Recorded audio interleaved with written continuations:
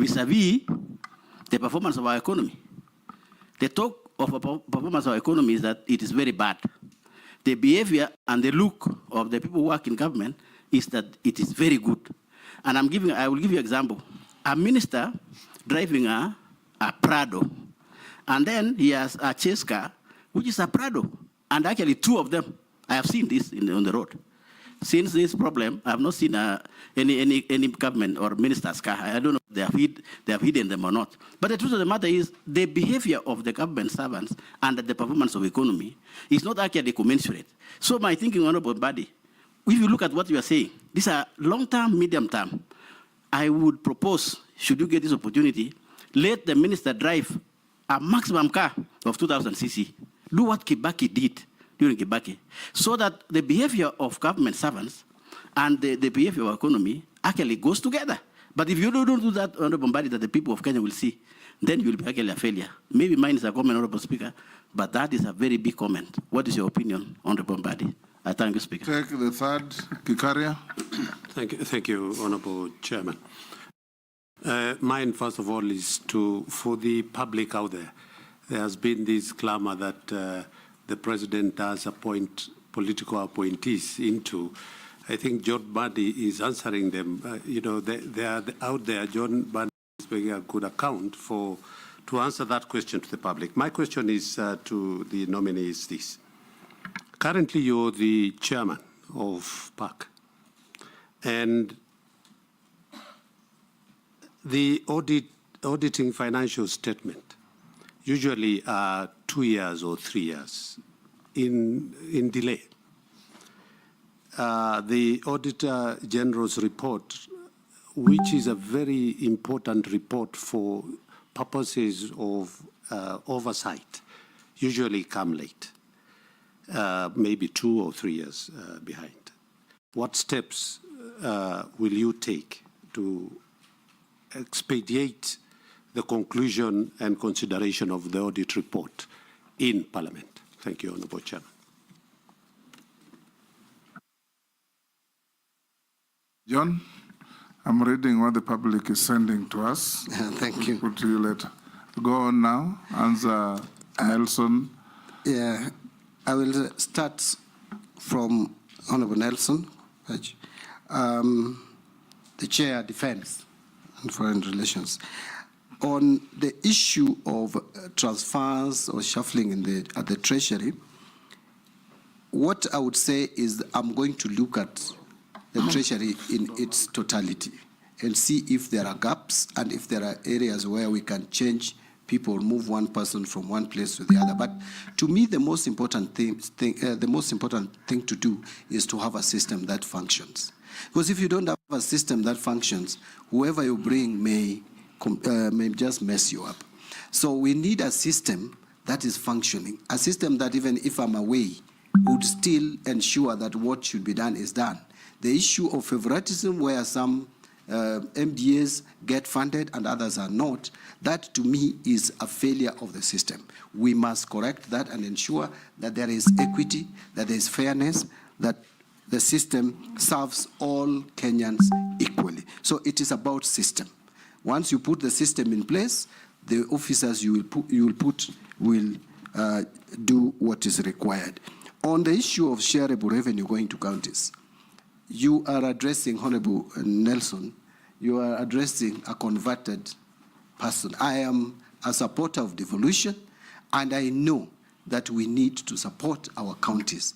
Counties are struggling at times, and a lot of times. In fact, we are incurring a lot as a country by failing to send monies to counties within the required time. Why? Because counties end up borrowing money from commercial banks and pay huge interests on borrowed funds just to pay salaries. We must make sure that we reverse that. I know there are revenue constraints, but we must balance. We must manage our cash flow. That will be my responsibility. One of the most important and critical departments at the Treasury is that Department of Accounting, the department that deals with managing the cash flow. Honorable Kosing, I hear you. A lot of opulence, a lot of wastage. By the way, even the reconstitution of this cabinet is as a result of, is actually a direct consequence of show of opulence, which made some Kenyans mad, to the extent that now the president had to be forced to do certain things which he shouldn't have done, really. So we must contain wastage. We must contain wastage, but we shouldn't be mechanical about it. In my view, we should contain it practically. One of them is to reduce our operating expenditure. We must make our budget transparent. This idea of lumping budget lines and saying other operating expenses must go from our budget. What are these other operating expenses? We must be clear. If we are paying for mileage, Mr. Speaker, for example, let it be known. We know that members of parliament have to be facilitated to go to the constituency. I'm not saying that is parliament that is putting, actually parliaments rarely put block figures. It's good to use us as an example. Yeah, but I'm giving parliament as an example. But there are ministries, departments, which do that. Mr. Speaker, have you asked yourself why we still have one officer, a driver, taking impress for 200 staff for a training? Yet every member of staff has an IFMIS number. Let each person get a per diem allowance or impressed and comes back and accounts for it, like it happens in parliament. Anytime I move out of the country, I am given my impressed. I come back and account for it directly. It's not never given to clerks. But you go to ministries, there is lump sum amounts, impress, you find someone taking 3 million. These are wastages that we must work on and control. Finally on that, Mr. Speaker, and as I said, we must work on procurement. That to me is the elephant in the room. On Honorable Gikaria, I know Kenyans have not had kind words for political appointees, but I also want to tell Kenyans out there that being in a political office is just a calling. Actually, it is them who elect us to those offices. It doesn't take away our training, background, and professional experience. I have said I've worked for 28 years. I am a professional, just like any other professional, whether in politics or in private practice or in otherwise. Remember, Mr. Speaker, I didn't say this. This Public Finance Management Act, my signature is here. I was in the task force which did this Public Finance Management Act. We were with the former CS Rotich. We were with Kamau Thuge, who is now the governor of Central Bank. We were with Professor Malombe, or I don't know whether it's Dr. or Professor Malombe, who is now the governor Kitui, and myself, paid by World Bank to prepare this Public Finance Management Act, which is used by everybody. I'm a professional, Mr. Speaker. Mr. Speaker, in 2011, you remember, and we were with you in the National Assembly, consulting with Mass Group. I was their consultant. We came up with the 10 million error in the budget. I'm the one who brought it to the House, which became known as computer error. As a professional, I made sure that Kenya, and by the way, Treasury agreed that that was an error. Remember, there were professionals at the Treasury, yes. But the professional who is a politician is the one who discovered that there was computer error. So I want to just give confidence to the public that even when you're a politician, you can be a professional. Finally, on chairing PAC and financial statements that are in arrears, the confidence is this, Honorable Gikaria, that beginning with Honorable Wandayi, who is my predecessor, to my committee, we have really tried to be up to date. In fact, I am leaving that chair when we have just concluded examining accounts for 2021-2022. We were planning to have the report in the House in July. Unfortunately, because of the events that we are all aware of, that report, I'm sure, will be tabled in August. Then we'll only be remaining with 2022-2023, because 2023-2024 has not been audited. It will come next year, like February. The committee that I'm leaving in place, I am sure before the end of this fiscal year, will be done with 2022-2023 and table their report. So we'll be up to date. There should be no worry at all. the National Assembly has done a lot of justice to our audited accounts. But, Mr. Speaker, you'll allow me to mention that we need to give more resources to our Auditor General to do special audits, do forensic audit, because this financial audit that we are paying too much attention to is not going to help us really improve financial management. In my office, if you approve me, I will persuade the cabinet to give more resources. We can afford to give more resources to Auditor General to save much more, because we are losing so much. Special audits, and I've left quite a number, which I asked the Auditor General to do. If you look at those special audits on the Stadia, 3 of them I'll mention. One is on Article 223, Mr. Speaker. It is there in Parliament, and the committee will deal with it. There's another one on fertilizer. All these issues that we are talking about are in that report. Number 3 is on Stadia. Serious mismanagement of resources or in construction of our Stadia across the country. If you look at that report, you would be very happy with the work of the Auditor General, as opposed to financial report. So we should really give more resources to the Auditor General to do special audits so that Kenya can save money, which is being wasted through corruption. Thank you, Mr. Speaker. Mary Emasi, the Honorable. Thank you, Chairman.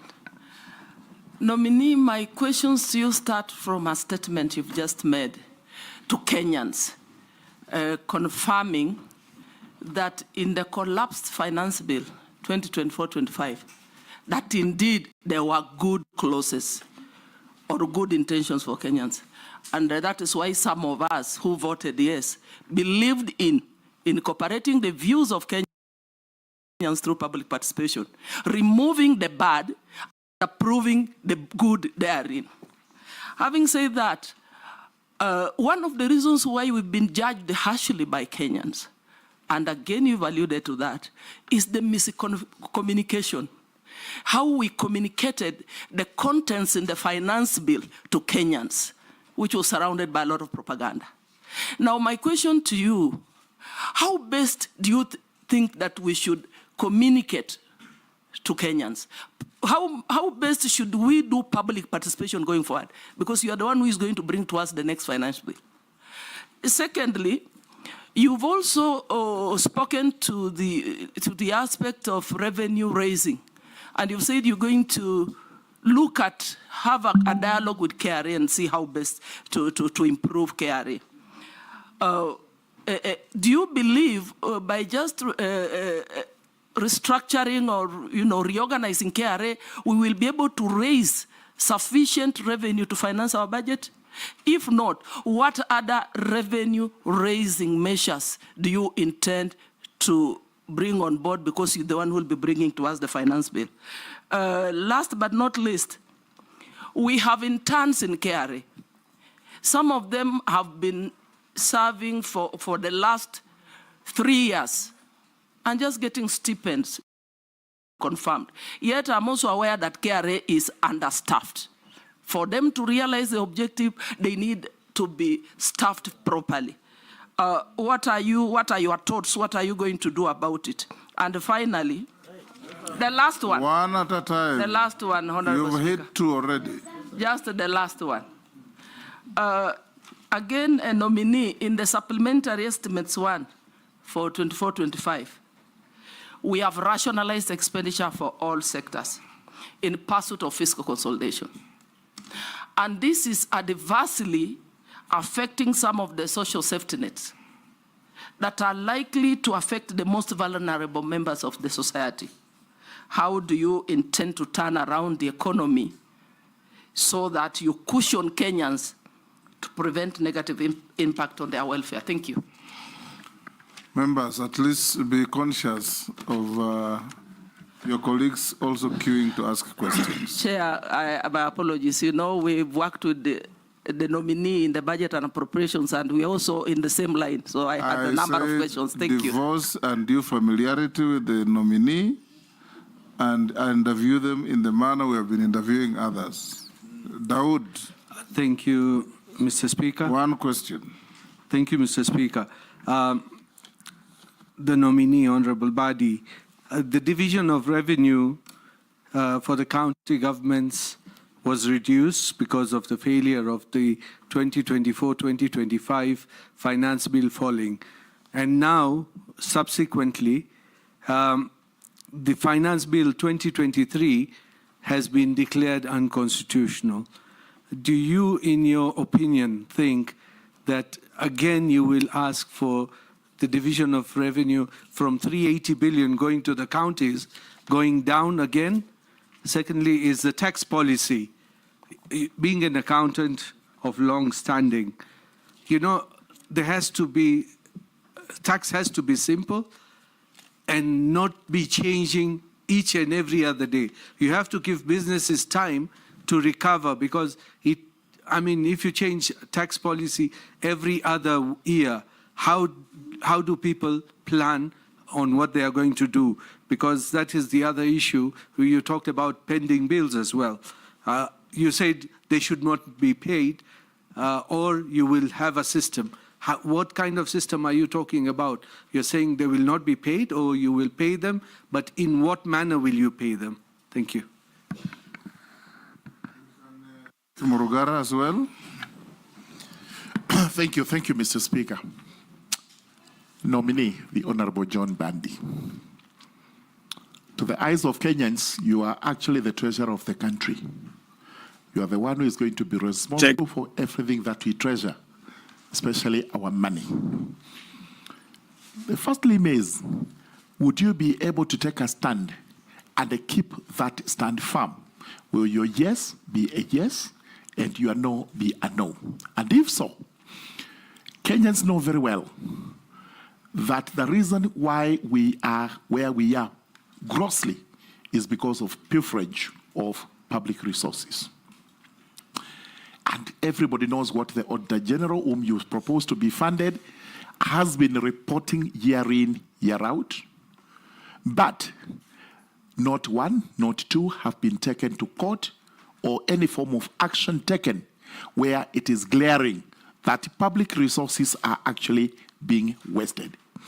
If this committee affirms you to be the CS Treasury, can you tell Kenyans whether you would actually stand with them to have all thieves, corrupt people, everybody who has pilfered, being brought to book to take responsibility for that crime? Now answer those, Honorable Mbadi. Thank you, Mr. Speaker. Through you to address the questions raised by Honorable Mase. Honorable Mase, I can't overemphasize the value of communication, and I would repeat again that one of the weaknesses of the Finance Bill 2024 is that it was not explained properly. And remember, there was this tax on motor vehicle. No one could explain why it was necessary. The people, some of the people or speakers the government sent or Treasury sent to explain it even made a mess of the explanation by saying that this is to increase or enlarge the tax base. Yet almost every one of us who owns vehicles, we pay taxes in one way or the other. So communication is key. Public participation, I think National Assembly, Senate, we need to come up with a clear legislation on public participation. Given the recent events at the courts, we must. This is a priority, and I am looking straight at the majority leader and the minority leader. Then the Speaker, Mr. Speaker, kindly help the government get a legislation in place if the government has not prepared one already. AG is working on one. The AG is working on one, I hear. That is very good. So, yes, I don't want to say that there was propaganda or otherwise. You know, if the animal had become bad, Mr. Speaker, in the eyes of Kenyans, the Public Finance Management Bill 2024. So reasoning was thrown off the window, and everybody believed it should be defeated. So I think that is what, but that is because of the communication. On the issue of, so you see, at the beginning, for us to communicate effectively on any matter that comes from government, first there should be believability. I think trust level has gone down. We must build it. We must rebuild trust level. The government must rebuild that trust level. On revenue collection, there are many other measures, but the most important is we must clearly have a state-of-the-art system to collect our taxes. Other revenue-raising measures, I want to mention that we must now think through methods that would generate revenue off balance sheet. One of them is climate change financing. Climate change has a lot of money out there, $1.3 trillion US dollars. We must tap into that money to reduce pressure on the budget. My colleague and friend Honorable Duale's budget should heavily be funded from the climate change financing. Kenya has already applied and has succeeded in securing 259 million US dollars, which will go to 47 counties. It should also help us generate or create jobs for our youth. Another one is PPPs. And Mr. Speaker, allow me to say something about this. You know, we must adopt public-private partnership as a country. But this is going to be very difficult because already the public don't understand PPPs. You can see the issue of JKIA, Mr. Speaker. It's because the public does not understand PPPs. But PPPs is the route to go. We just need to be clear. We just need to have the framework in place. I must give capacity because it is resident in Treasury. Capacity to that department dealing with PPPs, not just look at the big projects. Mr. Speaker, we must also apply PPP even in small projects to reduce pressure on exchequer. For example, I'll give you an example, which I learned recently, that Kerio Valley Development Authority has a 2-acre land here at Upper Hill, and they had got a private investor to develop offices on that plot for government offices. That request was sent to the National Treasury, and it is gathering dust until they gave up. We must embrace PPP, not just for big projects, across level. And your guess is as good as mine why people focus more on big projects and not the small ones. Road sector, in terms of even maintenance of the roads, in terms of even developing new ones, but we must clearly do evaluation and see if they can work. There is the energy sector, even agriculture, irrigation, we can do PPPs, even the communication, all sectors of the economy, so that we reduce pressure from the exchequer. On staff at KRA, I think I dealt with this before, that we need to look at the staffing staffing of KRA and give them capacity and fill in the gaps. If there are people who have been serving on contracts for a very long time, it's not even, that is not even permissible in terms of human resource management. There is a period through which you can work as a temporary staff. On supplementary one, how do we turn around the economy? This one, I have a lot to say, but I don't want to say so much that I have, because it may take the whole day. Let me just, in 1 minute, summarize. Why is it that our economy grows at 5.6%, but is not felt? You need to look, Mr. Speaker, and assess where we have the economic growth in this country. It's mostly agriculture and social and services sector. Agriculture is known not to be very good in raising revenue for the economy. Not very good in raising revenue, world over. Why? Because it's largely informal. Now, we must treat agriculture not as an end in itself. We must invest in agriculture, but with a different mindset. We invest in agriculture to support manufacturing, because manufacturing creates more jobs, manufacturing grows economy much more. Vision 2030, our intention was by 2030, we hit a minimum of 10% GDP. We must do that by working on manufacturing. I want to leave it at that. On Honorable Dayu's question, division of revenue, my view is we shouldn't cut any further the monies that we allocate to counties. Otherwise, we will kill devolution. This was a masterstroke with this constitution. We must and we owe it to future generations to protect devolution at whatever cost. And that is why in the PFM Act, the moment we approve money to counties, you cannot reduce money that goes to counties, even if there is a shortfall in revenue collection. That was meant to protect the counties. One of the functions given to Treasury is to protect the county governments. And I would not fail in my constitutional obligation to protect the counties. Taxation, I cannot agree with you more. Our tax laws are sometimes too complicated, making it very hard for taxpayers. In fact, it is causing taxpayer apathy. One of the principles of taxation is simplicity, fairness, equity. Our tax system is not simple. In fact, I just forgot to carry. I wanted to read to this committee, Mr. Speaker, a provision in the, do I call it defeated or withdrawn finance bill of 2024?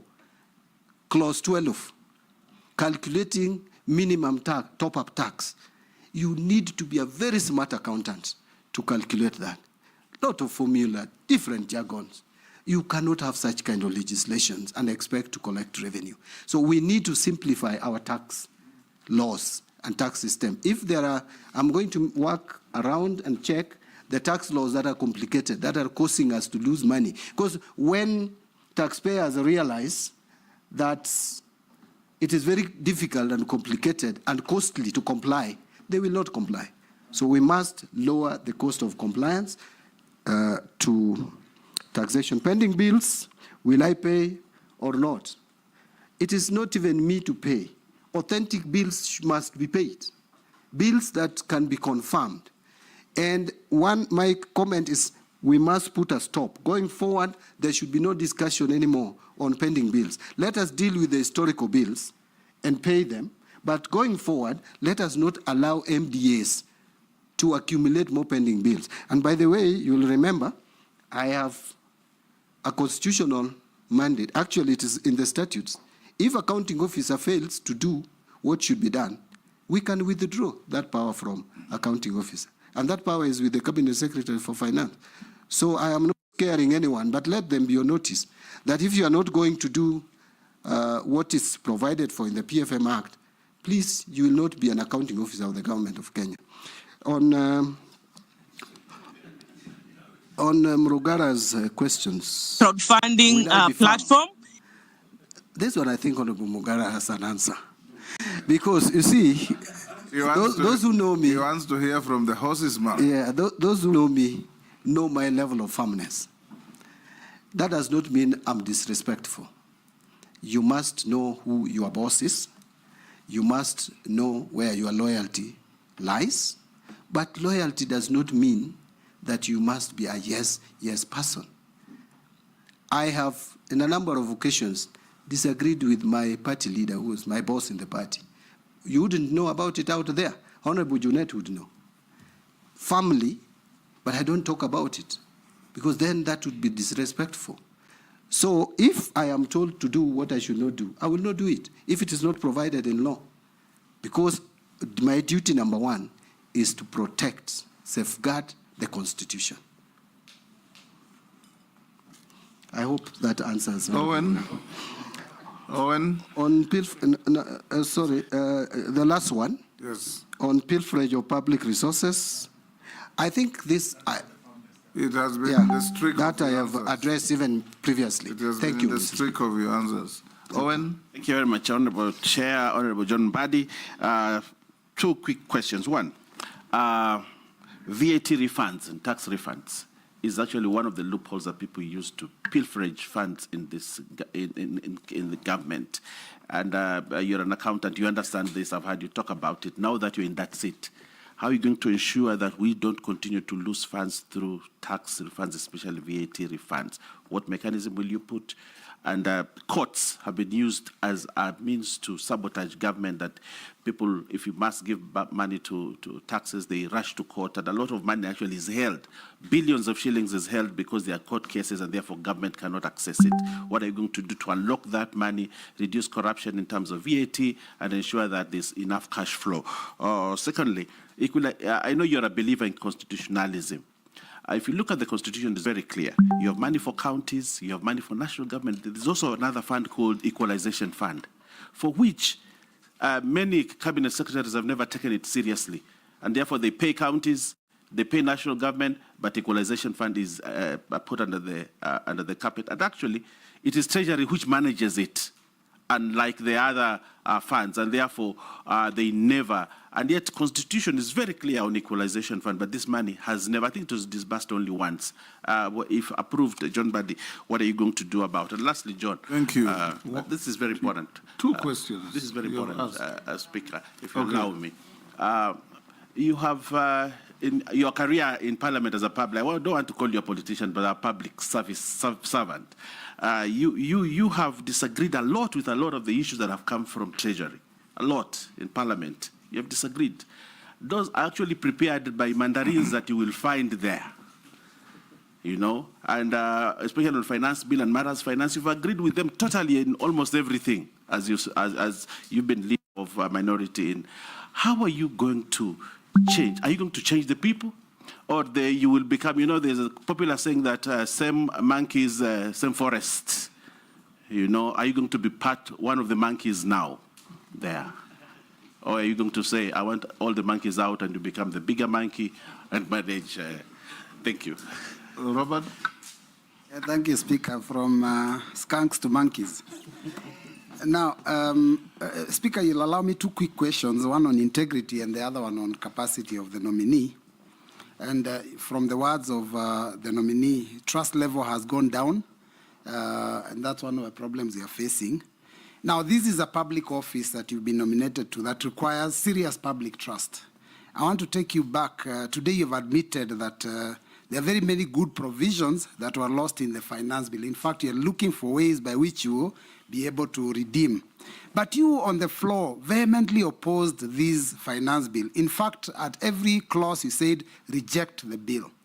So now, doesn't this make you appear pretentious, deceitful, and probably a master at doublespeak? And why should Kenyans trust you? Because you've been on record and Kenyans watched and listened to you. Now, on the other bit, still on integrity, you know, we've had this case that one of your predecessors ended up in court on the issue of the dams, Aro and Kimwarer. I was in Parliament with you and we discussed this severally on the floor. These are payments that were made when, in fact, even the feasibility studies probably had not been completed. How will you make sure that this kind of payments will never again materialize from Treasury? And now on the issue of capacity, as Azimio, where you are a member until just the other day, we were alarmed by the Kenya Kwanza plans to increase taxes and borrow more, and we are saying we are not even seeing the development out of that money. Noting that Kenyans do not want punitive and excess taxes, and at the same time, the young ones have said they don't want us to borrow. Can you tell us how you will navigate that space?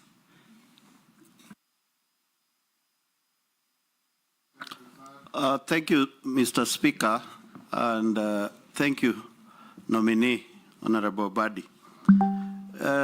Honorable Mbadi, you are getting into Treasury, whereby our health sector is extremely underfunded based on the Abuja Declaration and the United Nations recommendation on how countries should finance the health sector. In Kenya, the health sector highly depends on donors, and the donor basket is shrinking, and United Nations is requesting countries to increase domestic financing. The challenge comes whereby the resources within the country are also shrinking. How do you tell Kenyans that they will enjoy universal health care and quality health care with the kind of scenarios I've explained, and how will you navigate to make sure that money sent from national government to county government, in preview that health sector is devolved, are ring-fenced for Kenyans to get health quality service at the county government as a minister for, as a nominee, and if you're approved by this government, this committee, how will you make sure that the finances meant for health sector really goes to the health sector in this country? You can answer those. Thank you. Let me start with, Mr. Speaker, let me start with the questions directed to me from Honorable Owen Baya, the Deputy Leader of Majority. On VAT refunds, Mr. Speaker, we have the tax, this is what we call the tax expenditure. It is costing us quite a bit, in fact, almost $500 million every year to refund taxes, a lot of which are fictitious. It means there is a problem with the system, and that system must be corrected. But again, I think we need to, as a tax expert, and Mr. Speaker, I think I'm one of the people who can explain clearly the difference between zero rating and exempt commodities in this country.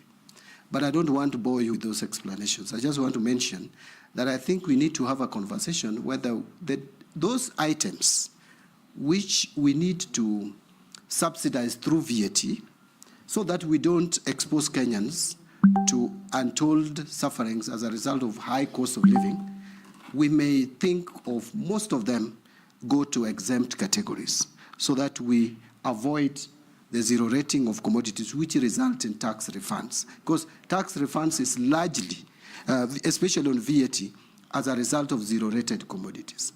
Yes, the prices will slightly increase because zero-rated commodities become cheaper in the long run if it is properly administered. And I want to be very careful there because the zero-rated commodity, sometimes the benefit is not passed to the consumers.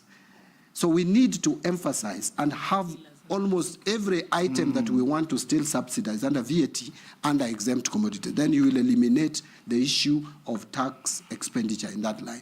The other issue is also on the advance taxes that we pay. We must have a system that captures these advance taxes properly so that when finally the taxpayer files returns, they don't claim tax refunds which they don't merit. Then we will minimize the issue of tax expenditure. On equalization fund, I can't agree with you more. This fund must be operationalized. I know there are some challenges. When I get to the Treasury, if you approve my nomination, Mr. Speaker, I will find out what are these challenges. I'm told there are issues about whether to use counties or areas. The Constitution actually talks about areas. It doesn't talk about counties. But we should also not spread it too thin because we know it is stemming from Article 201, Mr. Speaker, where there should be inclusivity, there should be equity in developing our country, using our public resources to develop the country uniformly. So we should not spread it too thin. There are certain regions in this country which have been marginalized over the years, from Sessional Paper number 10 of 1965. Those regions deserve attention, and we had only 20 years to do this. I know Parliament can change that, but why don't we utilize that properly? So when I get to the Treasury, I will make sure that this fund is properly operational. Every year the money is released. It's not even a lot of money to attend to issues of health, roads, electricity, and water. It's only targeting 4 areas. Finally, on that matter, Mr. Speaker, I speak with passion because I know what marginalization is all about. Mr. Speaker, I recognize myself both as a Luo and as a Suba. My mother is a Luo, or the late mother was a Luo. My late father was a Suba. So because in our society, you take your father's ethnicity. I'm so a Suba, so I am a Suba. Subas don't even constitute 2%, so we are a minority. I know what it means to be marginalized. I have been disagreeing with the National Treasury. No, I have not actually been disagreeing. I've actually You've been holding just a different opinion. A different opinion. And by the way, now those opinions, we will have difference of opinion, Mr. Speaker, at the source. So it doesn't have to come to Parliament. Those opinions, the differences will now be at the source. And they will be harmonized there. And they will be harmonized, and I will finally, Mr. Speaker, take the same to the cabinet. I'm the one who will be defending these tax measures, or whatever it is, whether budget estimates, or it is BPS. I'm the one who will now be presenting them to the cabinet. I must present something that I'm convinced, I understand, and I agree with. But that does not mean that only my ideas will have to be taken. No, you must accept also to be advised. These people have wealth of knowledge. Some of them know probably even more than I do in matters of economics. So I will listen to them, but I'll take the responsibility. Honorable Mbui is now not trusting me. But, Mr. Speaker, you know Honorable Mbui was actually my deputy for 5 years. And he knows that I can be trusted. On the rejection of the bill, Mr. Speaker, we understand the circumstances. Actually, we were responding to Kenyans. And I was actually, Honorable Junet is helping me by telling me the whip was applied. I am a very faithful and loyal member of it. By the way, I have been a member of the Economic Council of Azimio, advising the leader of Azimio on economic matters.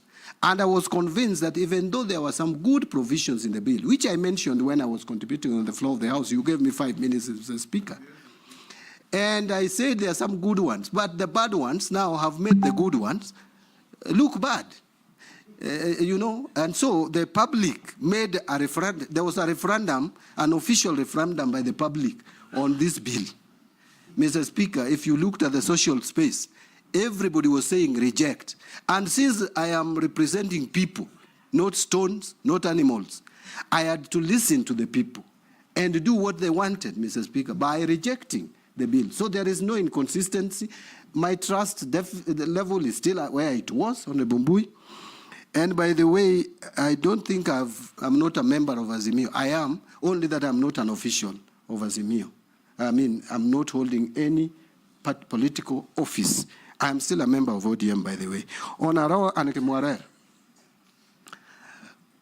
that, I must say, contracts in this country, Mr. Speaker, and my stint as the chair of Public Accounts Committee has taught me something, that the contracts that we sign, especially financial contracts, are lopsided. They are helping the lenders more than they help the country. Why on earth would you start paying interest on money that you have not received? I don't understand it. I don't get it. And this is why I'm saying when I get to the Treasury, if you approve my appointment, my nomination, I will have to get the opinion of the Attorney General. Because you find a lot of money, Mr. Speaker. It will come in the report of Public Accounts Committee. We pay so much money on undrawn funds because it is provided in the contracts. And so those issues around Aurora and Mvurya and such like equivalent projects, Honorable Mbui, have confidence, will not happen during my tenure. Finally, on Honorable Mbui, how would we navigate the lack of funds? We know there's lack of sufficient exchequer in this country, and that's why we have to divest and move to other areas which are off balance sheet, as I've mentioned before. But more importantly, our project management system. We have 437, Mr. Speaker, that is the latest data that I have, of stalled projects. This is where we have invested money, but they have become white elephants. We must do these stalled projects and see those ones which we can pick up, take them up and complete them. Those which you can treat as sunk cost, then discontinue them.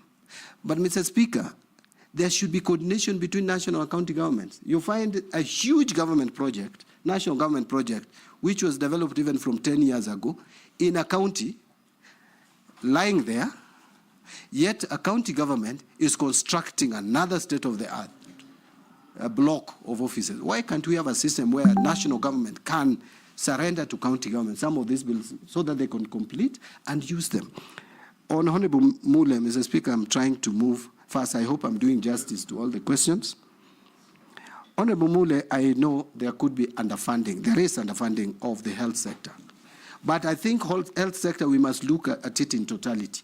Before we even calculate how much we spend, we must find out how much national government is spending and how much county governments in total, 47 of them, because we have one country with 48 governments, which should be interdependent. So when calculating how much we spend on health, we should take it in totality and make sure that any money that is supposed to be devolved for health is devolved for health. We should not keep money at the national level here, implementing things on projects which should have actually been implemented by the counties, and have a coordination on how this is done. It may not be my exclusive, it may not be exclusive duty of this office that I'm supposed to get to. We have the Senate to oversight this. We have county assemblies, and we have and we have control of budget. We must work collectively. So that would address the issue of ring fencing the money. We must allocate more resources to that department. Finally, Mr. Speaker, all this would only bear fruits if all agencies work together, including the EACC and other DCI and other agencies which help us in fighting wastage of public resources. Good. Russell. Honorable Dida Russell. Thank you very much, Honorable Speaker. Honorable John Mbadi, I think my entry is about the Treasury. Reform in Treasury is really important. As it were, Treasury is being manned by, I think, 2 or 3 tribes. Kenya has 42 different communities. All of them should be represented where the national cake is being shared. Having said that, my question is on financial inequalities in this country, where most of the rural constituencies, communities, or areas are actually totally marginalized, and they are not part of the mainstream economy. The question is, if the House will give you the job, what are some of the initiatives you are likely to undertake so that places like Suba, Moyale, Mandera, Lamu are part of the mainstream economy of this country? Finally, is on what we call funds. People are keeping money in their homes because you are told, don't bank more than 1 million shillings a day. These are prescriptions, we are told, from the World Bank, the IMF, and the money is not in circulation in Kenya. And even in counties, where we are told people actually steal a lot of money there than in the national government, people are not banking money.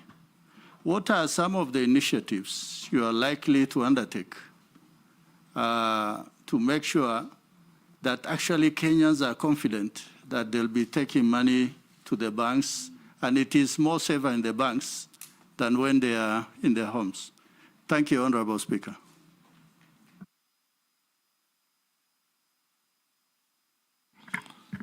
Abdi Sharia. Thank you, Mr. Speaker. Mheshimiwa John Mbadi. And for me, there's a team called the pensioners.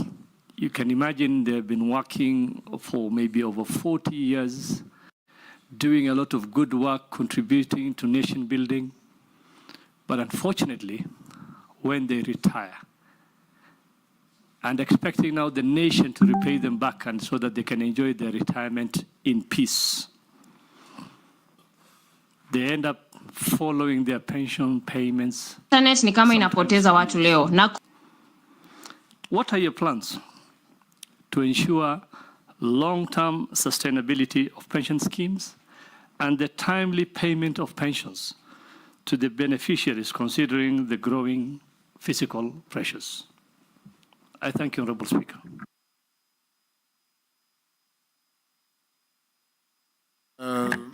Miss Shimbogo. Thank you, Honorable Speaker. Honorable Speaker, I have two questions, but they're very simple. My question number one to the nominee, Honorable Mbadi.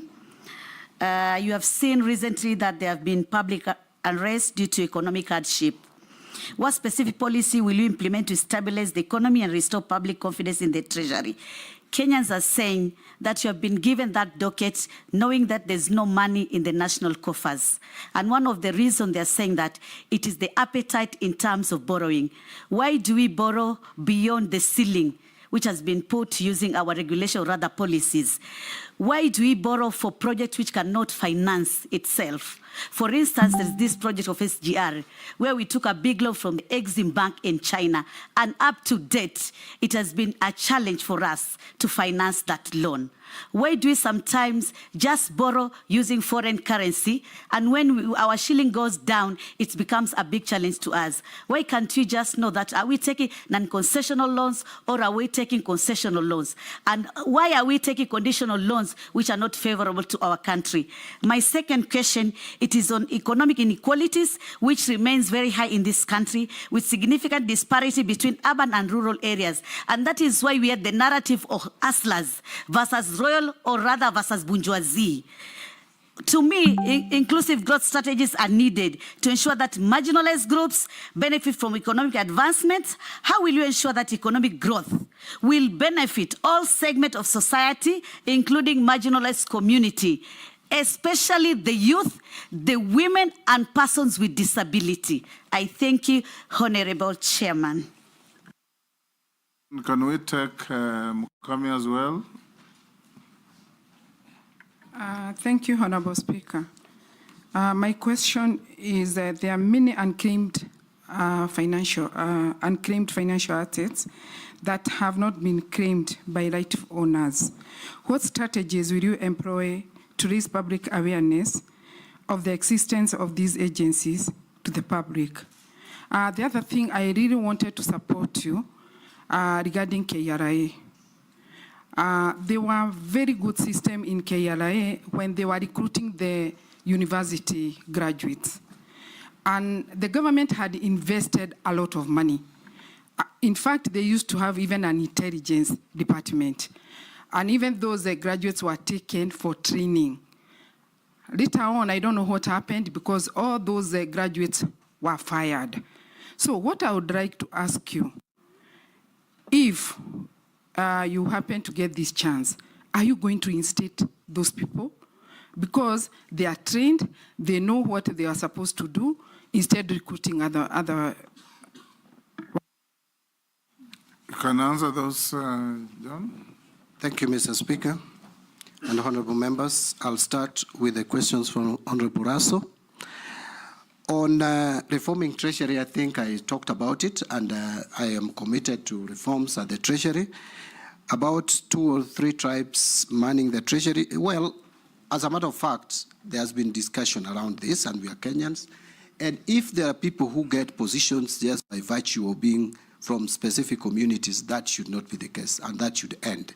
But the context within which the question was asked was that then it also skews sharing of revenue.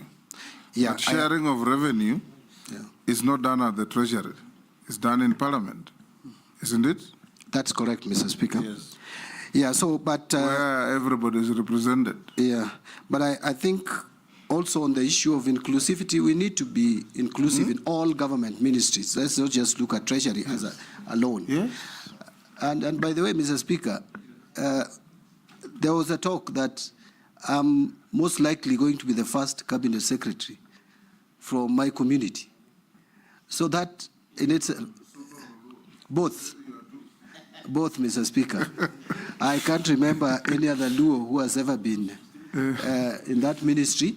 The only closest we came to is twice, when Tom Mvurya was the Minister for Economic Planning, and when Anyang' Nyong'o was also Minister for Economic Planning. And Adua yeah, and Adua Witi, yeah, thrice. But National Treasury, no. But then that shows there's inclusivity, in my view.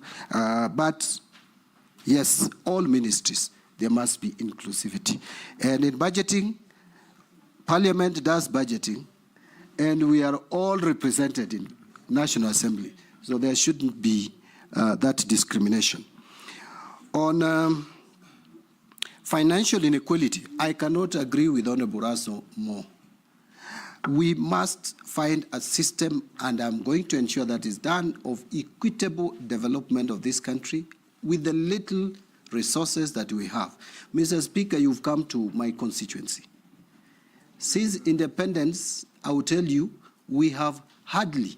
Now, in fact, the first time we saw a black surface in my constituency in terms of Tarmac Road was in 2017 when we had a small stretch and then the work stopped.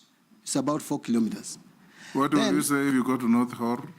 No, and I'm just giving you the example of my constituency. Yes. And I know it's worse even in other places. Yes. Where even having a Maram road that is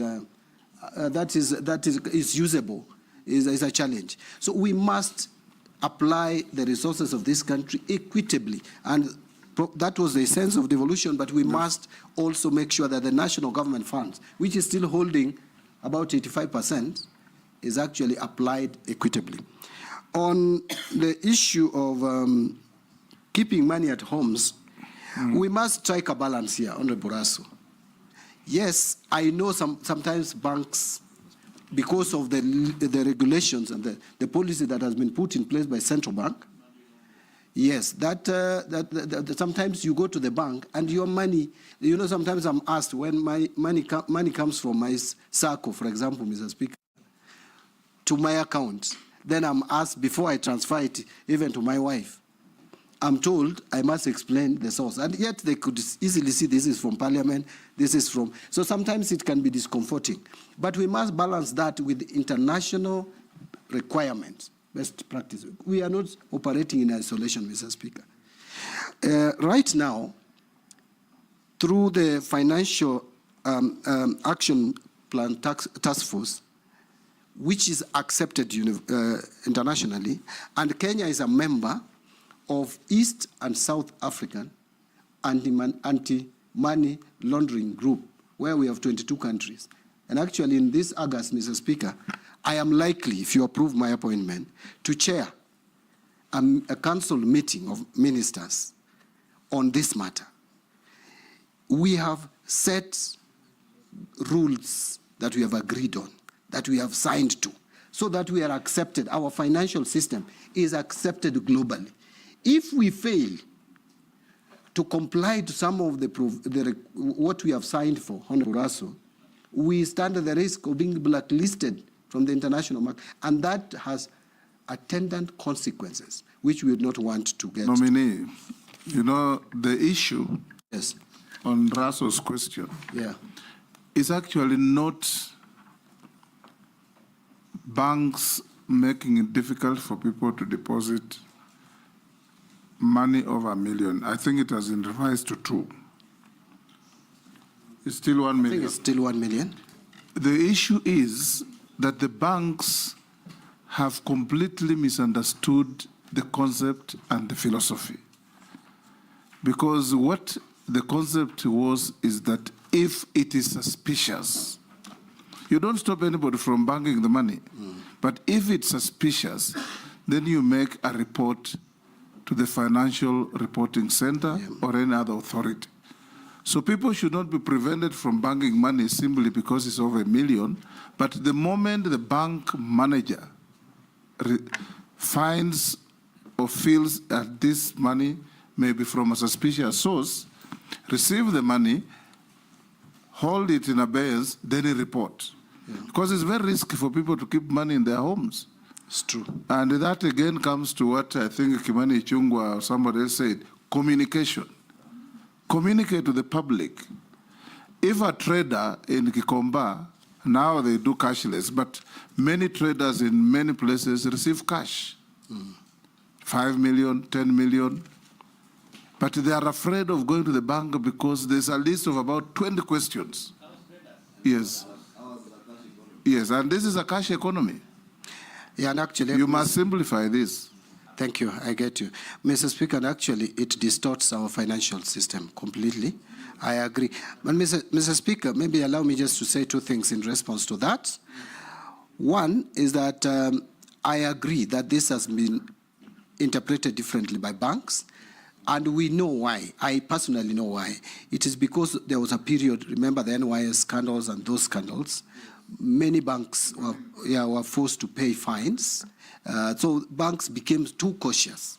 So I think what we may need to do, or what I would do once in office, if you approve my nomination, is to have a meeting with the Kenya Bankers Association and also with the central bank, so that this matter is clarified, so that it doesn't become a bottleneck for Kenyans to bank, because the most ideal is for Kenyans to have money in their bank accounts. On the issue of pensioners, I want to also, again, which has been raised by Honorable Shuria, pensioners not being paid. Apart from the time lag between the time you retire to the time you start getting your pension, and I think we need to treat our senior citizens better. You know, you have offered a service to the public. Now that you are supposed to enjoy some of the benefits of the money that was saved, or you saved, or was saved on your behalf, you need to. Mr. Speaker, in the year ending 30th June 2024, we failed as a country to pay pension to the tune of 26 billion shillings. These are Kenyans who have retired and did not get their pension. This is a matter that I want to agree, and it is something that I'd already picked up, that we will make sure that we pay pensioners as and when immediately they retire. And this can only be done. If you get there, yes, John Mbadi, even as an MP, which you still are, yes, I'm sure you know that when you go to your constituent's office or your home, about 10–20% of elderly people who visit you are carrying papers of unpaid pensions for 10 years, even more. I have many of the messages here, Mr. Speaker, yes, in my phone. So you are saying exactly what is correct. Yes. But Mr. Speaker, I am happy that we changed the system of contributing to the pension in this country, because again, the issue of sustainability comes about. The pension system that we have been running as a country was not sustainable, but with the superannuation scheme, we are likely now to keep abreast to the pension. But in the meantime, we must settle all the pensions that those pensioners who are eligible for receiving pension. And Mr. Speaker, I want to go to the questions raised by Honorable Mishi Mboko, the MP for Likoni. There has been economic unrest, let me call it unrests, largely attributable to economic conditions, and unemployment being key. Mr. Speaker, every government has a vision. We had the vision in 1965, the sessional paper. I remember when Kibaki came in, there was economic recovery strategy for growth and employment. That was 2003. Then we came to Vision 2030 in 2008, which has been broken down into 5-year medium-term plans. We are in the last medium-term plan. All these, if you look at them, especially now Vision 2030, which is operating at the moment, or obtaining at the moment, it was anchored on 3 pillars. The economic pillar, at least 10% growth, which we have not realized. There is a social pillar on equity, or inequality, or inclusivity. And then there is also the political pillar based on democracy and accountability to the people. If we follow this vision and model our philosophy to actualize that, then we will address the problem of unemployment, which is the single most important challenge that we have as a country today. In 2019, our population census was at 47 million plus. Out of that, Mr. Speaker, 35 million was people or Kenyans below 35 years, 75%. And this is a generation we have educated through free primary education and subsidized secondary education from 2003. Very ready for the market, no employment. That is why I was saying we need to shift our attention from using agriculture, which is the main driver of our economy, as an end in itself, to providing raw material for manufacturing so that we can create more job opportunities. With that, then we will be able to address this economic unrest, if I may borrow your word, Honorable Ms. Shimboko. And again, on economic inequalities, we need to, I am already thinking that World Bank is funding, although it is a loan, but very concessional loans, the social safety nets. We need not to put too much pressure on our expenditure. To free that money for other development activities, we get the World Bank to fund some of these safety net measures to remove inequalities that we have, even as we invest more money to the rural areas. Remember, both parties, let me repeat it again, the Kenya Kwanza has this belief on value addition, but also ODM and Azimio had a belief in investing in rural economy through making sure that we have even markets in rural areas, that we open up rural areas for development. If you do that, you will minimize and reduce inequality and create more jobs. Honorable Mukami asked about unclaimed assets. I must admit that personally, I have not engaged a lot with this Unclaimed Assets Authority, but if there are reforms that are needed to ensure that it lives to its mandate, statutory mandate, I will make sure that that is done, that the reforms are carried out, and capacity is built into that authority, so that Kenyans who are still there and can get what is left behind by their loved ones, get them their dues. They should trace those who should benefit from some of these unclaimed assets. But the amount I think what you should, if you get there, that is, improve is how to manage those unclaimed assets. Yeah. Take, for example, a person dies intestate, unmarried, but has relatives. You had a bank account to which you are the sole operator. You've left money there. The Unclaimed Assets Authority should get the banks to give them the details, which must be available, so that they publish for the next of kin of such fellows to come forward.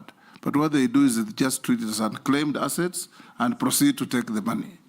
And that is not right.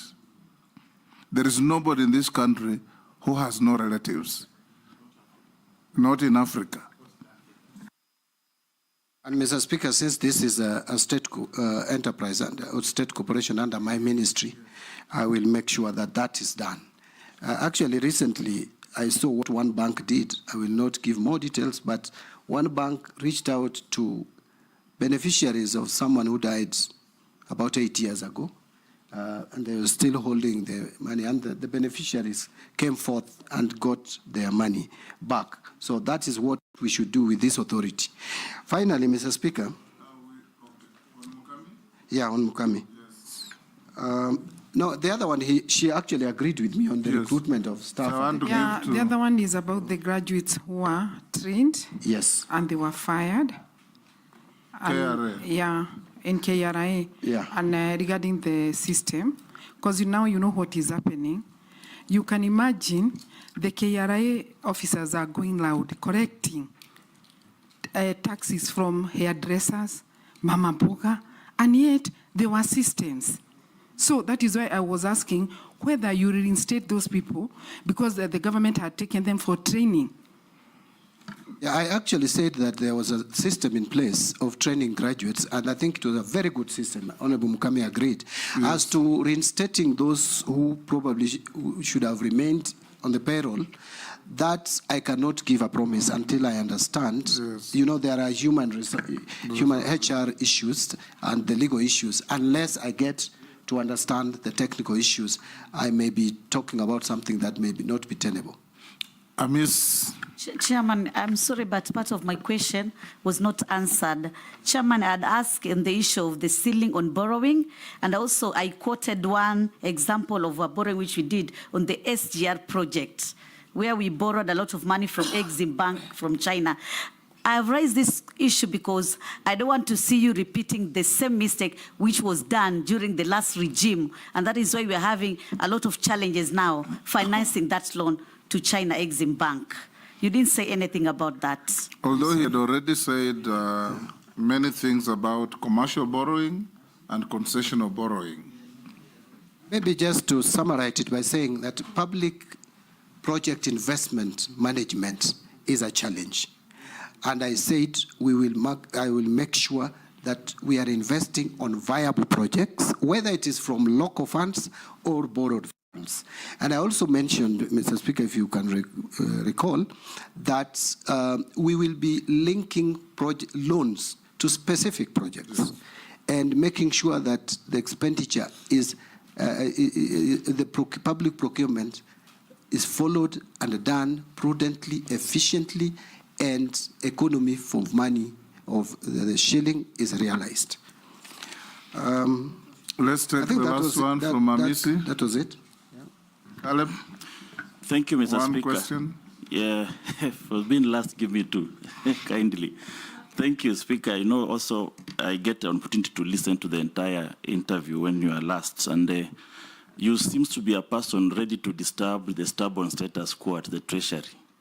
But, you know, the former president of US, I think it's Harry Truman, once said that he actually had a plate like this one at his desk and written there, the buck stops here. So you might consider having such a plate on your desk and you write there, the buck stops here. Because, Mr. Speaker, the reason why you are in this job is actually from the reject the finance bill. So you are going to be at the center of budgeting and the financing for that budget. One of the ways of raising, we've said the revenue from the loans, borrow either domestically, externally, or grants. There is the aspect of domestic borrowing from the diaspora. I've studied 3 countries, Tajikistan, Nicaragua, and the Philippines, and even India. They have one of the highest diaspora remittance. And in fact, for Philippines, almost 35% of their GDP is from diaspora remittance. 26%. 26. Yes. Some countries are as high as 30. I've studied them. In fact, I'll give you a report. You also study. And if you can also zero down to diaspora and make something like a diaspora bond or diaspora infrastructure bond, where the government borrows from it, and the diaspora, because you see Kenyans demonstrating in London, because they have an interest in this country, wherever they are. So they fail to remit that money and invest here, and invest elsewhere. So we can tap into the global flow of income, basically, because we don't have the oil, we don't have the natural gases. So how do we maximize? That's something that I want you to really explain to me. And the last one, Speaker, at the aftermath of the World War, 700 delegates met in Mount Washington in Britain, New Hampshire. And they developed an international system. And that's where now the International Bank of Reconstruction and Development came in. The IMF came in. The purpose was for reconstruction for the World Bank. On this other hand, the IMF, the purpose was to stabilize currencies of various countries, stabilization, and to balance of payment. But this system has saturated our domestic policies. They have saturated our physical and the monetary policies. So much so that a minister sitting at Treasury has World Bank in his head. He knows that in absence of this, I rush to World Bank. It's no longer a port of last call. It's now a port of first call.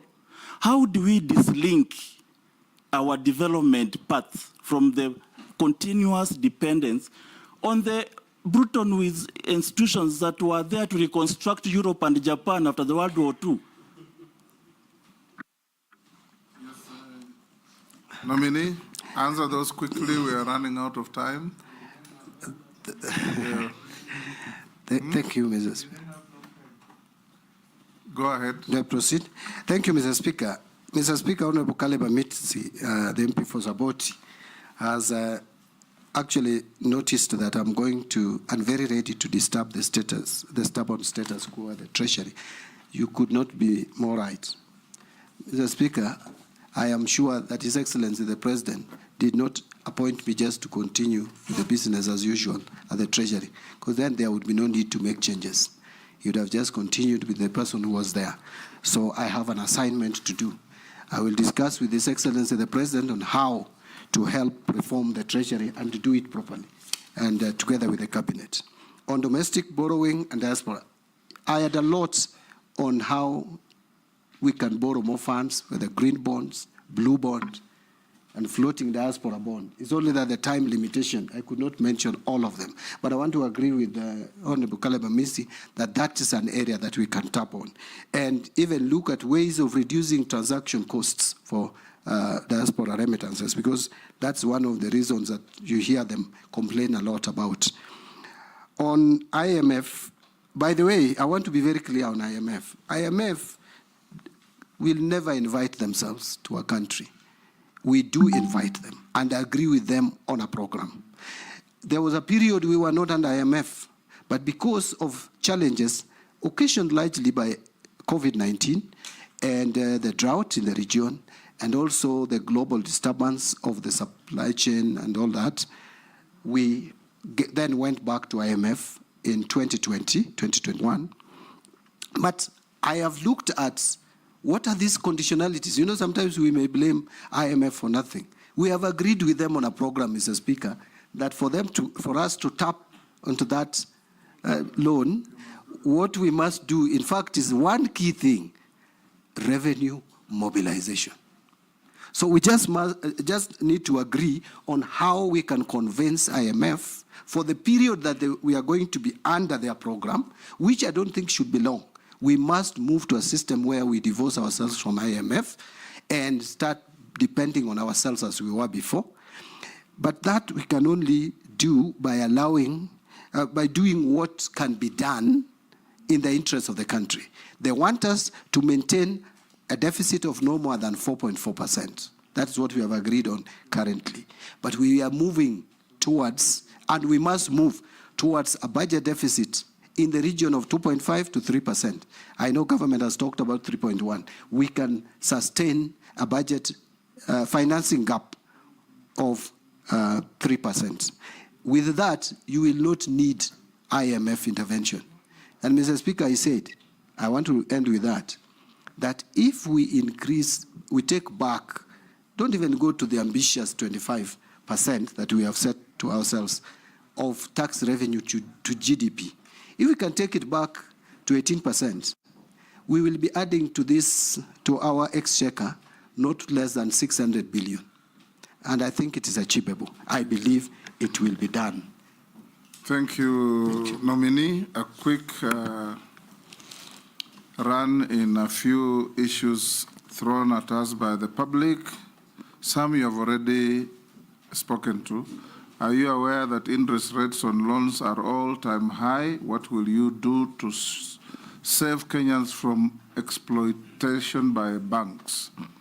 Does Mbadi believe in single portal for tax revenue collection? How do you plan to position internal audit department to deal with zero-fault audit? Confirm or deny allegations of corruption at the University of Nairobi? I don't know whether when you are there or now, they're not saying. What are you going to do on unpaid refund from KRA for insurance agents? How will you expand tax base on how will you reduce tax evasion and increase compliance? Prioritize payment to UHC and JSS staff. Will you do that when you get in? How will you deal with late capitation to schools? Whether you will make public contracts like SGR with with Kenyans, because Kenyans have been asking for that, just as you have said that you will make public debt public. housing levy, will you tell Kenyans where this fund is domiciled? Is it in consolidated fund or is it in treasury bonds? Those are from the public. There is also, how will you promote the informal sector in Kenya? For instance, would you propose that all government offices procure locally manufactured furniture? Do you think that certain parts of the 2010 Constitution have contributed to a high public wage bill compared to GDP due to an excessively large administration? For instance, there are over 450 MPs, 1,500 MCAs, 47 county governments. If this is the case, what are your thoughts? Would you recommend that the president proposes a referendum to reduce the constitutional overload of the administration? Those are members of the public listening into this conversation. If you can deal quickly with those, I have only one question for you. Chairman, there is another one regarding money laundering. What are you going to do about it? So if you can run through all those. Some you have already talked about. You can. Yeah. Actually, even the question by Honorable Murkomen, I think I talked about that. You did. We are even hosting a regional body. Kenya is trying to comply. Yes. By the way, I would have talked. Mr. Speaker, I'll just pick on a few. Interest rate, I think we talked about. The public watching these proceedings, and I think that's very good. Interest rate is high. It's now at 13.3%. It has moved up. But part of the reason why monetary policy, CBK came up with this monetary policy was to reduce inflation. You know, it was at a point when inflation was very high. Our inflation had reached 9.6, 9.7% in 2022 October. So it had to come down. We had to cool the economy. Yes, Junet? The Speaker, nominee. Interest rate is not at 13%. 13% is the CBK monetary policy rate. But the interest rates now banks are charging us 20%, 21%. 20 plus. 20 plus, not 13, Chairman. Thank you, Honorable Junet, for helping. By the way, you know when accountants... You know Junet is a trader, so he knows. Yeah. When accountants talk about interest rate, we only talk about the CBK rates, the interbank lending rates and all that. So the rate, the base lending rate is at 13.3%. Let me make it clear. And that gives rise to even 20% charged by banks based on risk assessment. So this was done to cool the economy. But I think when I made my initial contributions, I said it has reached a point where we have to now balance between controlling inflation and making money available to the private sector. Mr. Speaker, you remember there was a time banks were chasing us all over the place to take money using pay slips. It's not there anymore. Why? Because government has become the single most important customer to banks. So it is between chicken and egg. Which one comes first? Do we cut on our expenditure? Do we reduce money that we borrow domestically first? Or do we reduce the rates first?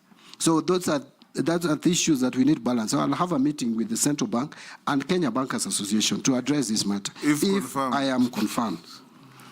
Mr. Speaker, on internal audit, I can't agree more. Again, we must use our internal audit to improve efficiency in financial management. And internal audit is resident at the Treasury.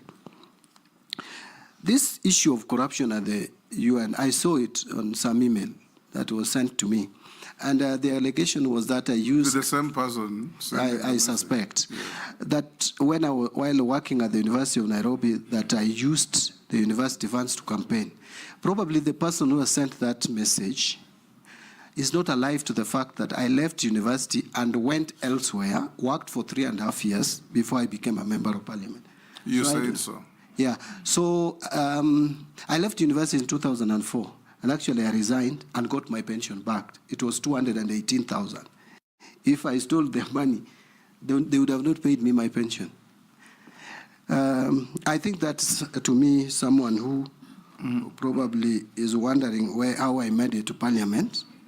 And I didn't have like I didn't Your have money. competitors, just go on. Yeah, but I want to tell him that I was or her, that I was the least endowed in 2007. Actually, they used to make a joke that I was campaigning with a bicycle and made it to parliament because of trust that the people had in me. Late capitation to schools, this is all about availability of revenue. We must make money available and pay capitation, pay pension, pay CDF. Remember, we have rolled over 13 billion from last year's NGCDF. I personally, Mr. Speaker, am a proponent of National Government Constituency Development Fund. I support it fully because this is money that has revolutionized education in rural areas. You go to my constituency, the constituency I've represented for 15 years. Before CDF, we didn't even have primary schools. They were there by name, but there were no classrooms. Right now, you can see what it has done, and many others. Contracting, making public the contracts, that I started by saying we must be transparent and communicate what we do as a country. Housing levy, I don't want to really talk a lot about this housing levy because I still need to understand how it is operationalized, where the money is resident, and all the challenges around it we must deal with because it is my duty if I'm confirmed. It is my duty to make sure that this money is properly accounted for. Promoting informal sector, I think I talked about that. Yes, in terms of wage bill contributed by the Constitution, that is true. Mr. Speaker, this Constitution is too expensive. I know the counties had been given, but Mr. Speaker, truth be told, we should have had these counties as agents of devolution for development, but not government. We should have had bigger governments. Where you have now, you go to Vihiga, Mr. Speaker, it's a county with governor, deputy governor, you have CCs, 10 of them, you have county assembly, you go to Busia, chief officers, it's the same, chief officer, all that. You go to sub-account administrators, yeah, and ward administrators, village administrators, you name it. Yes. Mr. Speaker, there is even a clamor, very outrageous, for more counties. My Suba community want a county. I'm even asking, is it viable? Mary wants a county. Mary is calling for the Teso county. Let us face it. If we could have a system where we have regional governments, and then now devolve resources you can devolve as much as you want. Look, we have devolved CDF with a fund manager there with a very few skeleton stuff, and it is working. We could do the same with the devolving resources. That is what Kenyans wanted. But these big governments with big cars, with flags all over the place, I think we overstretched ourselves. But that is upon Kenyans to decide. It is not John Mbadi, either as a cabinet secretary or even a member of parliament, to decide for Kenyans. Kenyans will make that decision. Thank you, John. I'll ask you two questions. One, we were told by one of your colleague nominees that in the road sector alone, we have pending bills of 166 billion. Yes. Out of which 92 is actual debt or bills, and the rest is interest and penalties. Yeah. Now, in the event you get this position you are looking for, would you take time to negotiate with the people you owed the money to compromise on interest and penalties so that you reduce the weight on the exchequer? Number two, the PFM Act is very clear, and we passed it in this parliament, that no procuring agent can procure goods and services unless there's an attendant budget and funds. How are you going to ensure that this is enforced so that we don't run into these problems of pending bills? Because if you have an attendant budget, you procure goods and services, on delivery or completion, you pay. What are you going to do? Thank you, Mr. Speaker. Mr. Speaker, I want to agree that we will have to negotiate the interests and penalties that have been charged on various contracts. I am aware of that bill by the ministry. That is actually State Department for Roads. If you go to our records in Parliament, Public Accounts Committee had requested the Ministry of Roads to provide information on pending bills, analyzed, categorized in terms of principal sum, interest and penalties. And we have that information in Parliament. I'm sure my colleagues will submit a report to the effect. We actually were recommending that the government negotiates with these contractors on the interest and penalties. But that you can only do if you show willingness and you show intention to pay. So I will work with the Cabinet Secretary for Roads and Infrastructure to make sure that we clearly demonstrate an intention to settle these bills. Road construction has stalled across the country as a result of this. And I will tell you, my constituency, where I come from, is one of them, as one project which has just stalled because of this. So we need to do this across the country so that the road construction resumes. Because we have already invested money in these roads. We can't continue keeping them. But we have constraints.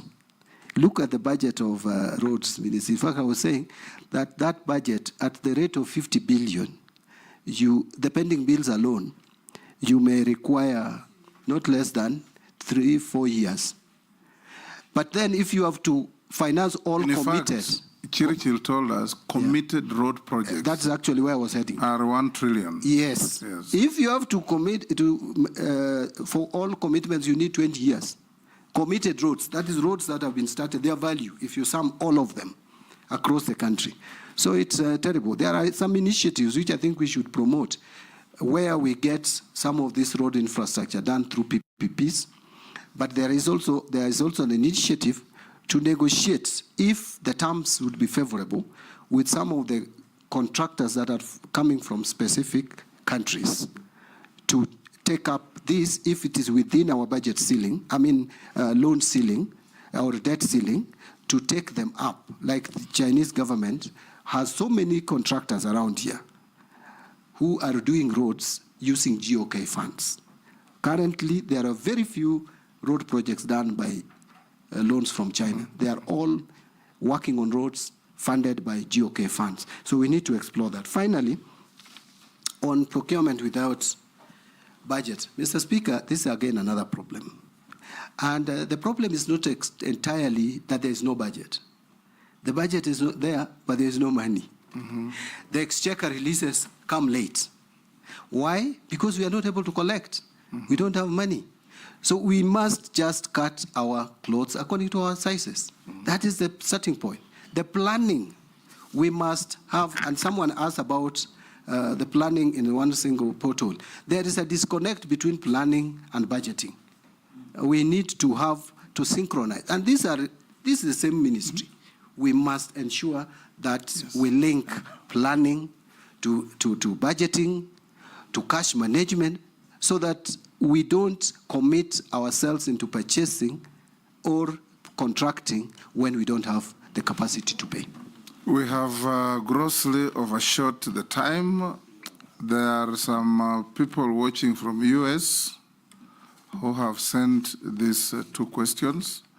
What is your view on the potential of blockchain technology within the financial sector, particularly in light of the blockchain technology report to 2020?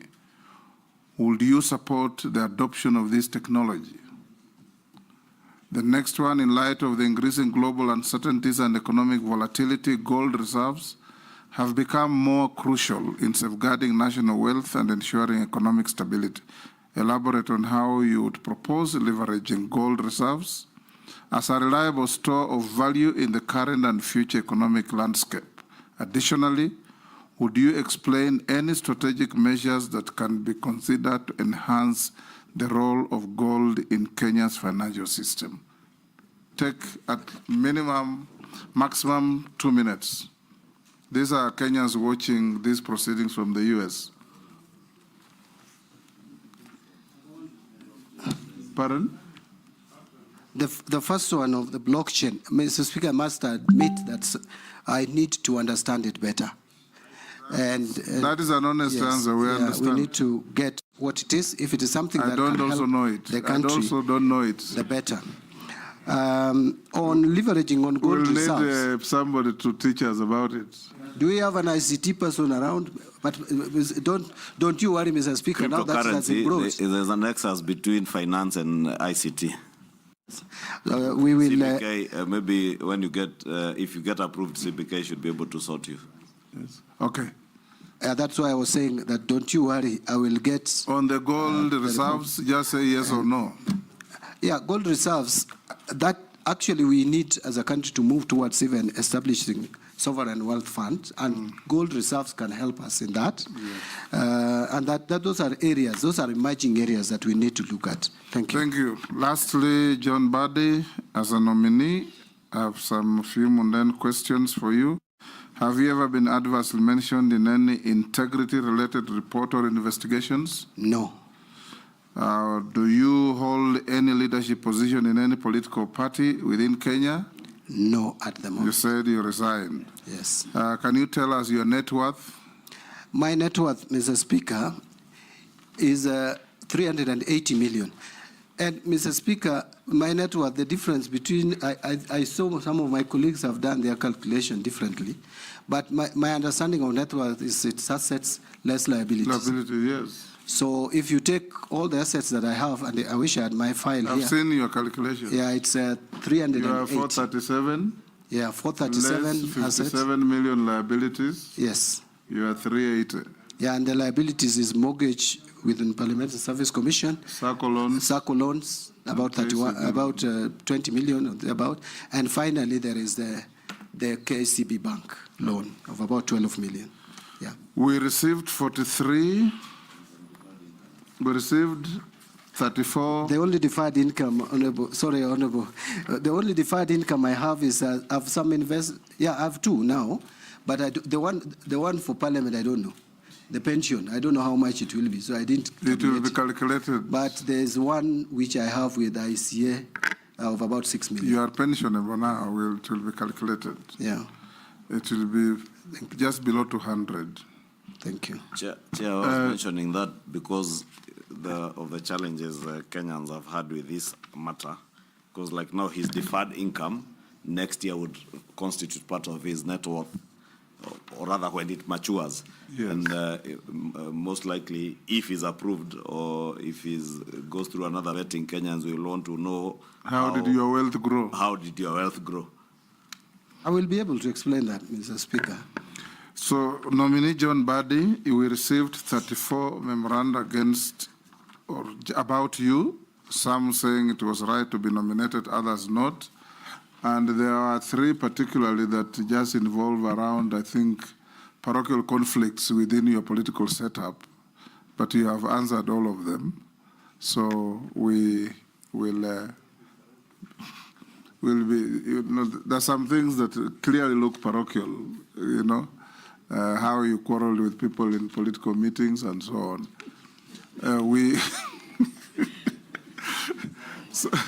So we've also looked at your documents and cross-checked with what we have, and we found them correct. So unless you are lawfully held, you are released to go to your other duties. Thank you. Today is your Sabbato. Yes. So you can go to church. Thank you, Mr. Speaker. In fact, Mr. Speaker, I requested for my day to be changed, but the only time which was available was still Sabbato. Yes. Because it was 7 p.m. yesterday. Yes. And according to my faith, from 6 p.m. or thereabout, already Sabato imeingia. So, but I treated this as kama, is it donkey ama ng'ombe imeanguka kwa shimo? Yes, lazima utoe. Yeah, but thank you, Mr. Chairman, together with the members of Parliament, members of the committee, for giving me this opportunity to appear before you and present my case. I have done my best. Thank you. Thank you. Sergeant, you can escort the nominee. Thank you.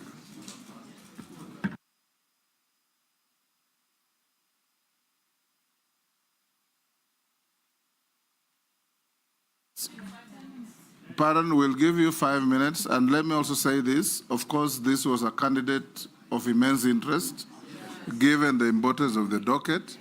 There will be others with less immense interest.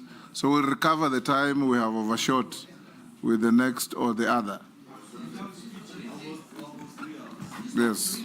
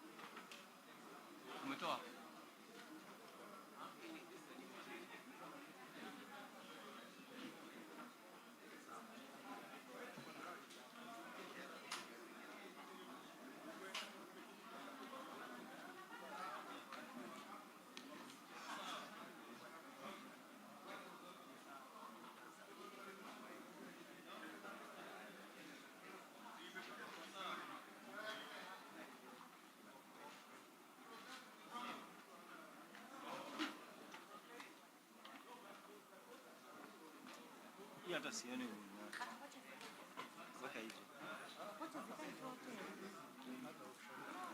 Oh, zote. Maybe mtu alichange lini. It's acha ikaage nini. Hata kama atainua mkono lakini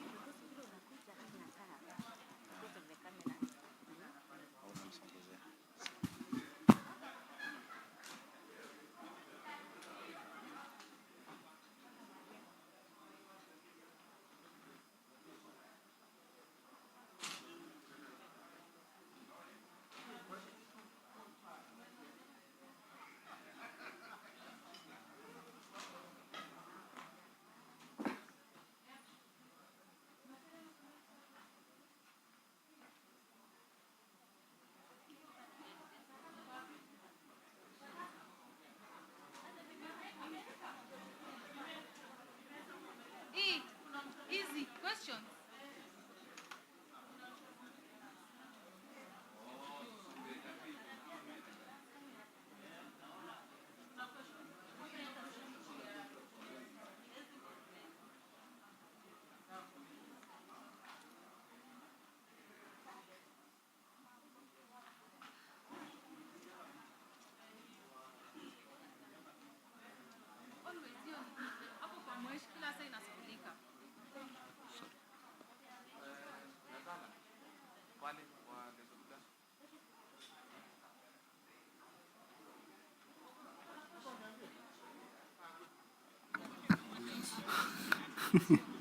Sasa 1 2 1 2 unasikia?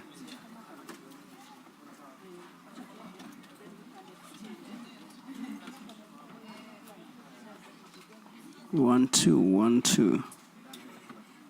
Okay. Let me check the cable. So.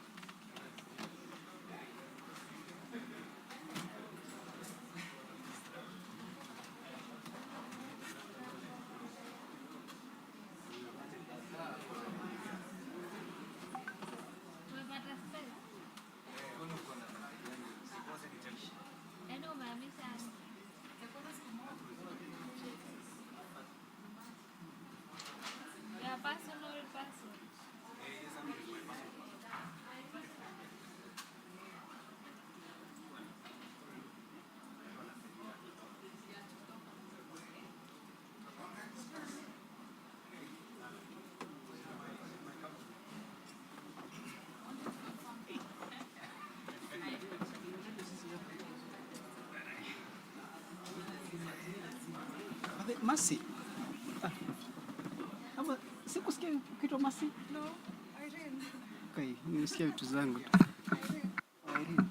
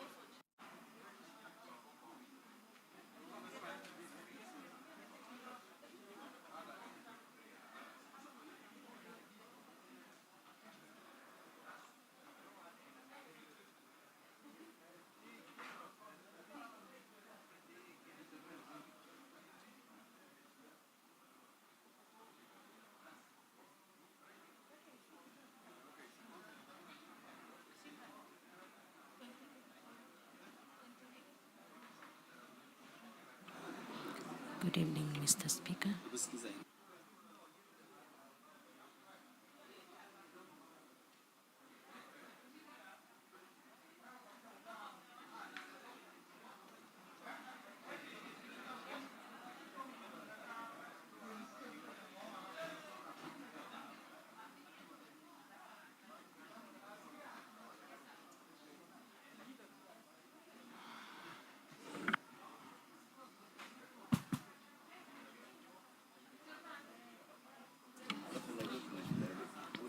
Good evening, Mr. Speaker.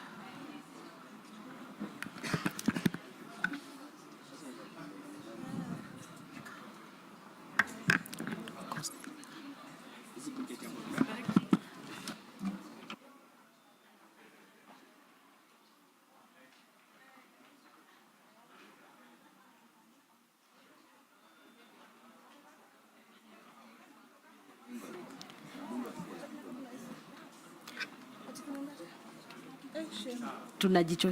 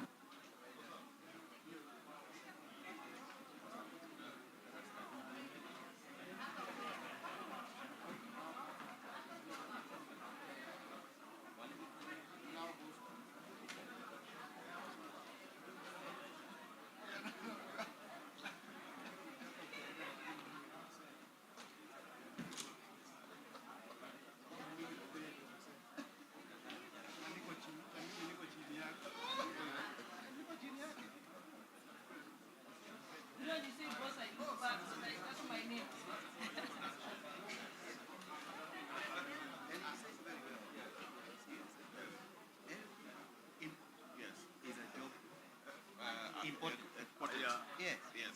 It's a job. Actually, this guy, who nominated to work, this guy, nani anafuata? He follows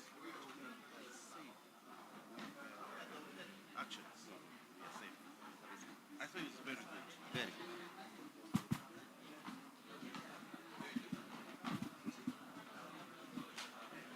Panisha juu kidogo. Iko commercial.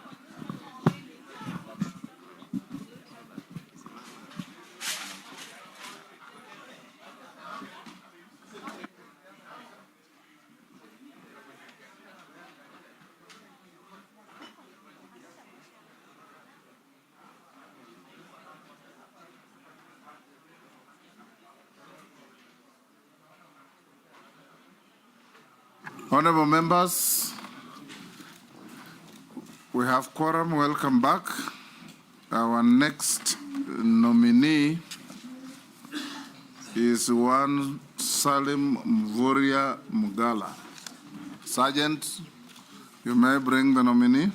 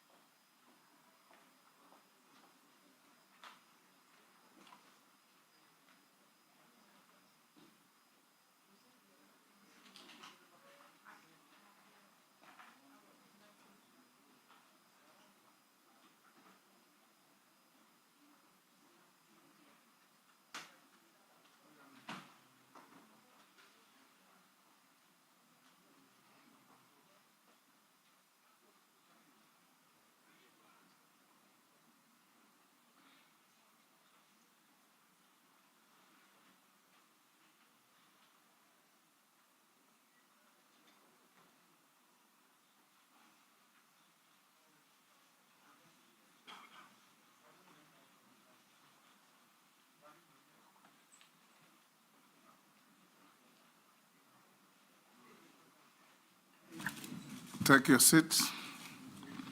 Good morning. Good morning, Mr. Chairman. You are Salim Mvurya Mugala, EGH. Yes. Welcome to this Committee on Appointments to interact with us so that you can be assessed by this Committee of National Assembly on your suitability to hold the office to which you have been nominated by His Excellency the President. We'll start by administering an oath. You may choose to use the Bible, the Quran. I think there's also an Indian holy book. The Quran. The Gita. Yes, the Quran, so you may be upstanding. Take the Quran in your right hand and recite the oath that the sergeant will show you.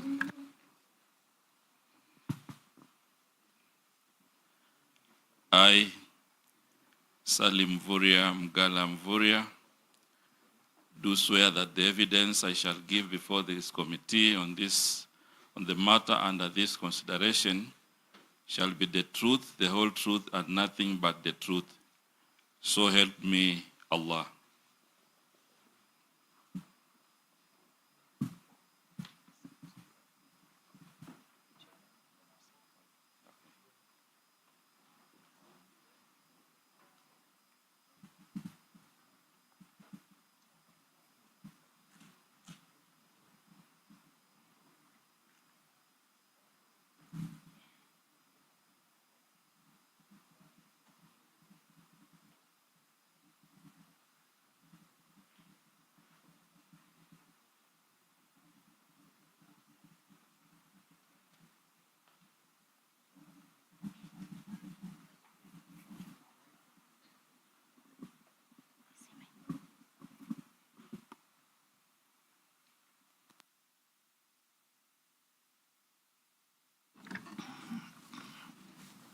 The next is if you have your documents, pass them on to the clerk to cross-check with what we have on you.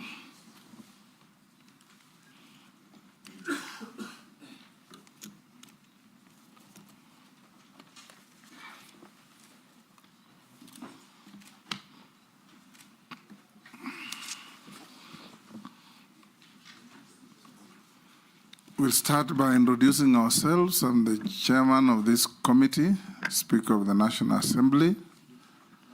On my right is the Deputy Speaker of the National Assembly, Honorable Gladys Boss. On my left is the Clerk of the National Assembly, Samuel Njoroge. I'll invite the honorable members of the committee to introduce themselves. Naisula. Naisula Lesuda, MP Samburu West. Nelson Koech, MP Belgut. David Kosing, MP Pokot South. Gikare David, Nakuru Town East. Mase Mary, Teso South. Abdul Rahim Daud, MP North Imenti.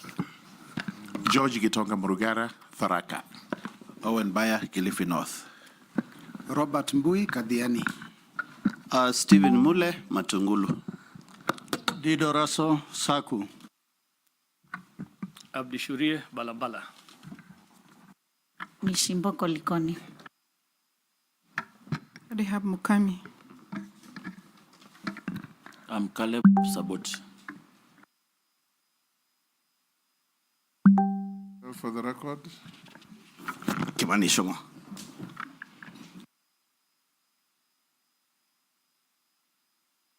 for purpose of these proceedings, you'll be referred by everybody as nominee. So nominee, introduce yourselves by name, educational background, work experience, and your key competences that make you believe you are suitable for the appointment to which you have been proposed in under 5 minutes. Thank you very much, Mr. Speaker and honorable members of this committee. My name is Salim Mvurya Mgala. I have a master's degree. I also have a bachelor's degree from Egerton University. I also did my KCSE at Mpeketoni Secondary School and primary school at Mavirini Primary School. Mpeketoni in Lamu. Yes, Mpeketoni in Lamu. Mr. Speaker, I come to this vetting session also having served as the first governor of Kwale County, and I also worked different positions in international non-government organizations. I also come to this vetting committee as the immediate former cabinet secretary, mining, blue economy, and maritime affairs. I come to this committee, Mr. Speaker, having served the public for over 10 years. Mr. Speaker and members of this committee, I also have leadership, management, and administrative skills that are part of my competencies for this process.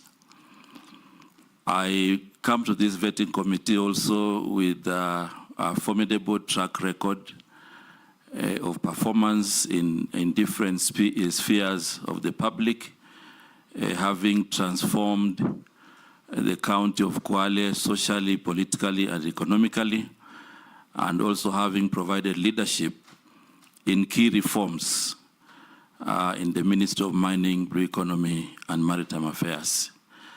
There are quite a number of details, but because of time, I want to present myself before this committee and before Kenyans as a candidate, as a nominee who has the formidable requisite experience to manage the affairs of the Ministry of Investment, Trade, and Industry.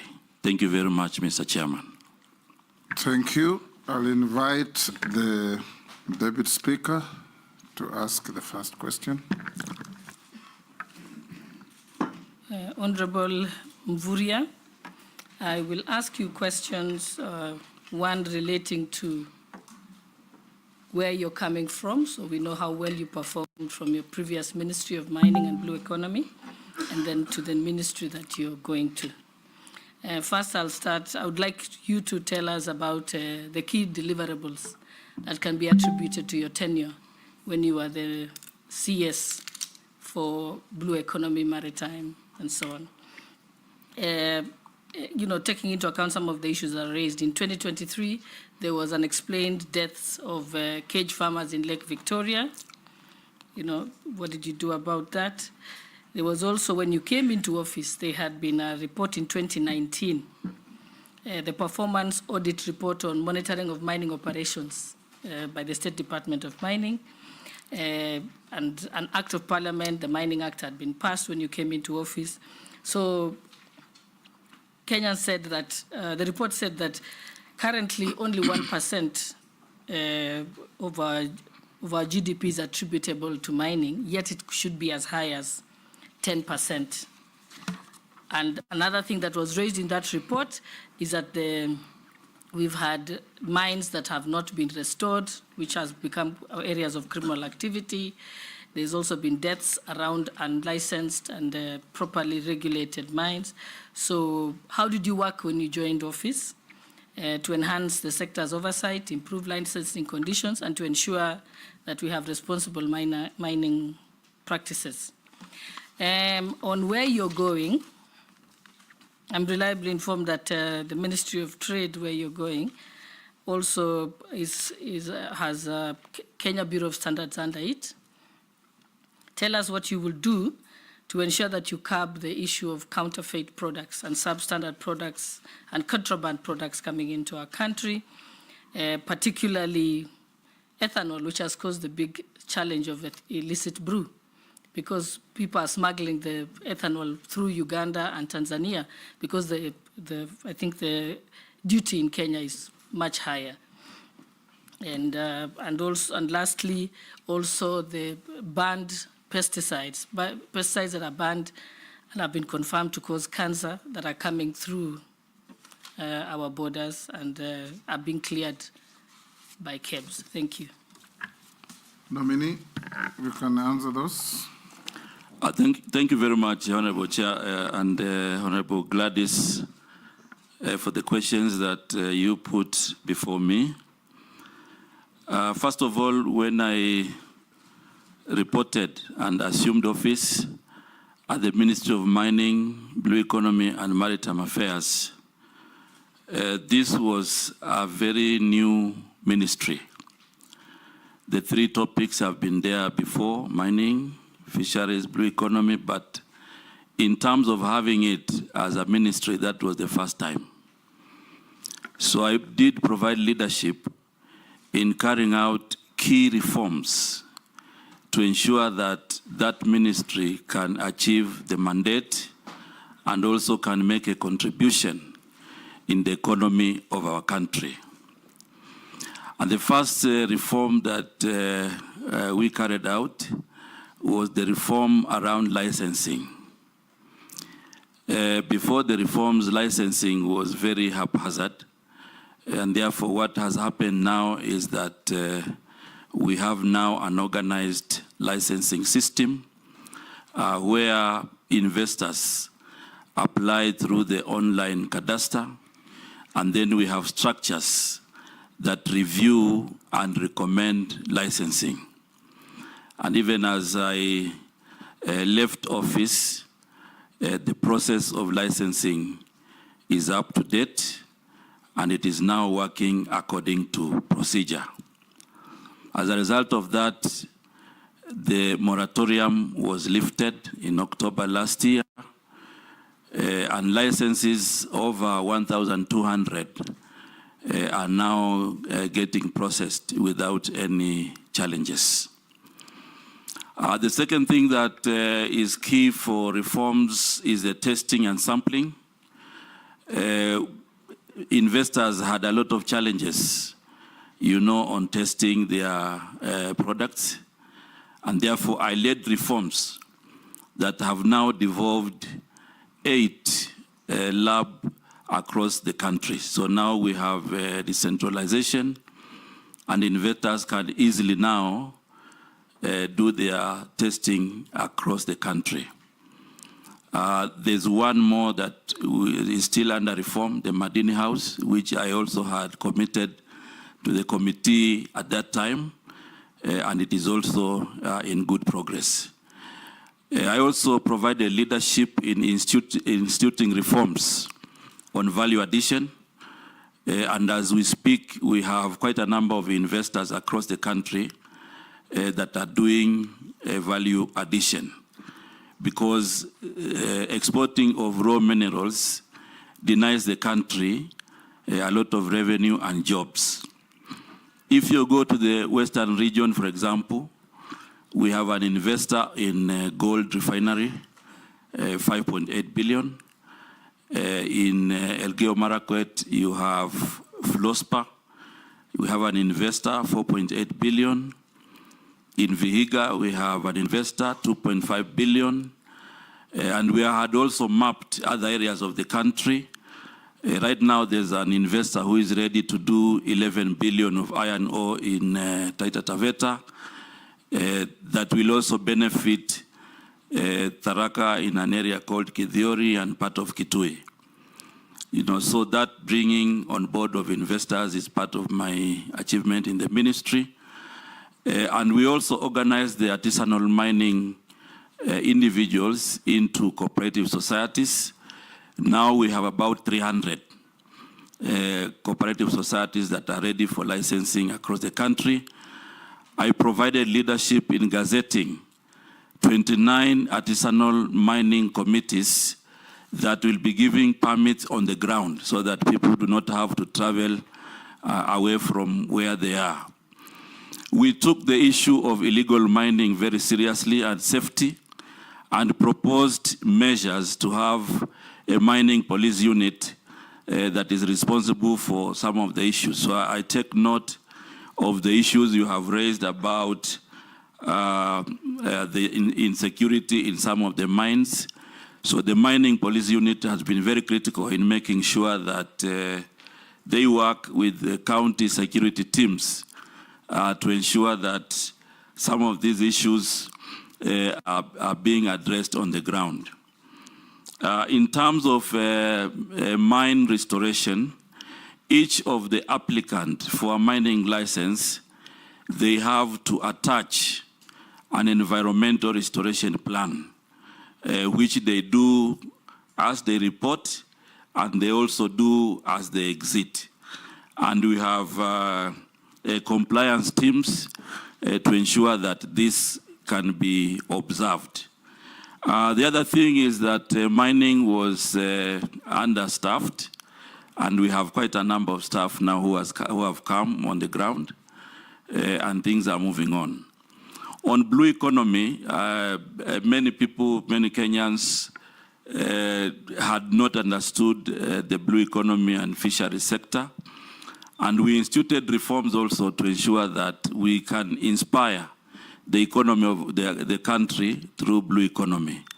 As a result, we provided mapping in the Indian Ocean and Lake Victoria so that we can allow for lower level value addition units and infrastructure that are going to help fishermen and other stakeholders in the sector. So as a result, we did mapping from all the way Lamu to Kwale, and also from Busia to Migori, and identified areas for basic value addition. As I speak, these value addition points have now been contracted, and they will be helping fishermen to delay sales so that they can fetch good price.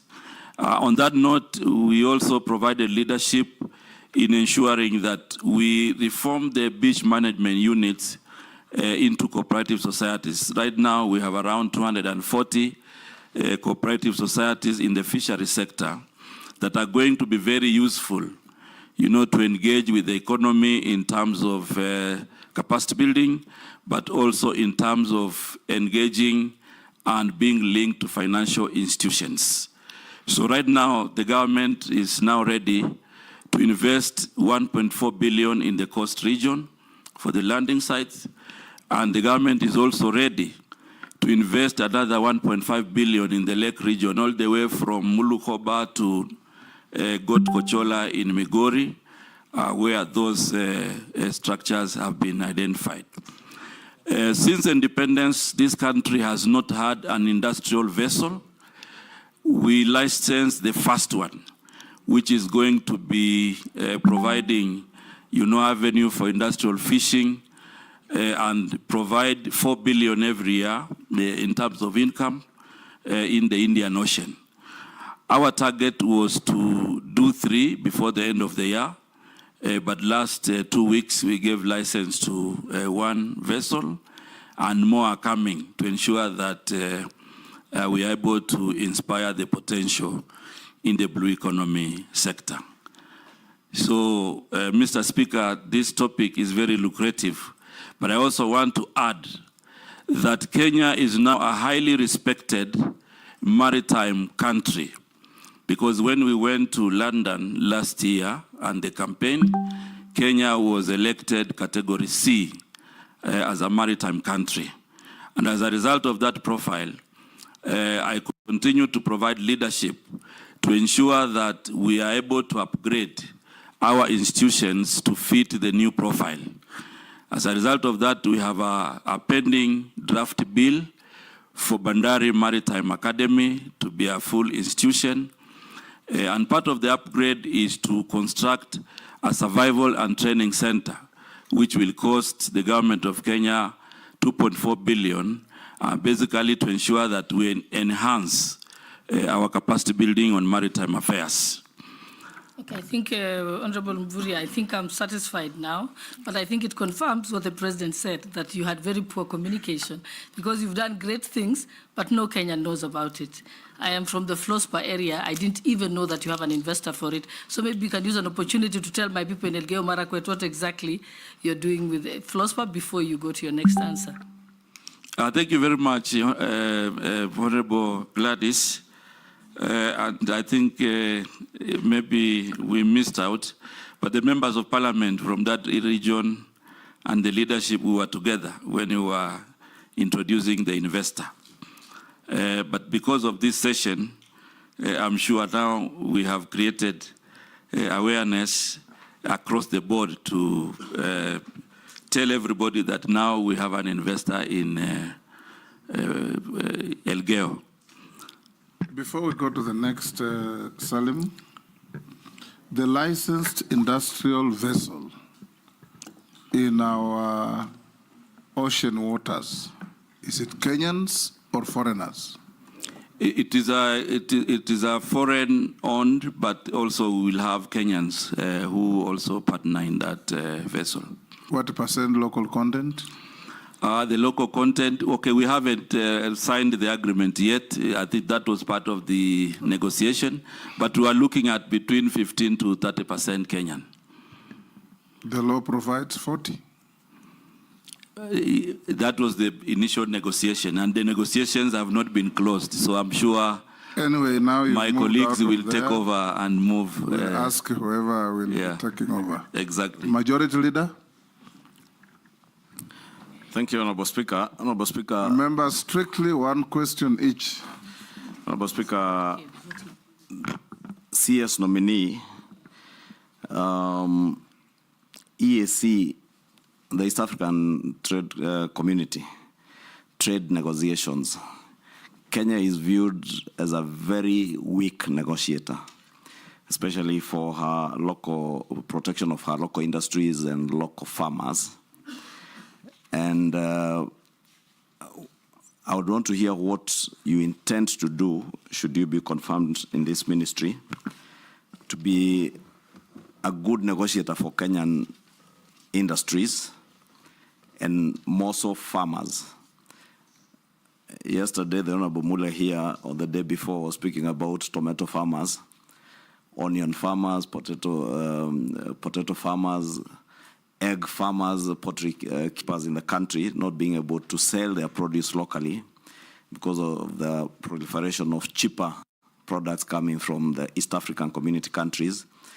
And largely because of the East African Treaty, we cannot use tariff barriers, but the non-tariff barriers, which are supposed to be negotiated by the ministry, I'm told we've been very weak on that. What would you do to do that? And also on the policy of import substitution.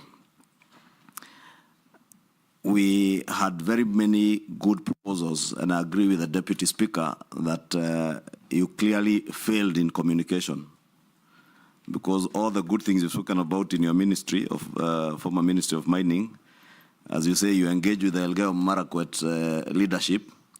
The Deputy Speaker was born there, but she represents the people of Singishu. Next door, she didn't know, because you engage with the local leadership.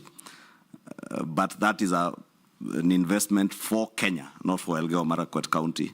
And therefore, I want to put it to you, and you will tell us whether you actually did fail in communication. And if you failed in your previous ministry in communication, what would you say to convince Kenyans and us that you will not fail in communicating what you are doing for our country in the new ministry should you be approved? And I'm saying that, moving on to what I was speaking about, import substitution, our local manufacturing sector, because of a failure of communication in government, our local manufacturers had very good propositions or provisions in the finance bill that was lost, as we have been told, out of poor communication by government.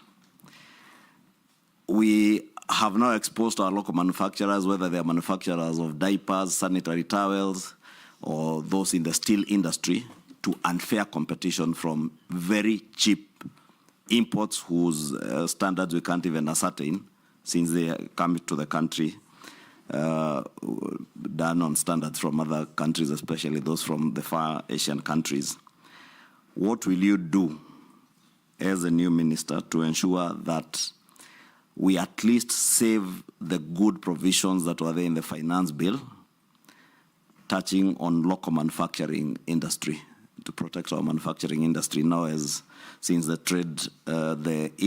State Department for Industry will be under you, and some of those provisions sought to protect that State Department work in the manufacturing sector.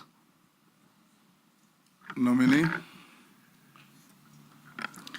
Thank you very much, Mr. Speaker. And I want to address the matters that have been raised by the Honorable Majority Leader, and thank you very much, Majority Leader. I think I will, first of all, I want to begin on where you stopped. On the issue of communication, I must say that we did all the best to communicate this through the media and through any other forms. However, going forward, it is a matter that we will be able to strengthen to ensure that there is communication. And communication here... You know, there is the mainstream media, yes, which we used to call mainstream media, which is the TV stations and the newspapers. But today, the alternative media, which is social media, is now the mainstream media. Yes, exactly. So you've got to change your thinking, who's alternative and who's the mainstream. Yeah, that is one of the areas that we will, going forward, I think as government, we will be able to use those channels of communication to ensure that we get everybody on board. On the matter of local manufacturing and the industry in general, that Honourable Member alluded to the fact that there were good things in the finance bill which were meant to revamp, some of the local manufacturers. One of the key areas that we will strengthen, or I will provide leadership in strengthening, is to make sure that we bring as many stakeholders as possible. For example, the Kenya Association of Manufacturers, KEPSA, the Kenya National Chamber of Commerce and Industry, and many other stakeholders to make sure that as much as possible they participate. And also using some of the corporations and sagas in the ministry. Chair, on a point of order, maybe the nominee did not get my question right, because those are the processes you are describing. Yeah. I was asking, should you get nominated? Yes. And you find, for instance, the provision to levy excise duty on sanitary pads that are fully finished products from, for instance, China, was in an endeavor to actualize the import substitution policy to support local manufacturers. That particular provision was lost in the finance bill. Should you be approved, will you pursue, and maybe the nominee who was there before you actually did put it very well, that it is possible to break down the finance bill into various other laws. Should you then be approved, would you pursue actualizing the good provisions that sought to protect local industry? Because, as I said, they were lost because of the poor communication generally in government. So my direct question is, are you going to pursue the import substitution policy and protection of local industry, should you be approved, and bring legislative proposals to Parliament to actualize that which was lost? Oh, yes. Nominee? Yes, Mr. Speaker. I think the answer is yes.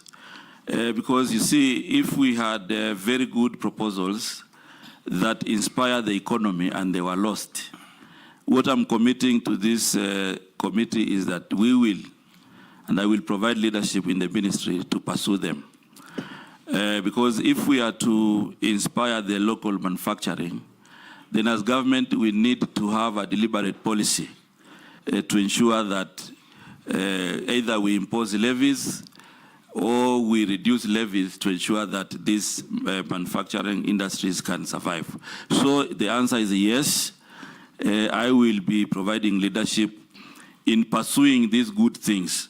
But as we pursue these good things that were lost in the finance bill, Mr. Chairman, I also want to insist that we'll have a robust engagement with stakeholders who may not have seen this before, so that the decision that is finally made is made with all stakeholders in mind. So that is a commitment and a yes, and we will use all manner of communication to ensure that we are able to paint, the positive gains of these particular good things in the finance bill. So this is something we will pursue, Mr. Speaker. The second point about a weak negotiation for Kenya, I also want to commit that we will change the tables. It has come out not just in negotiating for farmers, but even in other forums, where we have a subcommittee of the East Africa community. Kenya has been making a huge contribution in terms of budgets, but in terms of benefits, you find that other countries are the ones benefiting.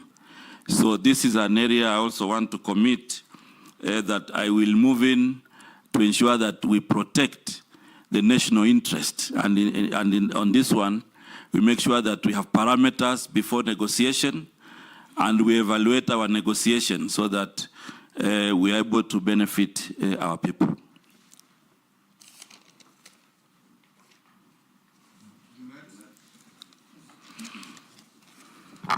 Thank you, Chairman, Mr. Speaker. Mr. Speaker, I have one question for the nominee, and it's in relation to the docket that is going now. Even though I come from an area where his previous docket was important to them, but now that we have been told to ask only one question, let me go to the future. The past, the one who's coming is what I will ask, whom I will ask. So, Mr. Nominee, let's go to manufacturing. And you know very well that manufacturing industry employs many people, contributes a lot to the economy of this country, And that's where economies that have developed emphasize their efforts on long time ago. So the manufacturing sector in Kenya now is facing significant challenges, Mr. Nominee, with many industries shutting down actually, production plants or downsizing operation. This is because the key issues they are raising is high taxation, increased cost of power, ease and cost of doing business, unhealthy competition from imported finished goods. And then neighboring countries are seemingly looking more attractive to them because of those issues. Some of those who have relocated business to these jurisdictions, if approved as a minister for trade and industry, what are you going to do to reverse this sorry state of affairs, Mr. Nominee? An additional question to that. It's almost a similar. As a cabinet secretary nominee for the Ministry of Trade and Investment, how do you plan to protect local industries and provide adequate financing for micro, small, and medium enterprise in the manufacturing sector, especially considering the significant decline of foreign direct investment as a share of GDP from 3.1% in 2011 to 0.3% in 2022? Salim, let's take the next person. If you have no question, we pass. I may not have a question, but I have something to say. Thank you, Honorable Chair. Honorable Mvurya, many Kenyans think or say you are a desk minister. You only sit on your desk and run your ministry from your desk. Why am I? And one of the evidence they are giving is that where you are as minister for mining, many counties are mineral counties or mining counties. And for example, West Pokot County is seriously a mineral county. If you have somebody in West Pokot who is Mvurya, who is Honorable Mvurya, they will be thinking you are actually a governor of Kwale. Nobody will remember these 2 years that you have been a minister, Honorable Mvurya, in all honesty and truth, nobody. So now you are going to a ministry which is also very important, which is industries. And all counties are going the bottom up. They are going to be maybe industrial centers. Are you going to run your ministry from the desk where you are in minerals? Thank you, Speaker. Short questions. Thank you very much, Mr. Speaker. Quickly. I want to confirm that I'm not a desk minister. I'm not a desk minister. I was in West Pokot because of the clinkerization program, the 45 billion. I was in Kithiori with Mheshimiwa here, confirmed. And many other places across the country, including Kadhunzweni in Makueni, Mulukoba in Busia, and many others. So maybe I may not have come to your constituency. I was also in Kamket and Katikit, Kambia, Samakis, and I can give examples, you know, many of them, but I think we need to also acknowledge that our country is very big and you cannot be there at the right time. Remember also, Mheshimiwa, this ministry was fairly new, and we had also to put structures in place before we go out there. But I have a lot of field information which I can give you here to confirm that I was not desk, including visiting Ndarawe, the first minister of the Republic of Kenya to visit Ndarawe looking for coltan in that area, and I was with the Member of Parliament. So I think we have quite a number of visits that we have done. But again, I want to say that we will visit Kenya. I will visit Kenya as much as possible. On the matter of protecting the local small and micro enterprises against foreign investors who might have big capital, one of the things that I want to bring to Parliament, and we will work together, is that currently there's a lacuna in legislation to protect the local investors. And one of the critical things I want to commit we bring in this House is the Trade Development Bill and the Trade Development Policy that is going now to provide a clear dichotomy about the foreign and the local investors. We put it in law. I know even previously there was a case of China Square which was handled, but I want to bring it to this House that we have a lacuna in law, and the first thing we will do together is to ensure that we review the Trade Development Bill, we review the policy to ensure that we have inclusion of this kind of protection, so that we don't just do protection as a matter of impasse, but as a matter of policy and law. The other law that we will need to revise to ensure that we anchor our actions in law is also the Investment Act 2004, to ensure that it also recognizes that kind of arrangement where we protect our local manufacturing. The other question by Mheshimiwa Junet, it is true that we have a big challenge with manufacturing now. You know, we have a target to move it to 15% in 2027 and 20% in 2030. But if you look at the trends, there are quite a number of challenges that also challenge the manufacturing sector. And one of it is the cost of power, which Mheshimiwa has mentioned. And the cost of power is something that we can also do negotiation with our colleagues in the Ministry of Energy so that we see the kind of tariffs that will be encouraging manufacturing and the kind of tariffs that do not encourage, we review them so that we provide an enabling environment for manufacturing. That also goes with also the taxation.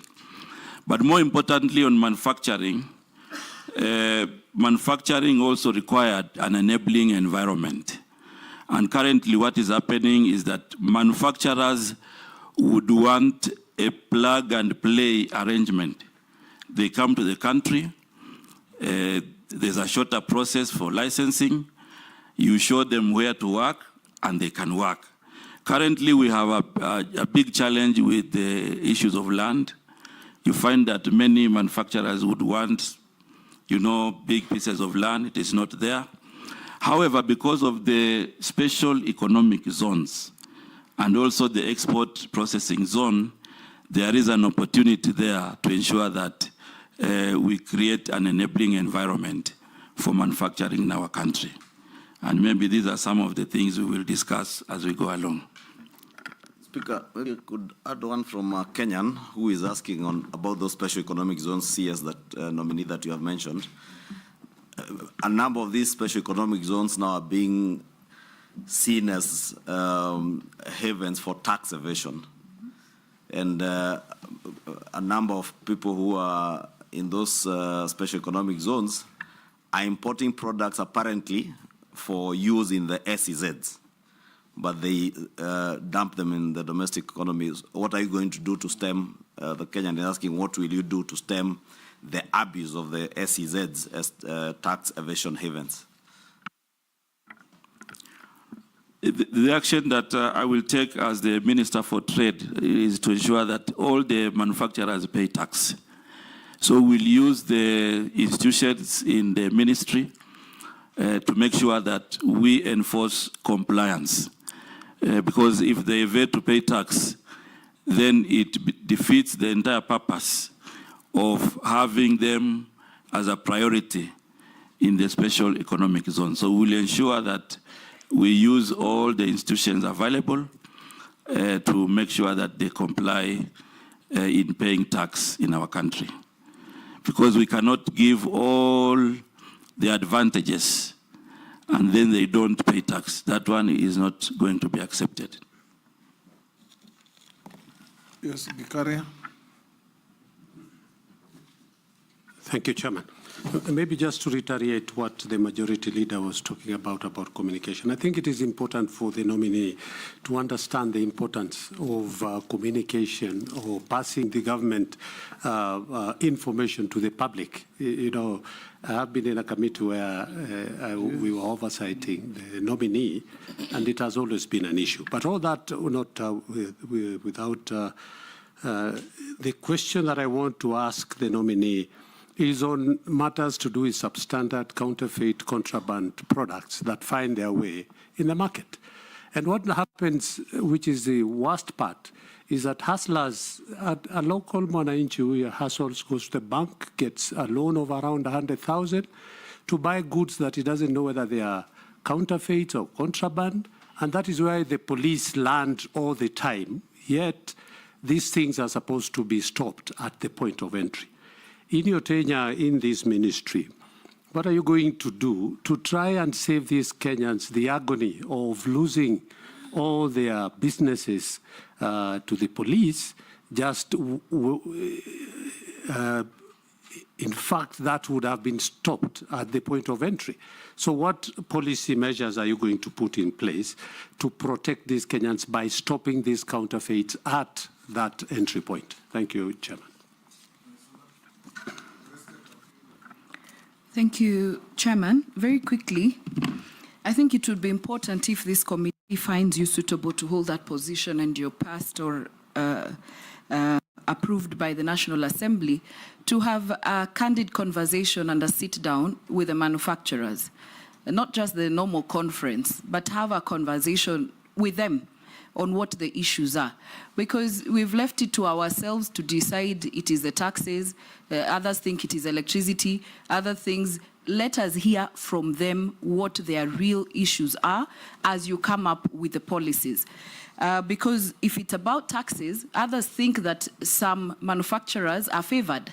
When we see exempts, we can almost tell which manufacturer is being favored. And so we want all manufacturers to feel that the country and you and the nation is actually serving them. But quickly to my question, direct question, what measures will you take to harness the entrepreneurial skills of our young people who have a strong focus on digital technology? We keep telling our graduates they are no longer, we don't have enough formal jobs. They should get into entrepreneurship, businesses. But what are we doing, or what will you do to see to it that we harness it and not just telling them there are no white-collar jobs?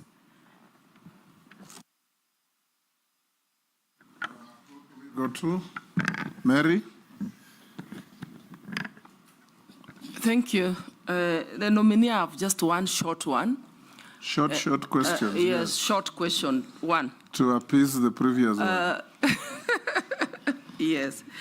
I want to confirm that even Tesos South Alupe area was visited, if not by you, by your counterpart in migration department, migration. There was some mining activity. This relates to your former ministry. There was a mining activity right at the border, at Alupe area, at the neighboring countryside. Even the soil from the mining site has actually blocked the stream that is separating us and the neighboring country. The concerns of the community there are safety of the people. The houses are cracking, a lot of health issues, too much dust, and also fears regarding to the extent of the mining activity towards the Kenyan side. So my question is if you could give a comment to allay the fears of the community as to what has happened, whether they are safe, whether our minerals underground are safe. I think I leave it there. Thank you.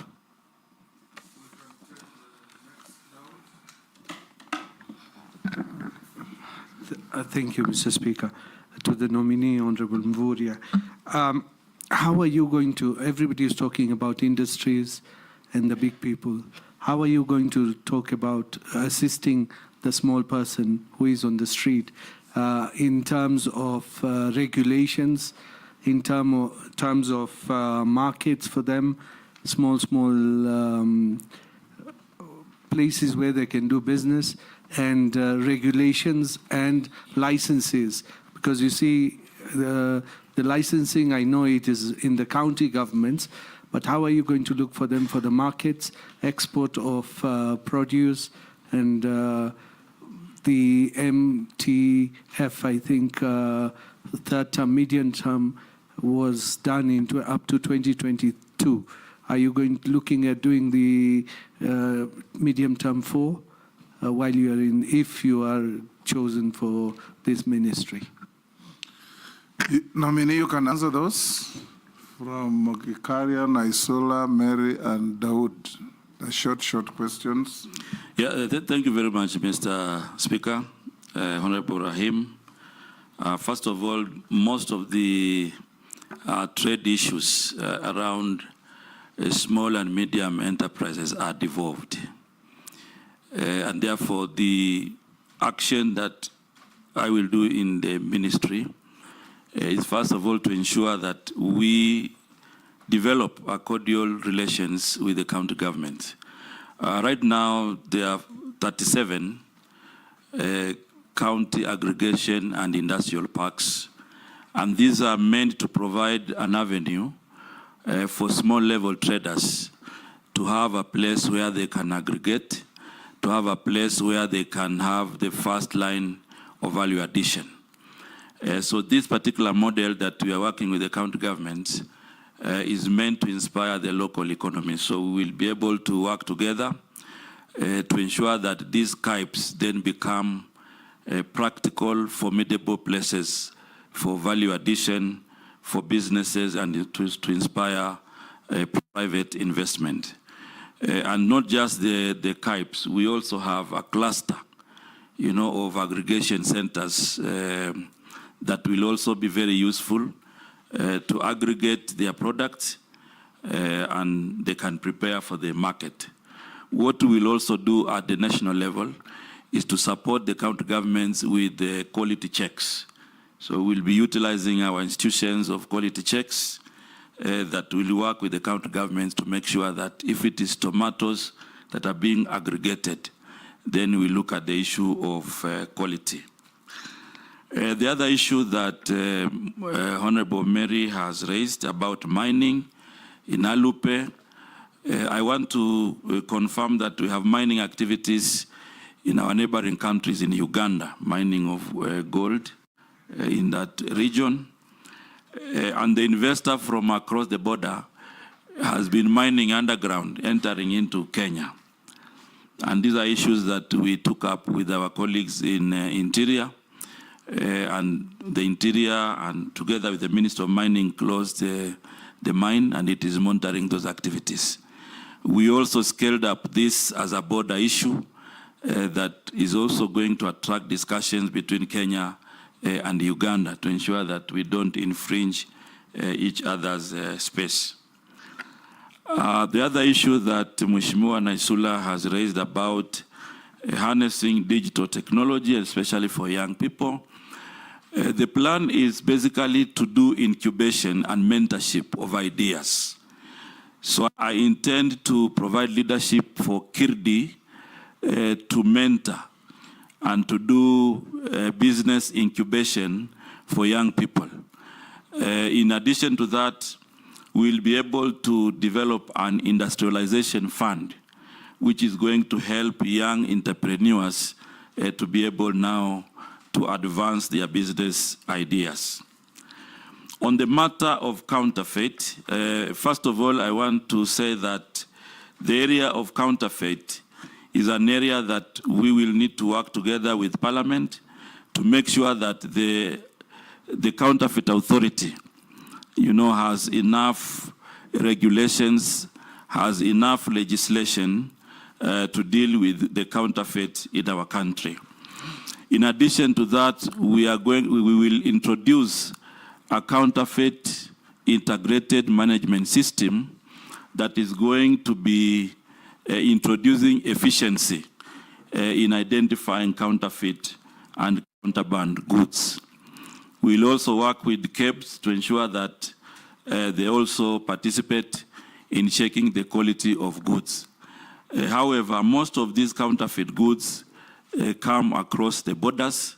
So we'll work with our colleagues in security to ensure that we also create awareness and enforce compliance so that the borders are not used to bring counterfeit goods to our country. Thank you. Yes, George, yes. Honorable George Murkomen. Thank you. Thank you very much, Mr. Speaker. Nominee, I think you had started well in the Ministry of Mining. And I confirm because we went with you to Tharaka Nithi, and while there you mentioned Kitui and West Pokot and other counties. And you mentioned that investors are actually coming to invest in the mining sector in the country. I hope you've not lost the address book, because now it does appear that they may have to pass through you as they come to invest. And that makes you to EPZ. The EPZs are created purely to ensure that we exploit our local raw materials for purposes of export. But we are aware that the raw materials that are used in most of these EPZ industries are actually imported. They are brought into the country, they process them, and they then export. And we are told part of that is simple jeans worn by our youngsters in the country. Can you kindly confirm how you would work with, especially the Ministry of Agriculture, to ensure that those crops that are supposed to spur investment in the country, like cotton, sunflower, canola, and others, are revived, and we are able to start producing raw materials which would go into EPZ, as a result of which we would be able to export our own produce? Owen? Thank you, Mr. Speaker. Mr. Speaker, I would like to just ask one question. You know, when I joined university to do masters, there was this professor who must have been doing some work on AGOA, the African Growth and Opportunities Act. And he made me believe, every lecture he would just talk about AGOA, AGOA, AGOA, AGOA. And he made me believe that this was a panacea to industrialization, to manufacturing, and to economic growth and the GDP of this country. If you look at the AGOA, the way it is established, it has actually, for a large extent, provided jobs for young people and all that. But this act is actually coming to an end in 2025. 2025, that's when AGOA expires. I have fear myself about it because I know the process and what AGOA is and the negotiations. How are you going to ensure that this AGOA treaty, especially for Kenya, is extended so that we can continue to benefit from it, and that the people who have invested heavily in manufacturing in the industries that are supported by AGOA do not lose their investments, and the young people do not lose their jobs, and the country does not lose on the revenue from AGOA. In short, what are your plans about AGOA, its expiration, and going forward? Thank you. Yeah, thank you, Mr. Speaker. Nominee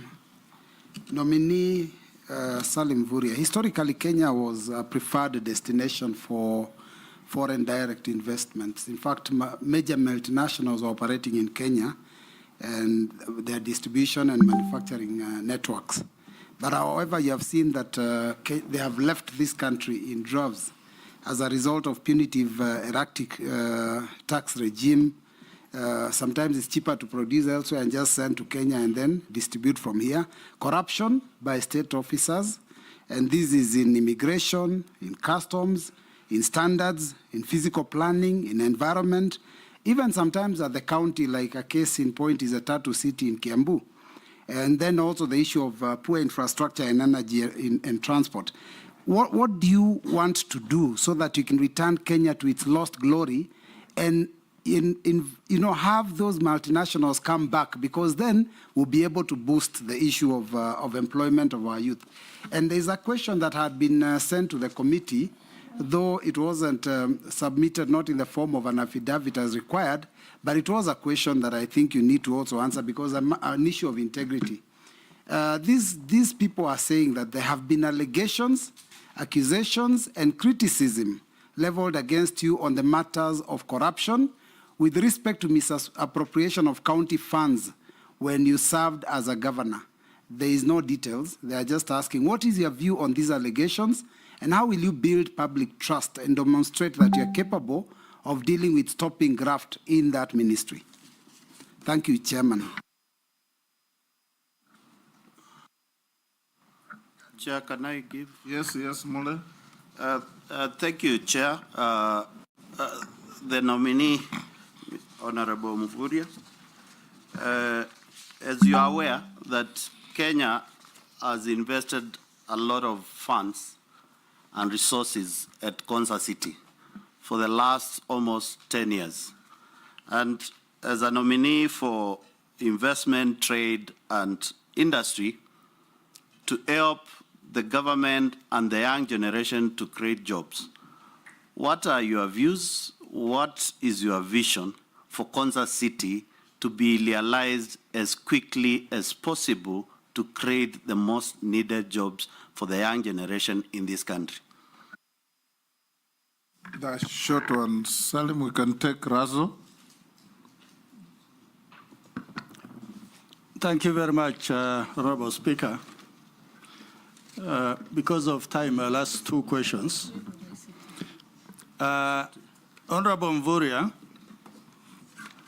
you were governor in Kwale, and then you were a cabinet secretary. For those of us in parliament, I think a lot of us, we feel that you governors who came to the central government still believe you are managers in counties as opposed to workers in the executive. Maybe I want you to really comment on that. My first question is on, because of time, Mr. Speaker. Okay, proceed. Okay. It is on the blue economy and mining. It is estimated that this is $1 billion industry, if properly looked at, or a lot of effort is put into it in mining, in the blue economy of fishing.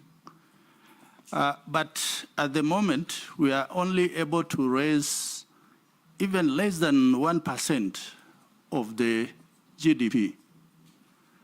Is it that we are underinvesting, particularly in that ministry, or we do not have the necessary human resource? Or maybe because we don't know that that particular industrial resource exists, particularly in excavation of minerals, in the blue economy.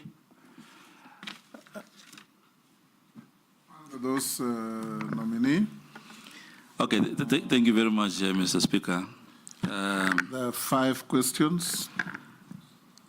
Murugara, Owen, Robert, Mole, and Raso. Thank you very much, Mr. Speaker. I want to begin with the 2 questions that have been posed by Honorable Raso. It is true I served as governor for 10 years in Kwale County and transited to BCS. So I want to confirm that I don't think I'm in the county. I hold the national executive in high esteem, and I act within the mandate at the national level. So, and I want to speak also for some of my colleagues who have served together in cabinet. Speak for yourself.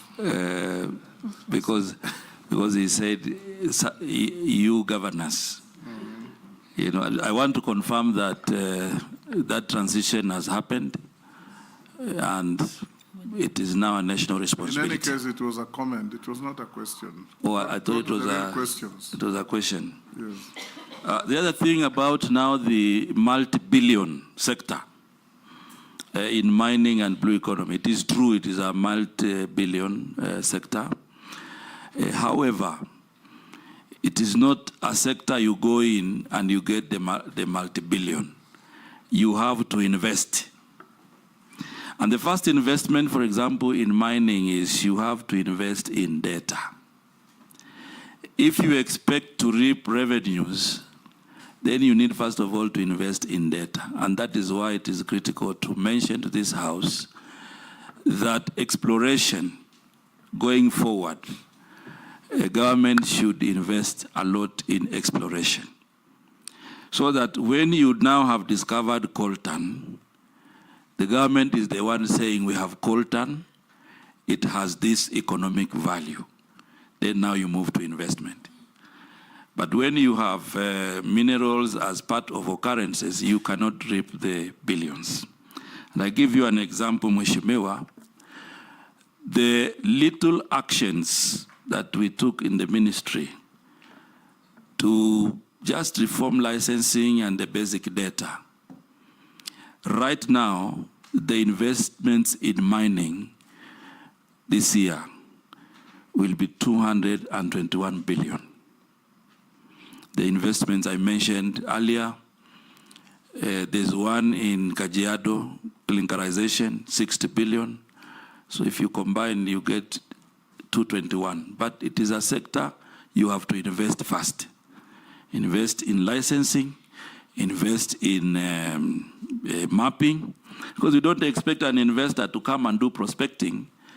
Then the government is the one reaping the billions. You need to put some money for that. On a point of order, Speaker. Secondly, on a point of order, Speaker, just Yes. on that point. Yeah. Because, Honorable Speaker, some of us have been here for some time. And I believe that's why probably Honorable Raso is asking that question. Because data is available, CS. We spent not less than, if I remember, not less than 9 or 11 billion facilitating the National Intelligence Service to do a geophysical survey of all our mineral deposits. Are you then telling the country that this data is not available to the government or to the ministry? I know that was in the last regime, but government operates in perpetuity. And therefore, if that data, and we spend public resources on it, and I say that because I was the chairman of the Budget and Appropriations Committee when we allocated the first 5 billion shillings for that geophysical survey. That money was under the Ministry of Mining. It was moved to the National Intelligence Service with the justification or pretext that it was very sensitive data. Are you telling us now that that data that you were told was sensitive is not available at the ministry or with government? It disappeared with the other regime. Okay. And could that be the reason why there are people who settled on mineral deposits somewhere in, you know where? I may not answer. In Transmara. I may not answer on the settlements, Mr. Speaker. I may not answer the settlements. But what I want to say is that that geo survey gave us what we call mineral occurrences, and there are 970 across the country. Mineral occurrences are indications. Like now, if you fly the plane in Taraka, for example, they will show you, some basic information on iron ore, on lithium, and something like that. Once you do the occurrences, you need to come back and do a process we call ground truthing. Ground truthing now is the actual drilling of saying that in this area there are some minerals, coltan in Nachola, for example, in Samburu. Then ground truthing, you go back and now reconfirm. And now ascertain, is this of economic value or is something that is just for superficial? So that is the process that requires another investment. The good thing is that before I left, we have done 24 counties, and I think the technical team is reviewing data. So once you have that information, that is specific, you can now tell an investor. In Kenya, we have Coltan, in Darawe, in Alale, in West Pokot, of this value. Now, that is the kind of information, Mheshimiwa, that we need to invest in. The second thing, the question also had blue economy. It is the same way with blue economy also. It is multi-billion, but it is not but multi-billion on arrival. It is multi-billion on your initial investment. For example, if you go to the Indian Ocean, there's a process that has to be done. You know, you need to do stock taking, stock taking of the fish in the Indian Ocean, so that when you are negotiating also with investors, have an idea of what is there. The Indian Ocean and Lake Victoria are highly occupied also by settlements, especially Indian Ocean, you have beaches and whatever. You need also to do marine spatial plan so that you can identify areas where you can put small pots. You can identify areas where you can put different investments. That is an investment you need to put initially before you begin now to reap the multi-billion. But I want to confirm that as a country, we are now on the right trajectory. That will be achieved with time. Now I go to the other question. The other question by Mheshimiwa Mule about Konza Technopolis. This is really a gem for young people because this is a city which is going to host the digital ideas for our country. And in terms of management, the Minister of ICT is leading this special economic zone. Just like any other economic zones, the challenge is the infrastructure, the horizontal infrastructure. Already there has been discussion with the government of South Korea, and they have committed to help us in putting the infrastructure in Konza. So once the infrastructure is put in place, then we will have a good environment. Point of order, Chair. Chair, so that I can help the CS nominee, already the horizontal infrastructure in Konza City is done. What is being required right now is to pull investors to come and put up the factories. And what I want to hear from you, what plan do you have and incentive government need to give so that you can pull the investors to Konza City to create the jobs? Kenya government has already invested, and we have visited Konza City not twice, not thrice. The horizontal investment is done.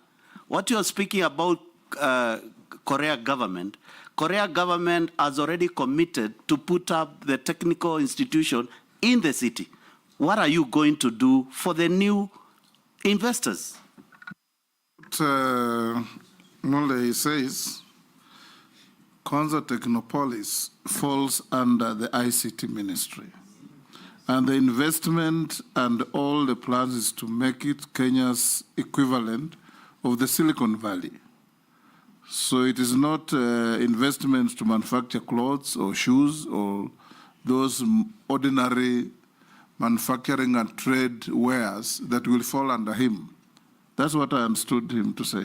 Chairman, what I'm looking forward for is the intertwining of the two ministries. We know very well. Konza City, the lead ministry is the ICT.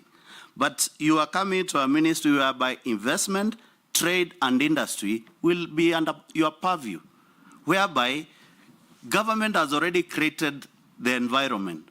And in your previous response, you say that the land and the infrastructure is required. Already there is already infrastructure done by Kenya government.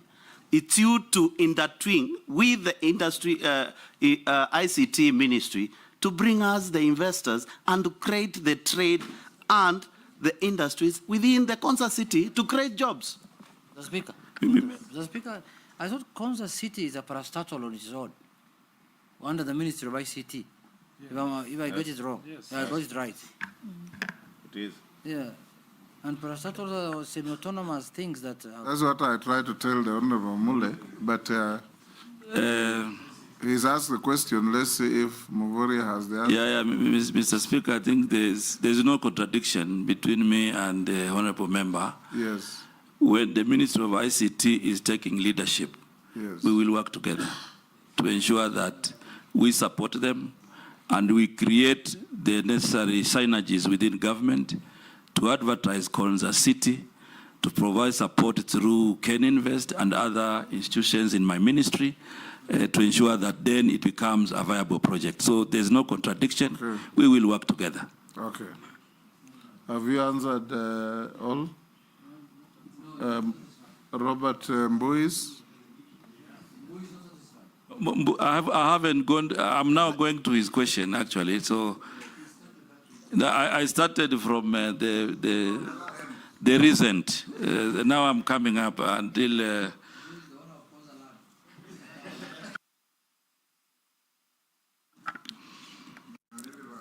yeah, I think Mheshimiwa Mbui had a number of issues. Some were comments, but I will try to speak to them. The allegations of misappropriation, Mr. Speaker, when I was governor, have not been brought to my attention. I have not heard from any government institution alleging misappropriation, whether it is EACC, whether it is DCI, whether it is the Auditor General, whether the control of budget. I am not privy to any allegations on my integrity. And he also said so that there was no evidence to that. But it's good to put the record straight. Yes. Secondly, there were issues that Mheshimiwa raised about the foreign direct investments. And part of what we will be focusing on, the special economic zones, the EPZ, is basically to inspire the foreign direct investment. Right now, I think we have Naivasha, which there are quite a number of investors who have now reported electric vehicle manufacturers are now in Naivasha.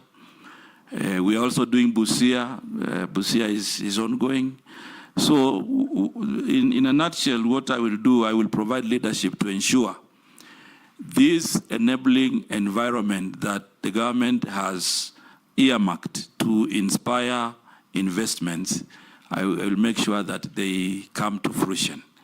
Of course, there will be other issues that we will deal with together with Parliament, issues of taxation, issues of incentives for ease of doing business, including making sure that when investors report to Kenya, we have minimum restrictions. There are some investors, when they come here, we tell them they have to do some local registration or those kind of things. But that we will deal with you as Parliament to ensure that we together create an enabling environment for foreign direct investment.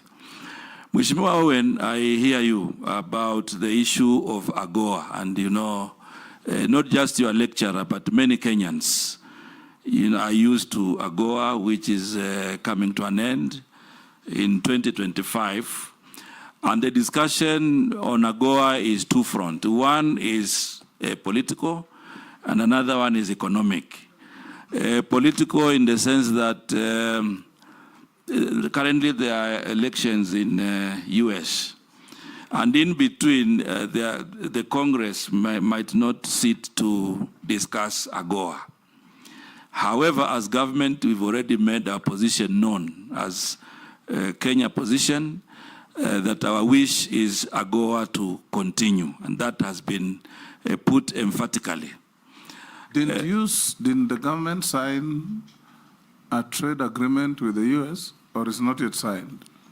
on AGOA? No. Not on AGOA. AGOA is not just about Kenya, it's about Africa. It's about Africa. So you have to go corporate with the rest of Africa. Exactly. So I think the other issue, Mr. Chairman, that I wanted to bring on board is that we all know AGOA and the deadline. The government of Kenya, through the ministry, is also in discussion with the US government for the strategic investment partnership. That is ongoing, and part of what I will be taking over upon approval by this House is to ensure that, we discuss graduating, this STIP into a market access arrangement and a comprehensive free trade agreement. Those are some of the things that I want to commit that we will be putting on the table. Once we succeed to have it as a comprehensive free trade agreement and market access, then we will have had a good transition, from AGOA to this new arrangement. But it's still on the table. There's a meeting next month on STIP, and I'm sure these are some of the ideas that we'll be leading as Kenya. The other question by Mheshimiwa George Murungaru, on, I think there are a number of issues that he mentioned, some comments. It is true we went together to Tharaka. We actually flew together to Kithiori. We saw the iron ore, and there are many things. I want to assure you, Mheshimiwa, there's an investor who is now coming into that area. That's part of the handing over I will do, but also because I'm in investment, we will work with my colleague because he's going to be putting up a value addition point in that area and immediately employ between 500 to 1,000 Kenyans in that area. So that's about the mining.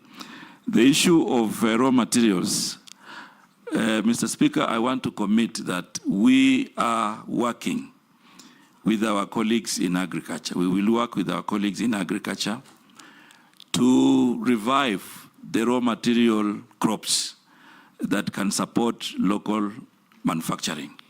And one of these is cotton. Already within the ministry, there are projects, Ginary. The Ministry of Agriculture is already providing cotton seeds in parts of the country. Mapping has been done. Engagement with county governments has already been done. And I commit to continue this conversation so that we can have raw materials for our local industries, but also for the EPZ and for export. Part of these raw materials also means sunflower, because the importation of edible oil is taking a lot of our budget, and it is the desire that we inspire local manufacturing so that edible oil can be value added here in the country.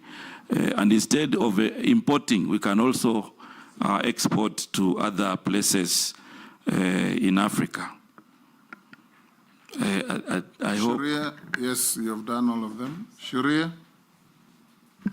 Thank you, Honorable Speaker. Mheshimiwa Mvurya,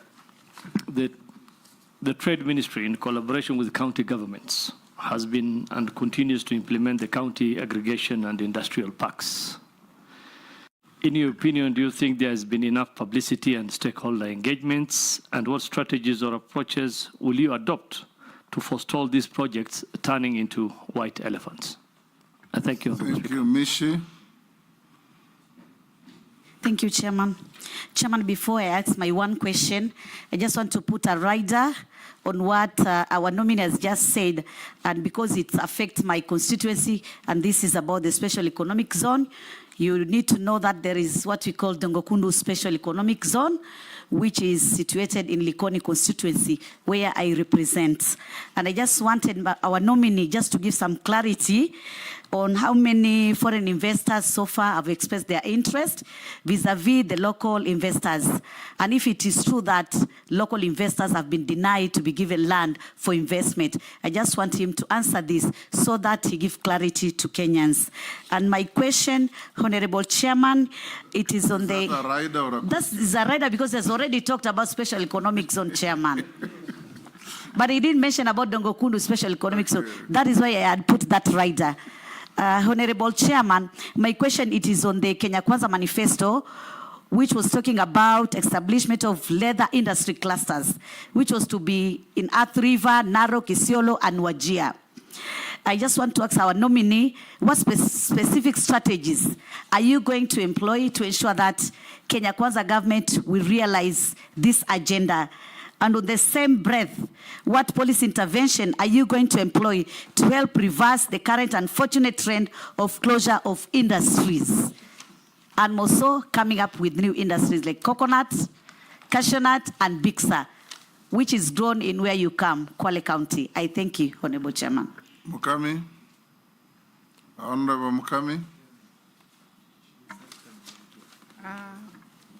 Honorable Speaker, my question is, considering the legal challenges to the Finance Act 2023 and the significant role of small and medium-sized enterprises, SMEs, in Kenya economy, what steps will you take to ensure that new tax regulations are fair and supportive of SME growth, while also addressing the broader goals of economic stability and trade enhancement? Thank you. Caleb. Thank you, Honorable Speaker.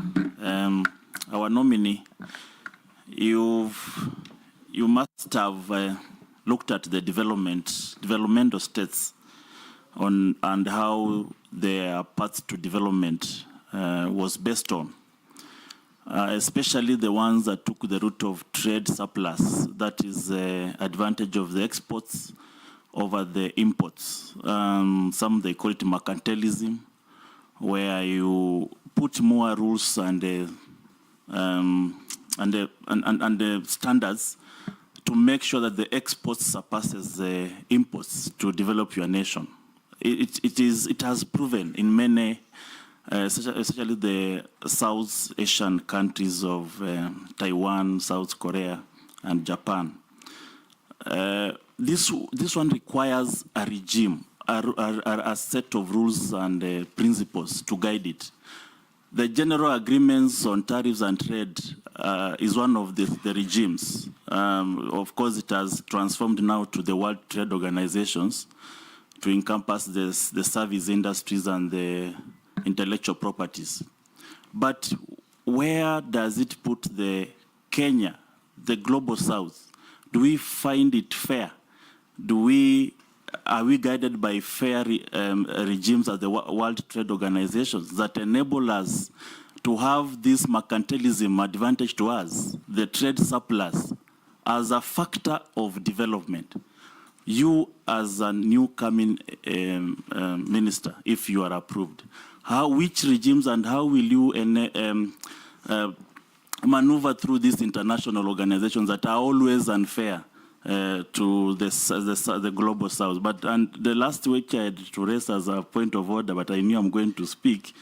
The question of Honorable Kimani Ichung'wah was very pertinent, Mr. Speaker, because I'm also aware a lot of money has been put to survey by the NIS. But most importantly, Speaker, is that most of the nominees we vet here, they have a lot of promise on what they are going to do. Once they get to the office, they say there's no money for implementation.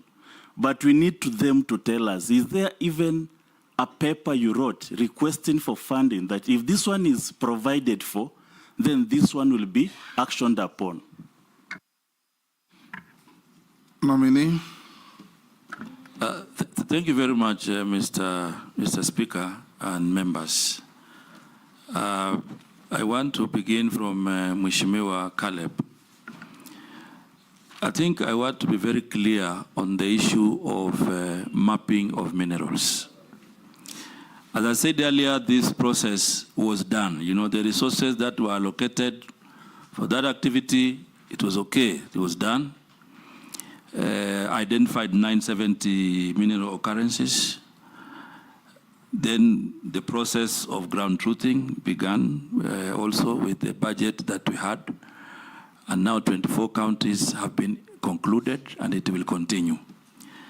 I want to be understood that on matters mining and all other areas that have been put before, these are areas that you need to do initial investment before you reap the benefits. I think that is the... I've said that 3 times. I have said it 3 times, but now Mheshimiwa brought it back. That's why I'm saying it may again. allow me to save time. So it is not an issue of... The question was just clear. If there is any evidence of you requesting maybe the Treasury that if we have this funding towards this project, then we're able to discover our minerals. Just that. Mr. Speaker, I didn't complain. I was giving you the concept of investing and reaping.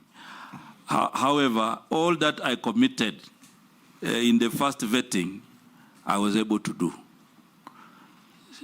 So on that one, I can pen off on that one.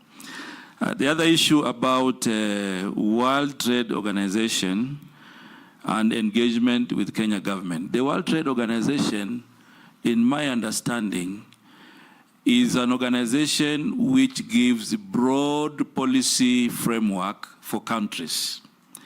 However, when now you want to do specifics, you do negotiations specific to the area that you would like to have advantage. And therefore, I want to confirm that upon approved by this House, I will engage World Trade Organizations at the global framework level and also provide leadership on now specific negotiations.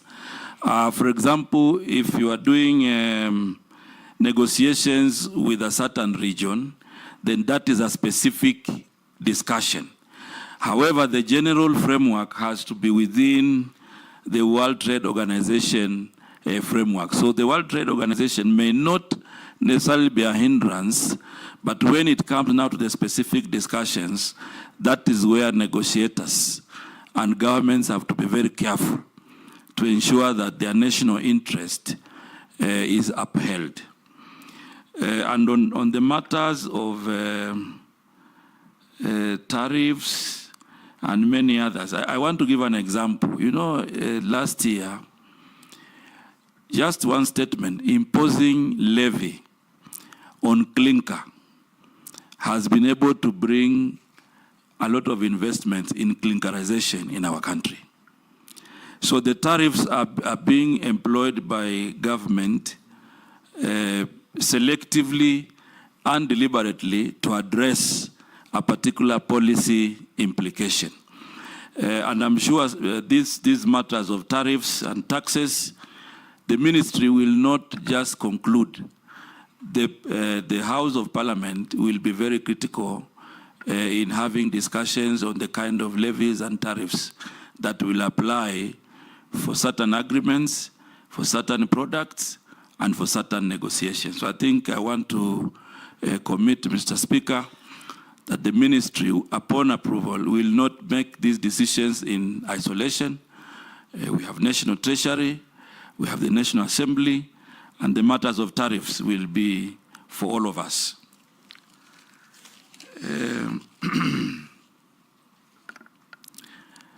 The other question that Mheshimiwa Shurie had asked, whether the KIPES will be white elephants. I want to confirm to you, Mheshimiwa, and this House, and Mr. Speaker, that the KIPES will not be white elephants, because if you look at all the counties, they are addressing a particular value chain. And that value chain is so dear to those counties that we cannot afford to drop the ball. So I will use all my skills to ensure that we properly engage. I will use my skills to ensure that we get the right business model strategically to ensure that the KIPES do not become white elephants. The other question by Mheshimiwa Mishi on Dongo Kundu.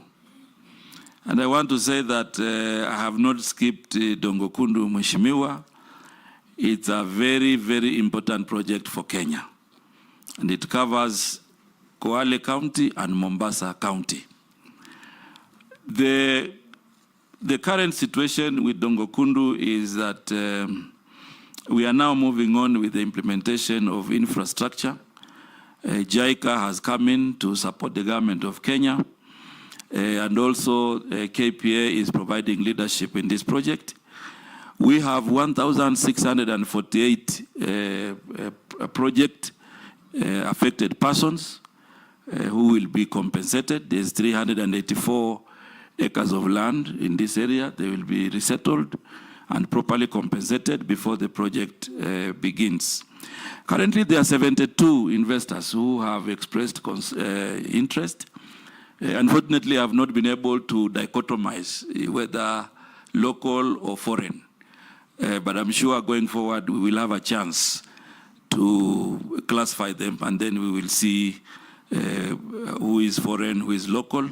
But the commitment I want to say, Mr. Speaker, is that we will ensure that there's fairness in the allocation of land in Dongo Kundu. On matters leather, it is a very critical value chain in the Kenya Kwanza plan.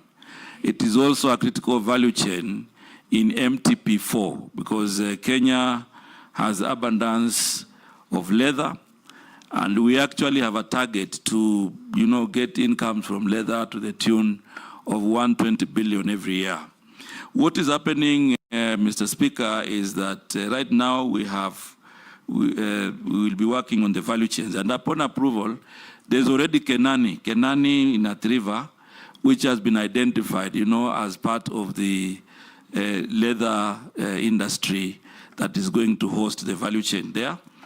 And therefore, we are on schedule. We know there's Isiolo and many other counties that will participate, and we will work, I will provide leadership to ensure that we work with everybody and all counties involved to revive the leather industry in our country. That also goes for other value chains. I think Mheshimiwa also raised the issues of cashew nuts. And already with Kirdi, we'll provide leadership with Kirdi. There's an open area in Malindi, which is earmarked for cashew nut value addition. So we'll be working with government agencies and also the private sector to ensure that we get value addition investments in these crops. And part of what we're already doing is that on coconut, we have an investor, Kentest, where they are also doing value addition for the products within coconut. So this is a trajectory that I commit to continue to ensure that we capture all the value chains that are going to be useful to the economy of our country. Mheshimiwa Mukami on the issues of finance bill, I think both the 2023 and the 2024, it's not all lost. There are good things there. And I commit to keep the good things, to engage widely, to ensure that those that will be supporting the micro and small enterprises are also brought forward to support Kenyans. Nominee, a few questions sent in by members of the public. As one, he must be probably from your county. Wish you Allah's blessing. What will you do if approved to invest in digital technology, especially in agribusiness? Another one, why is titanium shutting doors under your watch with the locals losing jobs? You have taken away mining of titanium from Australians and handed to Americans. Why? Chairman, can I add one? Let me finish, then you add. Okay. Another one, What specific trade and investment policy proposals would you suggest to create jobs and unlock new economic opportunities for ordinary Kenyans, particularly the youth? Kenya has a vibrant startup ecosystem, but many young entrepreneurs face challenges in accessing funding and support. How will you foster a more supportive environment for startups? And what measures will you introduce to attract investment in tech and innovation? Next, with the rising cost of living, affordability is a major concern for many households. What measures would you recommend to reduce the prices of essential goods and services? And how will you make it easier for local businesses to provide affordable products to the public? The next, small businesses are the backbone of our economy, yet they often struggle with challenges like access to finance and markets. What specific strategies would you propose to support small and medium-sized enterprises, SMEs, and make it easier for them to thrive? The next, with the rapid growth of the digital economy, many Kenyans are looking for ways to leverage technology for businesses and personal growth. What proposals would you recommend to support digital entrepreneurs and ensure that all Kenyans have access to the benefits of e-commerce and digital trade?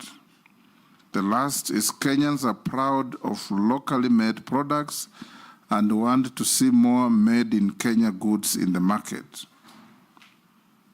What initiatives will you pursue to support local manufacturing and encourage the production of high-quality Kenyan products? Those are some of the questions from Wananchi who are watching these proceedings that I have sent us to ask you. Honorable Speaker, can I ask mine? Yes, yours or Kenyans? Kenyan. Yes. We wanted to train on beans, githeri, dengu, lentils, and bazi. But from the letter, it says it will cost us 120,000 for every product. That is killed. That means per product, per formulation. How are we going to afford that? And yet, we are urging our young Kenyans to start small businesses. Thank you. Russell. Thank you, Speaker. What emerging markets hold the greatest potential for Kenyan exports, and what support is available to help businesses penetrate these markets? Mr. Speaker, one more. Yes, Caleb. How will the nominee for trade ensure there is balance between the government's appetite for tax and enable environment for investors in the country? This is because reduced taxes is one way of enhancing and enabling environment for trade and wooing investors, ensure predictable tax regime. Okay, go ahead, Salim. Those are Kenyans who are watching you perform here, sending in their questions. Some of them you have been touching on them along the way, but you can answer those that are fresh. Thank you very much, Mr. Speaker, and I want to thank all the Kenyans who are actively watching this vetting, and also for their questions that they have raised to ensure that they get responses. The first issue of digital technology. Digital technology, there's a commitment to have a concert technopolis, to provide that opportunity on technology, and I'm sure young people will be beneficiaries of this. What I want to commit to this Kenyan who has asked this question is that I'll be part of this program to ensure that young people benefit from this program. The second issue about titanium and closing.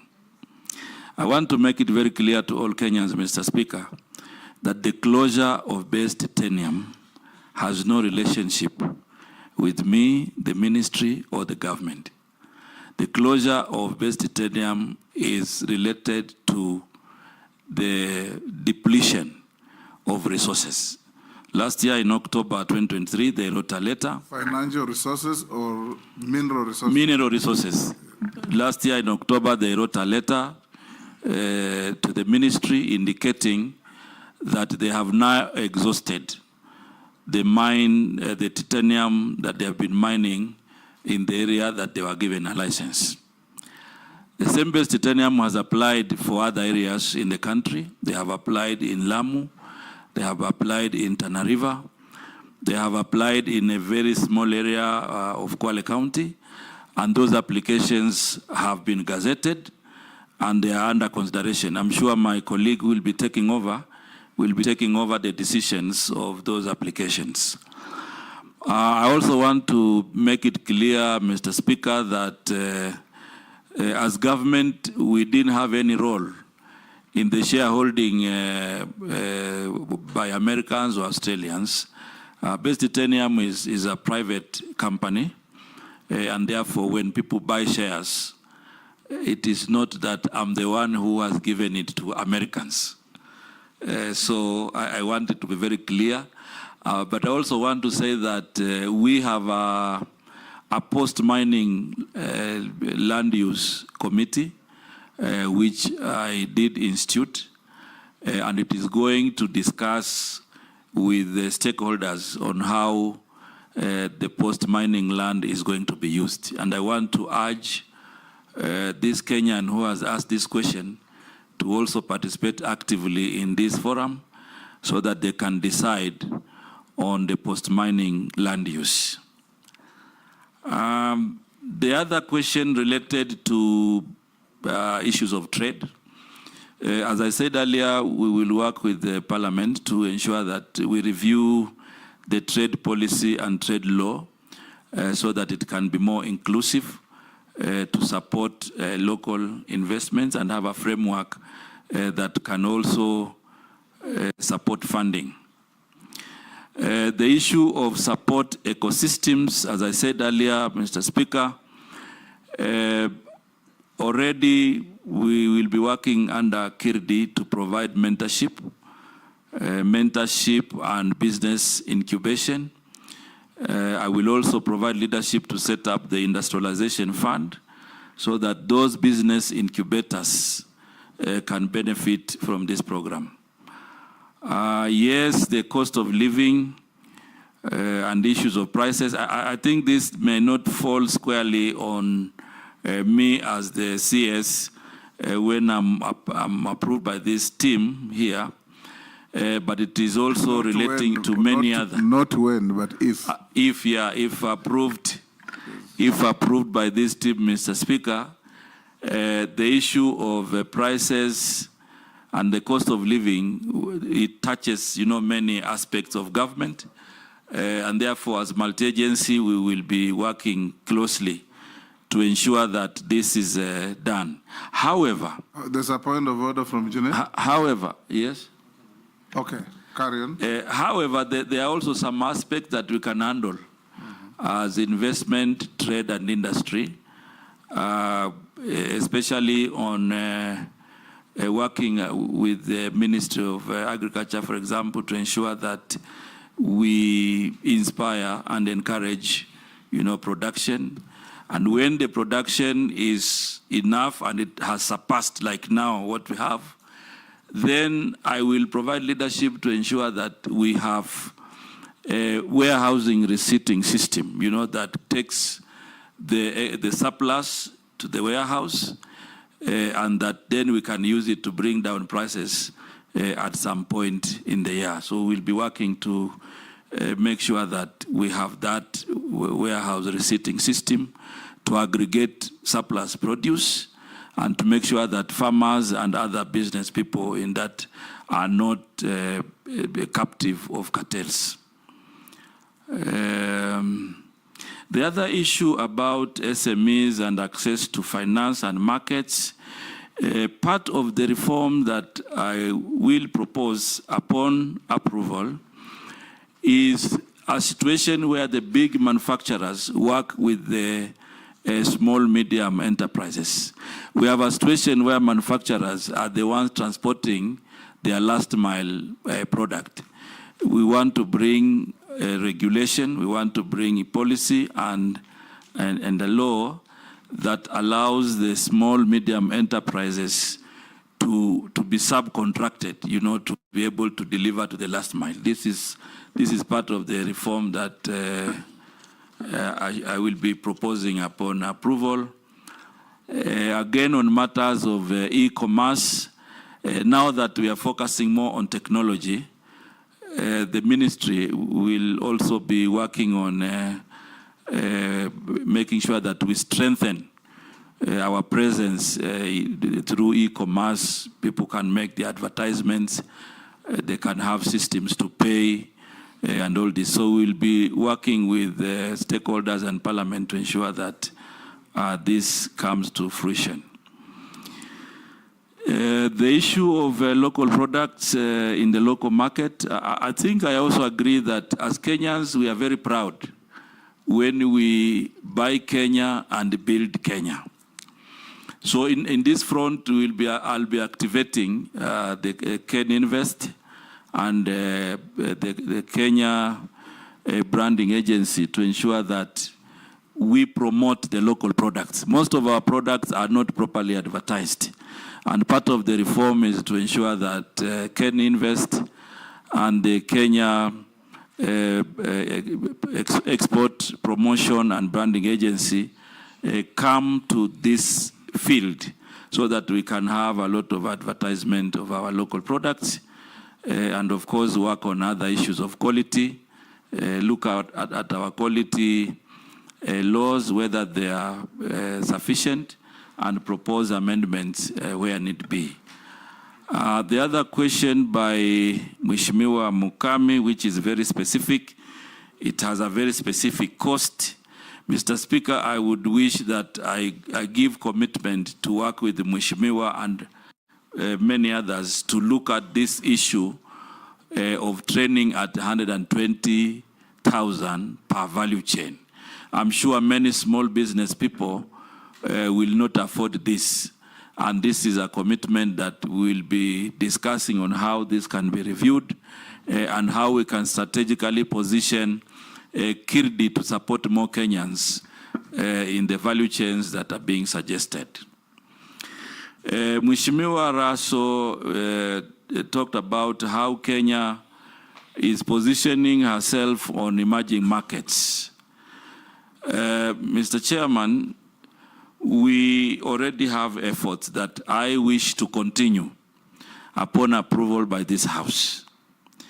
One is that we already have the APA, the Economic Partnership Agreement, with the European Union, which is giving us an opportunity as Kenya to consider a new export market. However, Mheshimiwa Speaker, this APA, or the Economic Partnership Agreement, many investors locally and even producers may not be aware of some of the advantages and opportunities that exist. I want to undertake to ensure that we do a robust dissemination so that people can understand what... It is duty-free, quota-free, right? Yes, but there are products that have been mentioned there. Like when I read it last, immediately after signing, I realized that there were a lot of things to do with fisheries. So we took it upon the ministry to engage the EU on how we can have specific actions and specific implementation framework on matters related to fisheries and blue economy. And that discussion has gone on. There are many others, that affect different ministries, different agencies. And these are 900-page documents, Mr. Speaker. So it requires dissemination positively, especially for those that... You will be the focal point if approved. I've already committed to do that. It will be your duty then to tease out everything and disseminate to action areas. Exactly, I've already committed that, Mr. Speaker. Yes. Secondly, Kenya is also opening new fronts, especially now. I know we have COMESA, we also have SADC, and we have the East Africa Community. East Africa Community is giving us a new market of around 300 million. But that combined, we are also, will also provide leadership in the tripartite free trade agreement discussion so that we can open a new market of 600 million people in North Africa, East Africa, and South Africa. That will also become an advantage. But I think as Africa, we can open more the 1.2 billion population through the AFCFTA, the Africa Free Continental Trade Area, that is going to be useful to open emerging markets. So I think what I want to confirm, Mr. Speaker, is that I'm cognizant that there are new markets, and I'm also committed to continue the conversation to make sure that Kenya takes advantage of these markets for our products, but also for movement of goods and people. Thank you. The last question from Mheshimiwa Caleb was basically asking me how we will be able to balance between appetite for taxation and incentives for production and investment. And I think that is the dichotomy that we will all be working on to ensure that we don't overtax, we don't introduce levies that Kenyans will not be able to pay, but also give incentives that will inspire investment. I want to give an undertaking, Mr. Speaker, that I will be committing to ensure that when we are doing this discussion, of course, it does not just rest with my ministry, but even other ministries, we will be alive to the fact that we cannot overtax Kenyans. And we will continue that trajectory in a manner that we have fair, but also inspiration in our investments. Thank you, Mr. Speaker. Honorable Mvurya, I will be requesting at the end of my explanation that you give us an undertaking that you will do certain things. You have said something very profound. You have said that you got money for geophysical survey, but did not get the corresponding fund for truth, what do you call it? Ground truthing. So it beats logic to get one and not get the other. So the challenge here, when I've heard you speak, is that we have a problem with sequencing government projects and programs. For example, Rivertex in Eldoret, investment was put into it, state-of-the-art factory. But unfortunately, you did not promote local growing of cotton first. Therefore, they are importing cotton, so it's not benefiting the locals. On edible oil, there's been a lot of talk about we don't want importation of edible oil. But by now, we should have marshaled all our farmers to grow sunflower, canola, coconut, so that by the time you're bringing the industry to come and make edible oil here in Kenya, we have the raw material. When it comes to rice, again, we want to stop importation of rice, but there is no corresponding program to promote maximizing the growing of rice. So even if we say we are going to be milling our rice in big numbers so as not to import, we haven't done the first things first. Sequencing is a clear problem. On the issue of clinker, we have put levy on clinker, but we did not ensure that we have sufficient clinker deposits in the country and that are already being mined so that as we put the levy, we ensure that we have enough deposits in the country.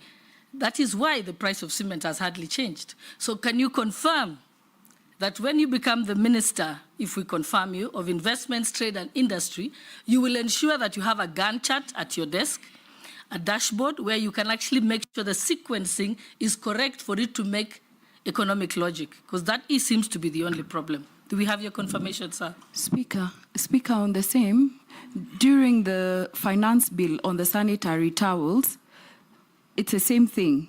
The raw materials are expensive. for the manufacturers, local manufacturers. And that is why during the amendments, Honorable Leah now brought amendments to exempt the raw materials. So there has to be a sequence, not just putting taxes on the on the imports, and we're not dealing on the raw materials. He hasn't given assurance. He will give when he starts answering. Mr. Speaker, there is one issue I wanted to bring in conclusion to the attention of the nominee. Mr. Speaker, in the ministry is going to, in the 2 years that have passed, or 1.5 years, there was a program that was done in that ministry of importing edible oil of billions of shillings through KNTC.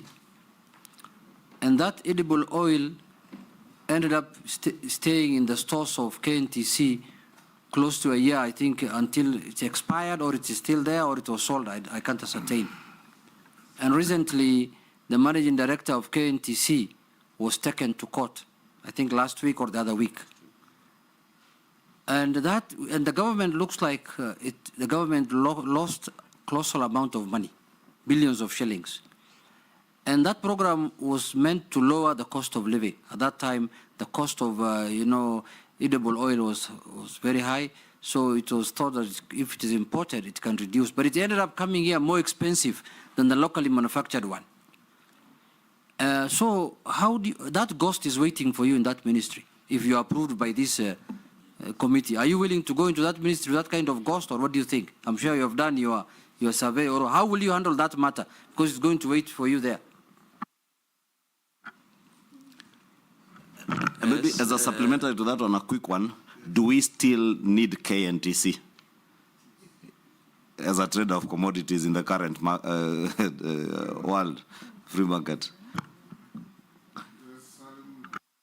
Mini, can you start with the undertaking, then cascade down? Thank you very much, Mr. Speaker. You see the question that Honorable Gladys raised is not a yes and no. I have to say something to affirm. Of course, I will be affirming. We are running out of time, so be very... Yeah, but this is pertinent, Mr. Speaker. If I don't get it right here, I'll be misquoted. Okay. First thing is that the geo-survey and the ground truthing were funded. Geo-survey, then we realized we needed ground truthing. We requested for, not simultaneous, separately. When I went in, I then made the proposal to do ground truthing. It was funded. Some money was removed during supplementary, but as I said earlier, some work has gone on in 24 counties. Secondly, on the issue of Rivertex and all these others, I want to give an undertaking. Using my project management skills, the sequence will change. I know the sequence also involves other government agencies. My undertaking is that I will provide leadership to ensure that if it is funding, if it is decisions, we do on all steps so that we don't end up where we have ended. Okay, I know, right? Thank you. I now have an audio-visual evidence of exactly. And I want to, we will be playing it, Mr. Speaker, at some point to see how things are moving. And I know there is an issue with edible oil about the imposition of levy for crude palm oil. It is the current matter for discussion. And as you rightly put it, Madam Mheshimiwa, the levy was not in bad faith. However, it is the sequencing, because the levy was meant to promote the local manufacturers to, at this time, to have worked with farmers, the sunflower farmers and other farmers, to have edible oil value added here in the country. So sequencing, again, has brought a challenge. On that particular matter, I'll be working with the National Treasury, the manufacturers, so that we can see an amicable resolution to that matter, which is very live in public. I'm sure Mheshimiwa Naisula was adding the sequence issue, so I really don't need to respond to. Mr. Speaker, I want to assure this House, even though there are challenges that have happened with the KNTC, upon approval, I will report to the ministry. I have no fears, Mheshimiwa Junet. I will go to the ministry. I'm aware that there are legal proceedings going on with the issues that have been raised. We will allow the legal process to continue.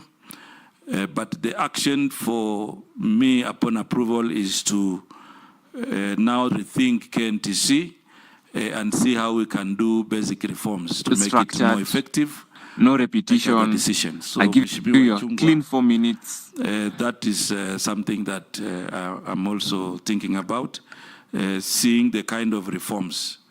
It is not responding to whether we need it, but when we do an analysis and the reforms, then we will come up with a good decision. Is it under among the 47 that you passed in cabinet to get rid of? I'm not, I haven't looked at the list, Mr. Speaker, but what I'm saying is whichever way we look at basic reforms to make it more efficient.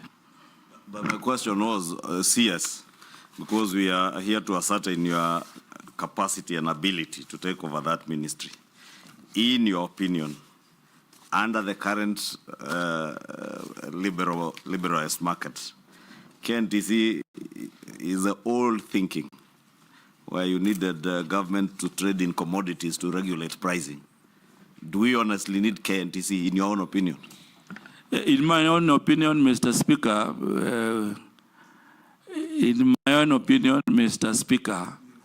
we don't need the KNTC in its current fashion.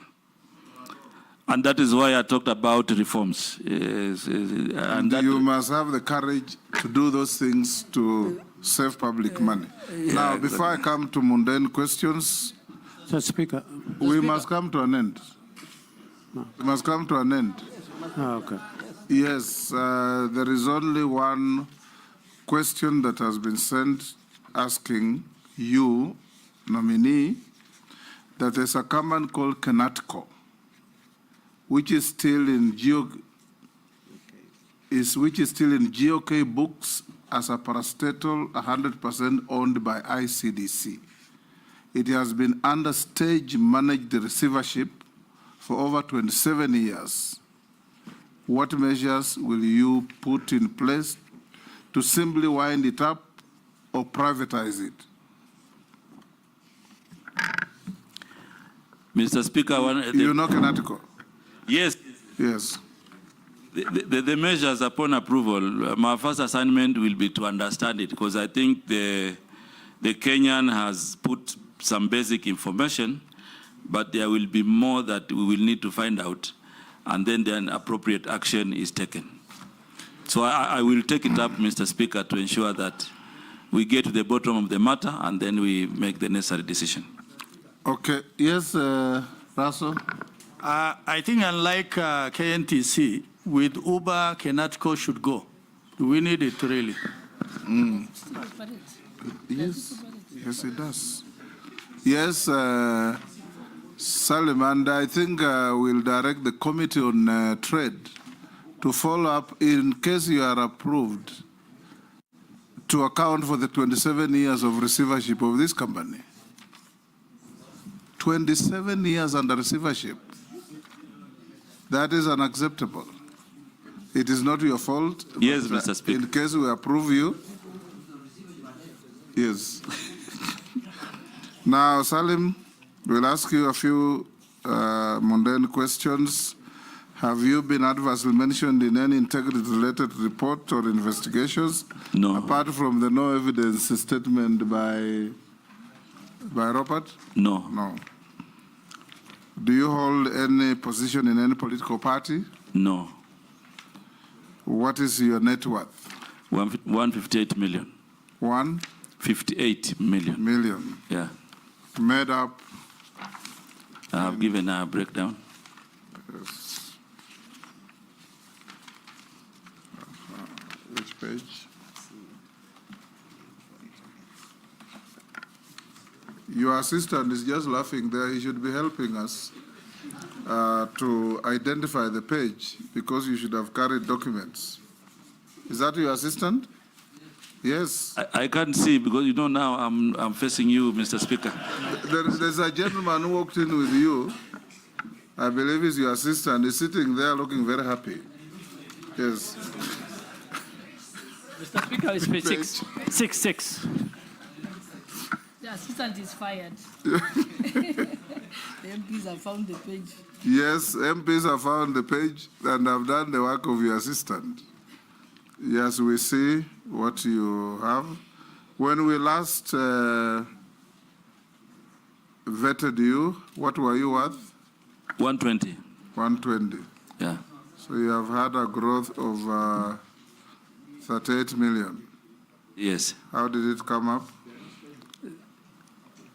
The value of the property, some property were completed, and yeah. Good. Mr. Speaker, point of order. Yes. In his CV, yes, he says he went KCPE in 1779. Those are typos. He's That not is from the ancient land. That's the more reason why you should fire your assistant. Your assistant. Mr. Speaker, yes. Just, Waziri, from your declaration of wealth, have you benefited from the mortgage scheme as a cabinet secretary? Recently, but it is not concluded yet. Not concluded yet, so it's not part of this. Yeah. Okay, nominee, we are coming to an end. Make sure you take your documents with you. We have checked with what we have and we found them correct. We have also found the issues that were sent through memoranda against or for you, 21 of them, you satisfactorily responded. So unless you are lawfully held, you are discharged to go to your other duties. Thank you very much, Mr. Speaker, for this opportunity and members of this committee. This discussion has been very good. It's a good opportunity to engage. And my final appeal is that this committee finds me suitable to serve in the Ministry of Investment, Trade and Industry. Thank you, Mr. Speaker. Good afternoon.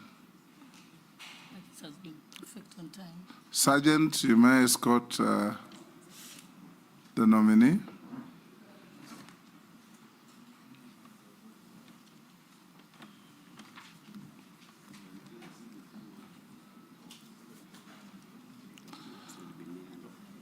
Members, you have 5 minutes to allow the pardon? You need to pray. My Muslim friends normally pray for 3 minutes. No lunch. Lunch will come later. Yeah? Yes. Yeah, 3 in the morning. Yes. Yeah. You have 10 minutes to come back. Don't go for lunch. This one was well managed. Yes.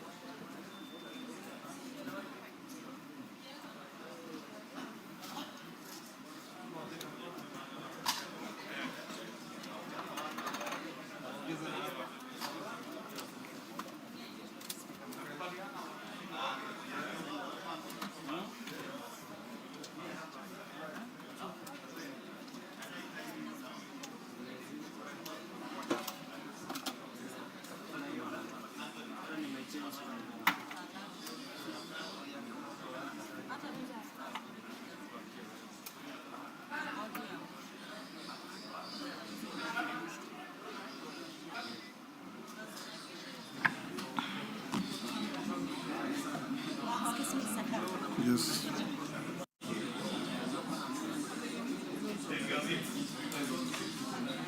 Members, take your seats.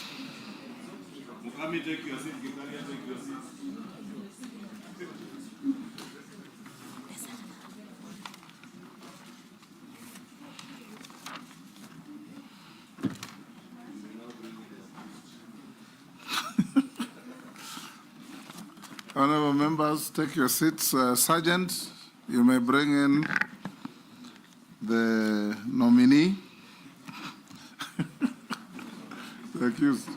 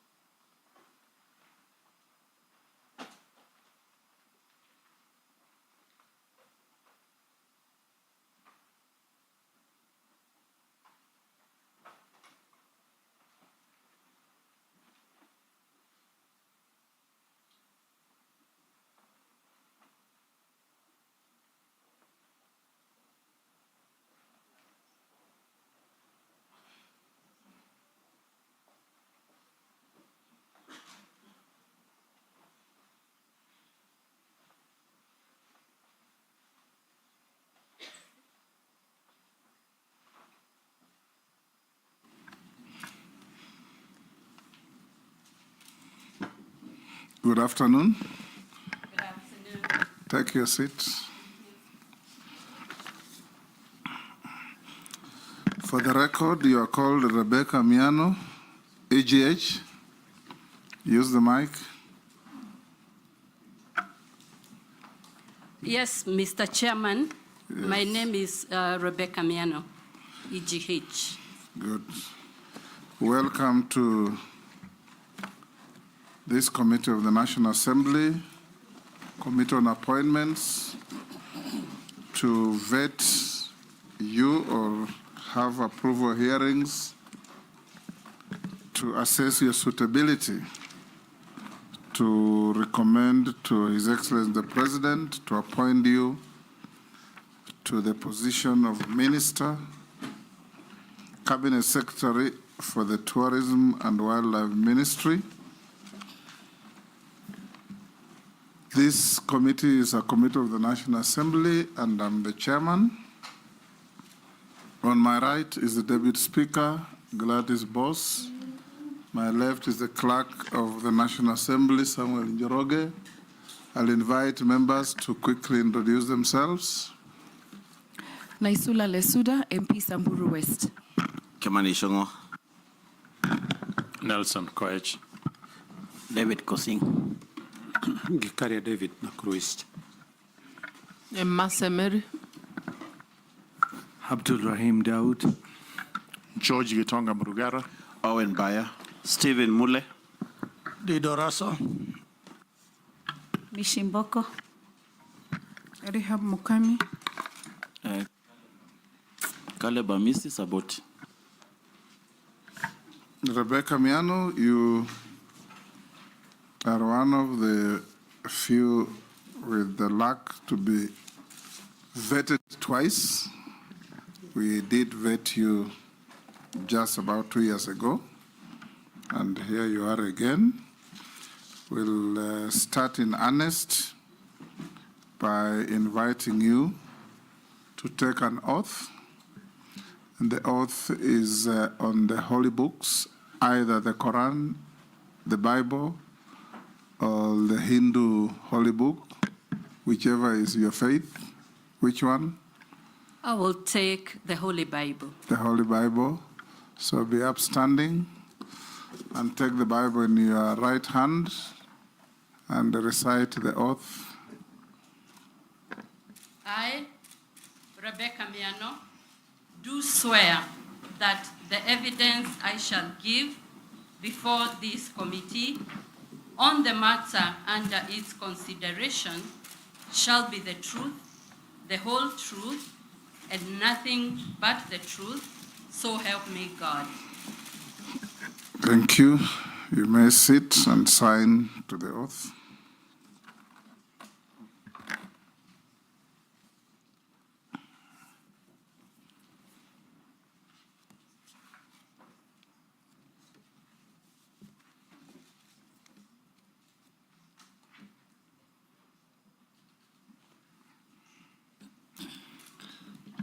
If you have your documents, as you should, you'll give them to the sergeant to pass them on to the clerk to cross-check with what we have in our possession.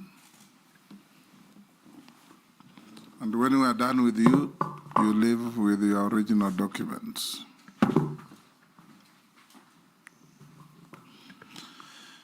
In just under 5 minutes, Rebecca, for purposes of these proceedings, members will be referring to you, including myself, as nominee. So nominee, tell the committee your name, your educational background, your work experience, and your key competences that make you suitable for being recommended to take up the appointment for which you have been proposed.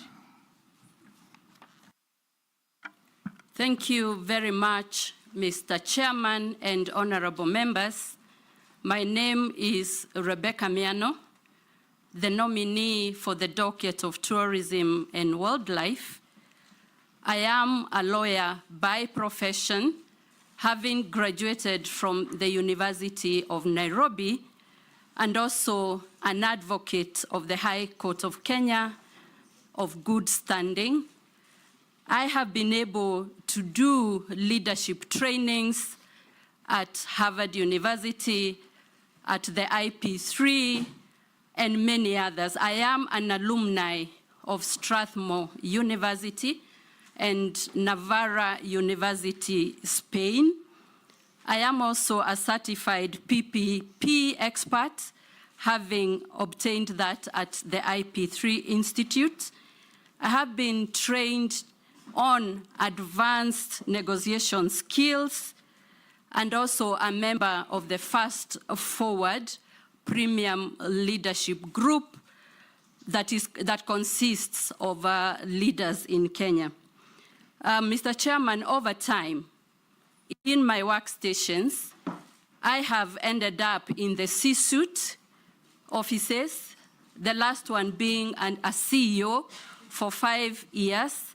And in that docket, I acquired critical skills in terms of leadership, in terms of managing organizations, their operations, finance, strategies, and I'll hasten to add that one of my strengths is strategy formulation, the discipline of execution and follow-through, and to rally teams towards work plans so that we can deliver on the mandate that we have been given as a team.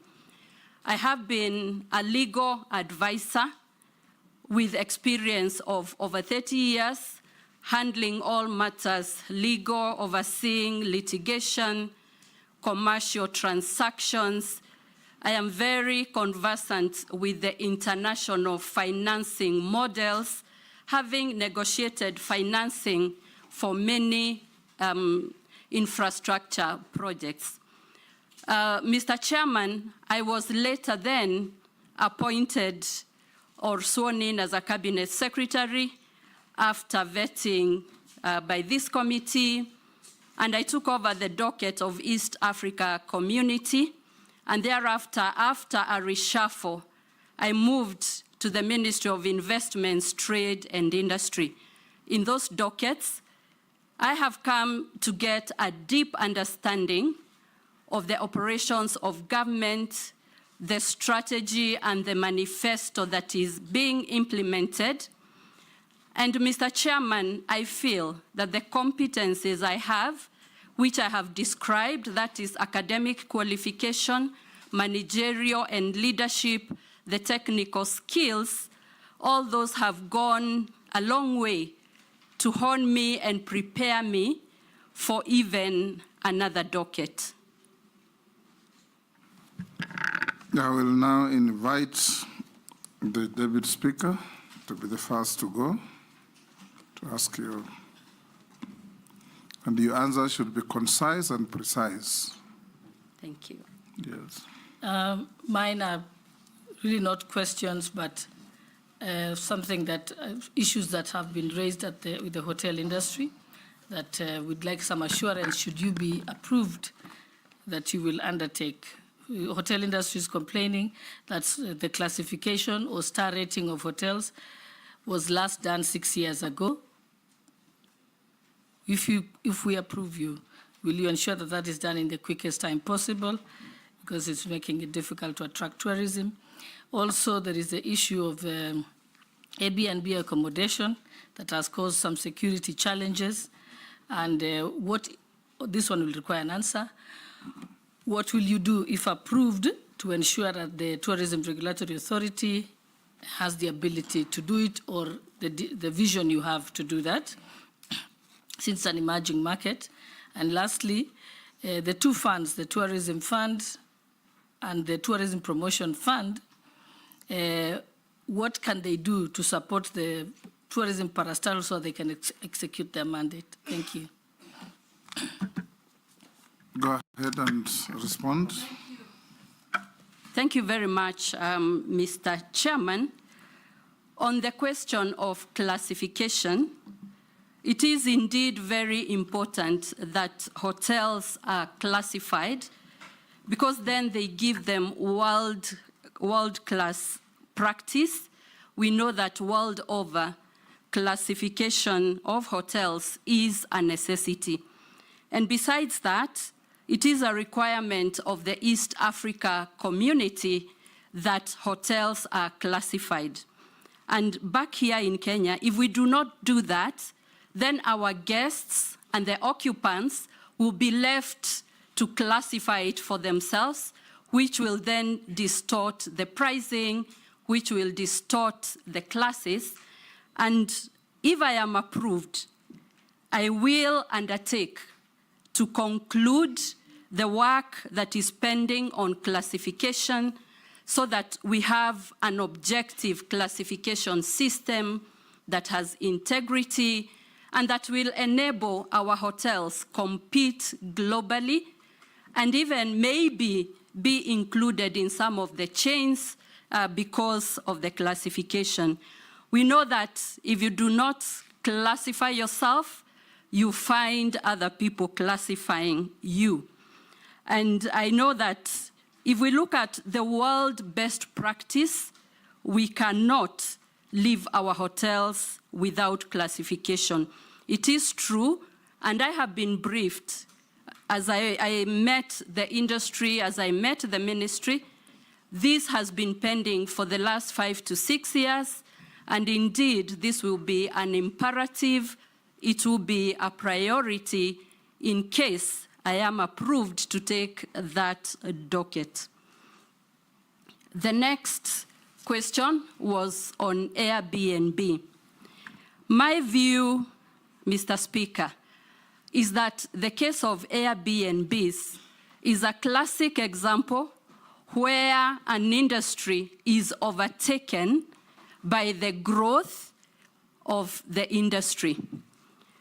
And I will not hesitate to say, because we have research institutions, research organizations dealing with tourism, they must be on top of the game with what is happening, the contemporary changes, so that as a country, we keep up, we foresee, we prepare ourselves. When I look at the Airbnbs, we are lagging behind as a country, as a region.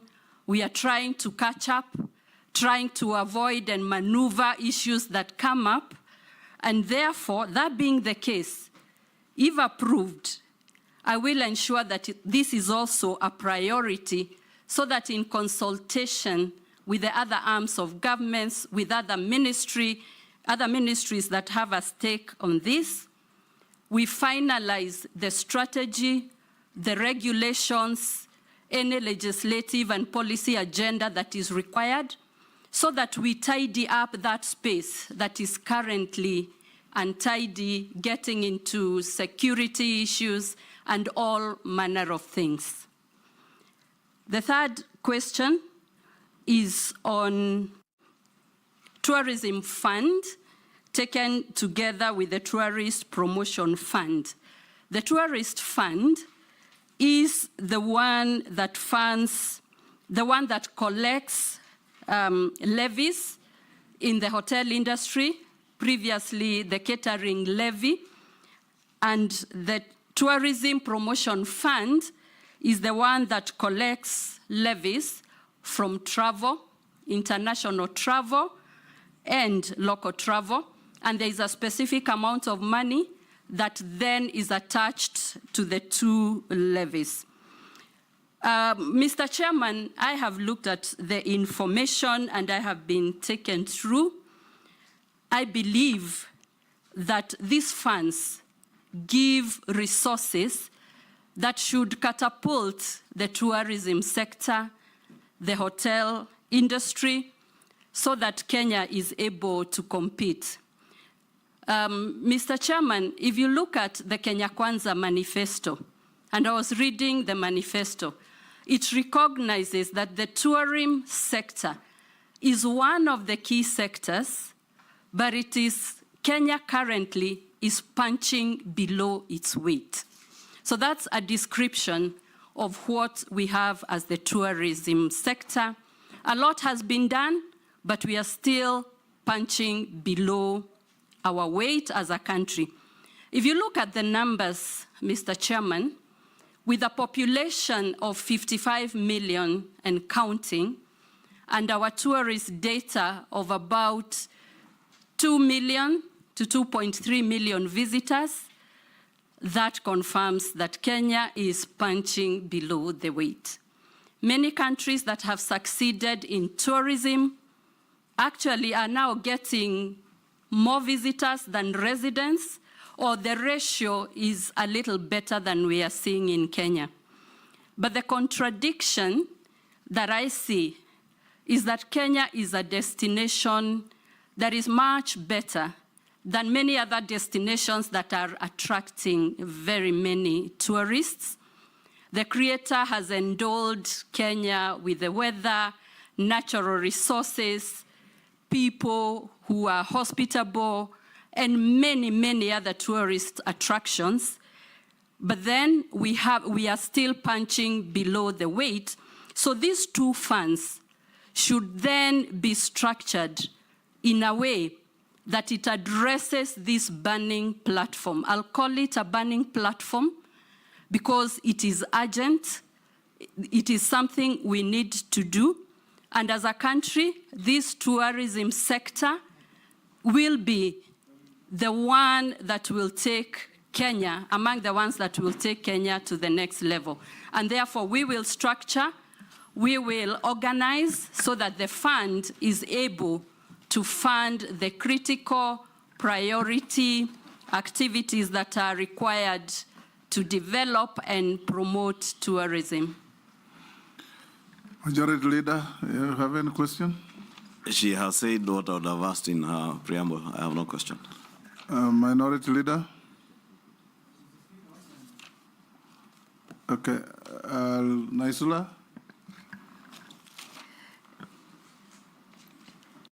Honorable Miano, leadership requires that you're not only seen or heard, but your leadership must be felt by the legacies that one leaves wherever they have been. So very briefly, just mention two things that you have left as a legacy in the two dockets that you previously held in a short period of time, 2 years. What can you say are those two things? And what is the legacy you will want to leave in the docket you will hold if this committee and the National Assembly approves you? Lastly, having worked as the CS of East Africa Community, do you consider Kenya to be competitive in its tourism? There's one day I landed at JKIA. I was so happy because there were so many people from the international community who had landed at JKIA. And I was like, wow, all these people are going to Masai Mara, to the coast, or somewhere else. But then when we got to where we branch, us, the locals go, and those ones who are on transit, they all went to the transit. I don't know where they were going. So please tell us whether we're actually competitive as a country. We'll take another. Nelson? Thank you. Madam Miano, Masai Mara Game Reserve. The wildebeest migration is one of the 8 wonders of the world. There's a lot of activity, human activity, that is happening in the Masai Mara Game Reserve. I'm sure you visited, and if you've noticed, the hoteliers there have complained of a lot of human activity. The other one is the county government of Narok. Recently, arbitrarily increased the fee, the entry fee into the park, which has sent so many of the tourists out to Tanzania's Serengeti. What we want to do to reverse the trend? Go ahead and answer. Thank you, Mr. Chairman. On the two things that I can say I'm proud of, I have achieved in the two dockets that I have served, in the East Africa community, arid and semi-arid lands, I am glad that we managed to make Kenya a strong partner, and our participation was visible. Because of that, we were able to resolve many non-tariff barriers so that we could have products from Kenya being taken to other countries. I remember the case of juices in Tanzania and other products. So that is one. And then the participation last year in May, public participation for the East African Confederation Constitution. Kenya was among the first countries to finalize the public participation. We went around the country explaining about the Confederation, while at it, a good appreciation across of what the East Africa community is, the positioning of Kenya and the benefits.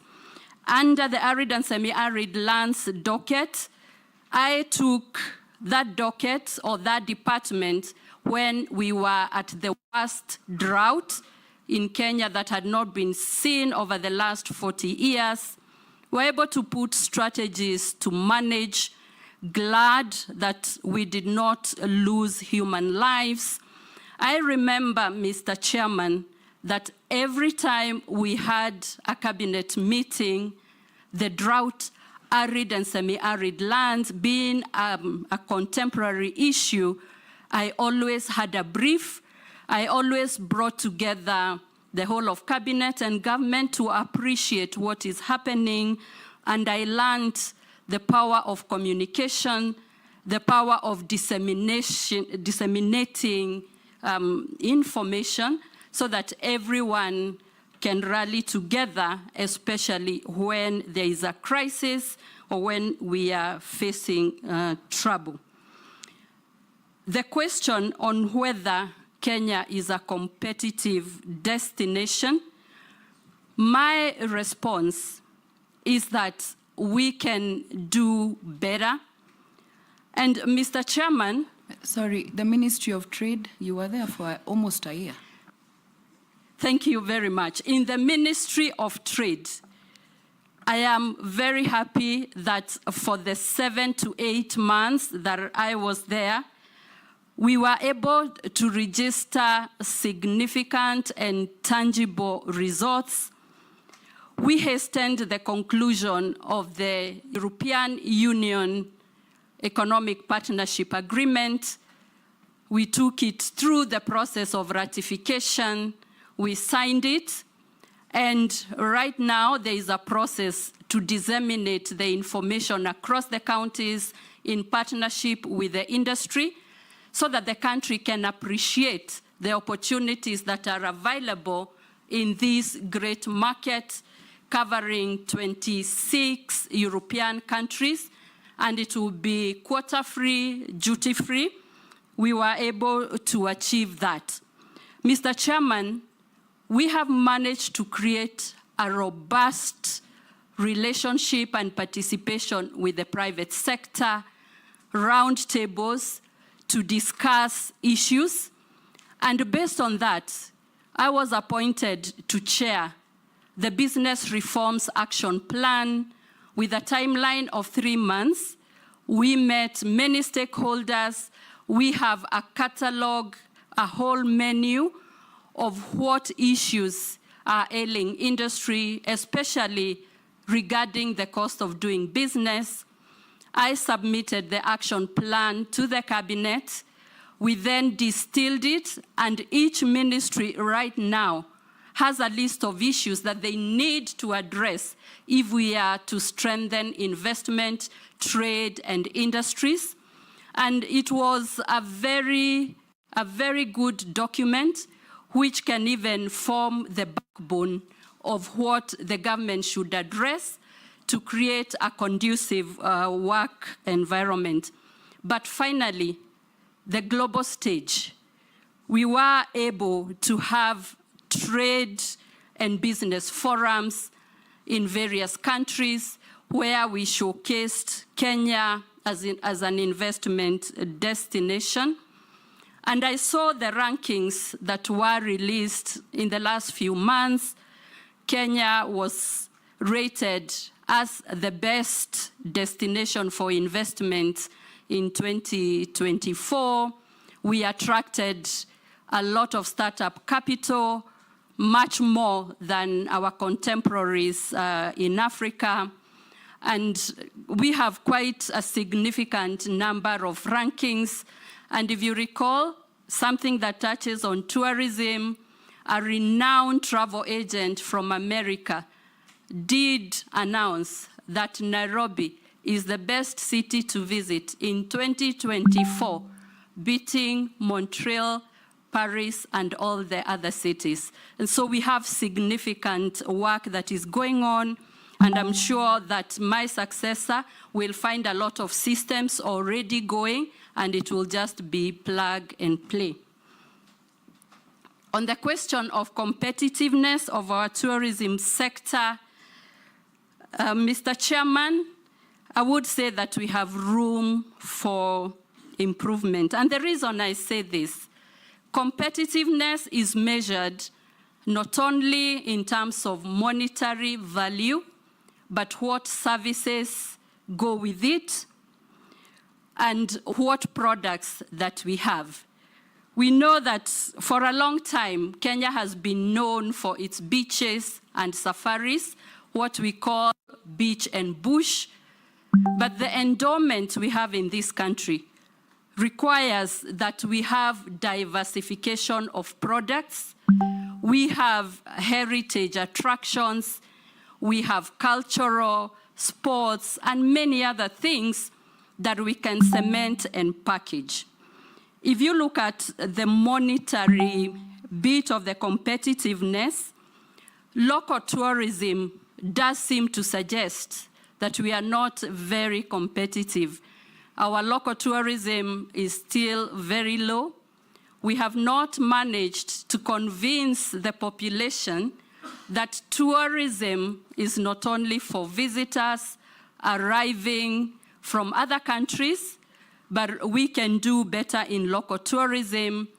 But when you start that discussion, many Kenyans feel the hotels are expensive, other tourist attractions are expensive, and therefore there is quite a lot of room for us to position Kenya and rethink our strategies so that we are competitive in terms of monetary, in terms of product, in terms of service, and everything else that goes with tourism, including digitalization and many other things that contribute to the competitiveness.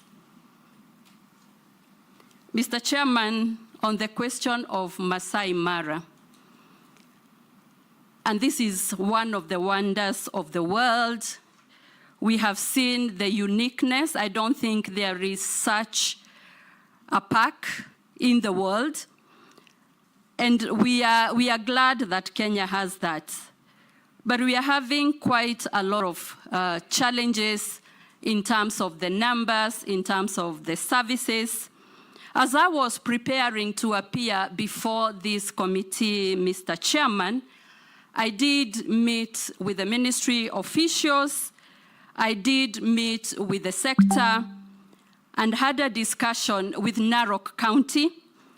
And I want to share with you the information I gathered, that there was a strategy, tourism strategy 2021-2025, that was formulated with the participation of all the stakeholders. Some of the findings in that strategy and that work that was done is that there are things that needed to be done to make Masai Mara more competitive. And one of the proposals that I will discuss is that the rates for Masai Mara had not been increased for the last 15 years, despite the cost of managing the parks, despite many other costs coming up, operations and maintenance.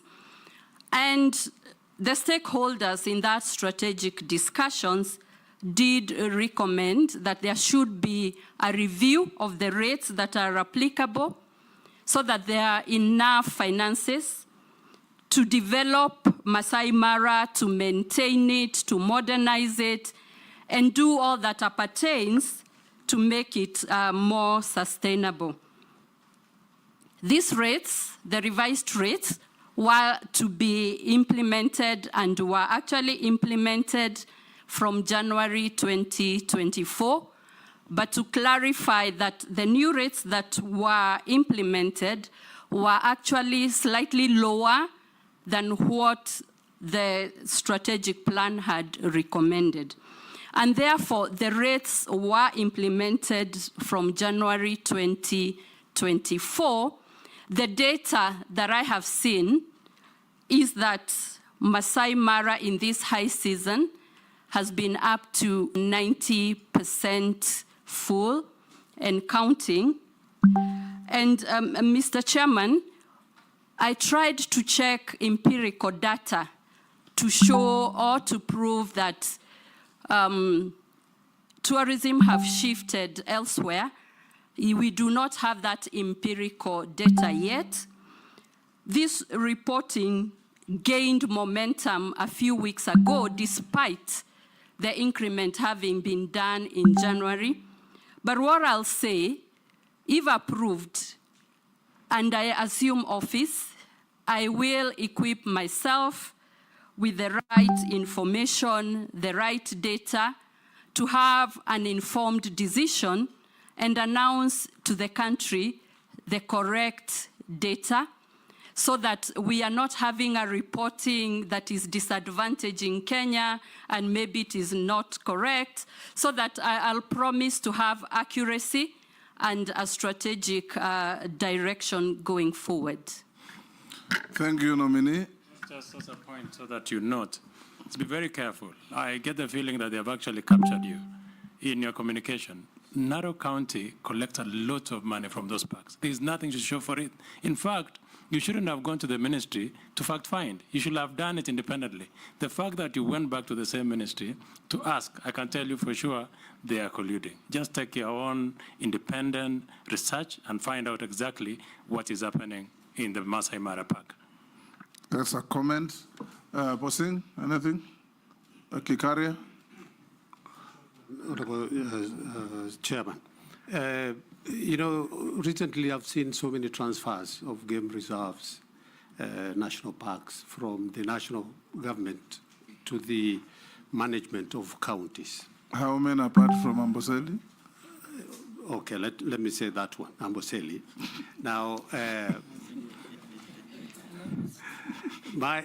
is there a policy guideline on how these transfers should be done? And I'm saying this in line of whether, like transferring Hell's Gate or Lake Nakuru, for purposes of the county, giving license to fishermen in Lake Nakuru, which is a very big business that is being done illegally. Thank you, Chair. Yes, nominee, let's take one more, probably two more, and try and give short answers, short and clear. Mary? Thank you, Chairman. Mine is also one and very short. And I'm picking it from the statement from the nominee that Kenyans feel hotels are expensive. And I can't agree with you. I agree with you totally. Hoteliers have expressed concerns over the multiplicity of taxes, including tourism levy, housing levy, VAT, NSSF, income tax, PAYE, NHIF, trade license for counties, and Meter. you yes, have to add now operating expenses where they must invest heavily on marketing, on technology for them to get guests into these hotels. So if you are a successful nominee, what plans do you have to ease this burden? Do you foresee the likelihood of merging some of these taxes and levies as an incentive to investors? Thank you. Daud? Thank you, Mr. Speaker. There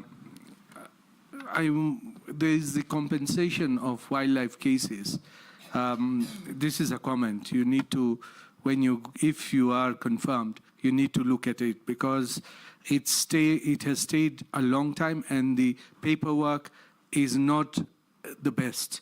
But what I want you to look at, the first thing is Section 35(2) of the Wildlife Conservation and Management Act. It needs to be relooked vis-a-vis the county governments, because in Meru, and I believe it may have happened somewhere else, the county government went and demolished one of the lodges in the park. And apparently they have to pay more than 300 to 400 million, and it's a foreign investor who has been there for long. So what kind of investors will come if those things are being done? Nominee.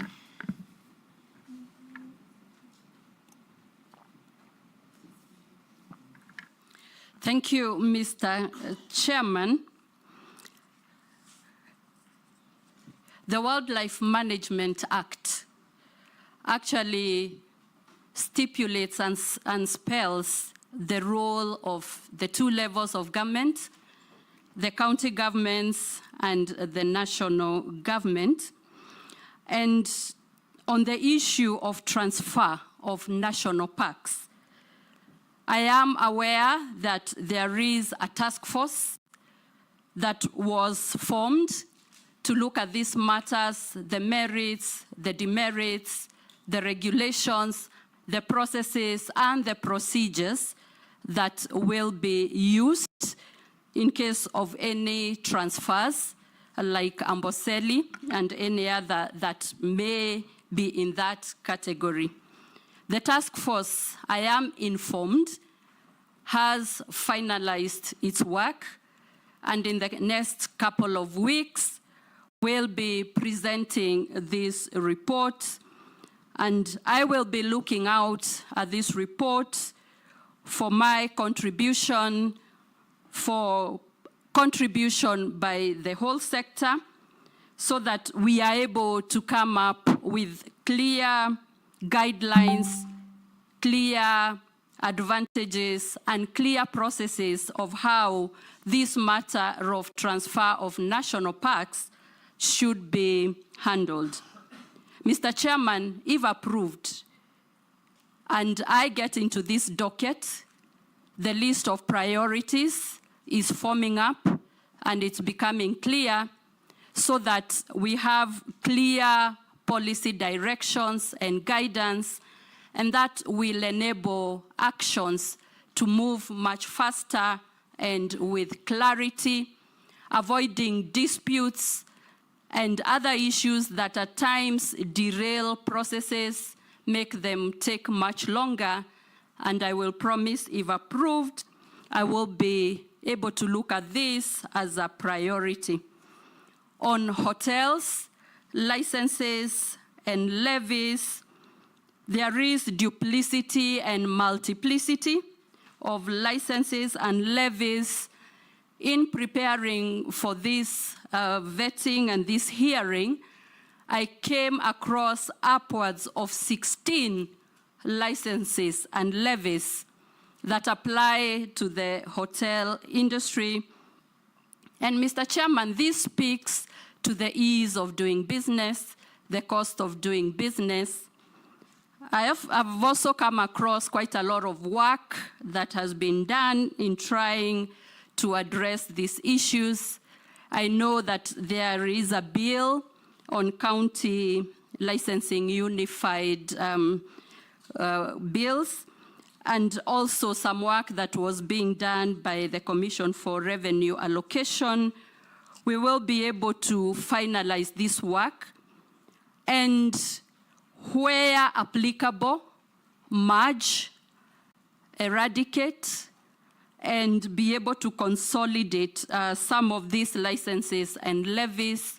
We can use technology, but of course is in consultation with the stakeholders, including county governments, so that we support our hotels, which form one of the anchors to our tourism, so that we can develop and promote the tourism.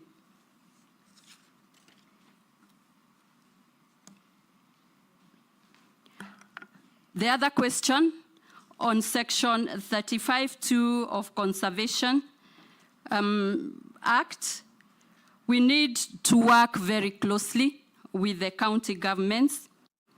I believe that under that section, we need to come up with clear procedures that will be followed and guidelines so that we are able to attract investors that will take up the opportunities that are so much needed.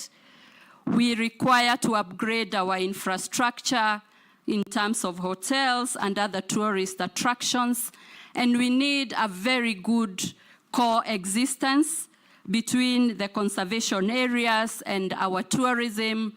The conservation areas form the backbone, and we need clarity. I have realized that many of the issues that face many industries, including the tourism industry and sector, all are due to lack of enough clarity in procedures, in regulations and processes. Mr. Chairman, if approved, just like I have done in my other assignments, I promise to bring a lot of clarity, streamline processes so that we get efficiency. Murugara, anything? Owen?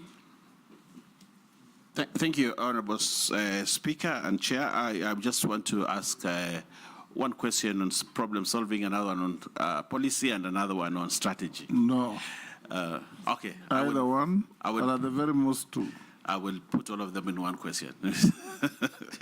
One, nominee, my question is, how will you solve the problem of the Ronald Ngala Utalii College, which was a legacy project by the late President Kibaki, but up to today, we are still waiting, and it is actually affecting the tourism sector in terms of training.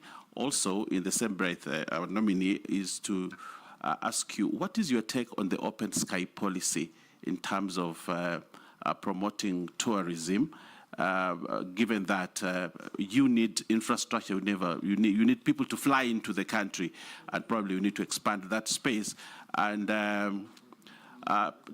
countries have benefited so much from having what we'd call tourism social economic zones, special economic zones.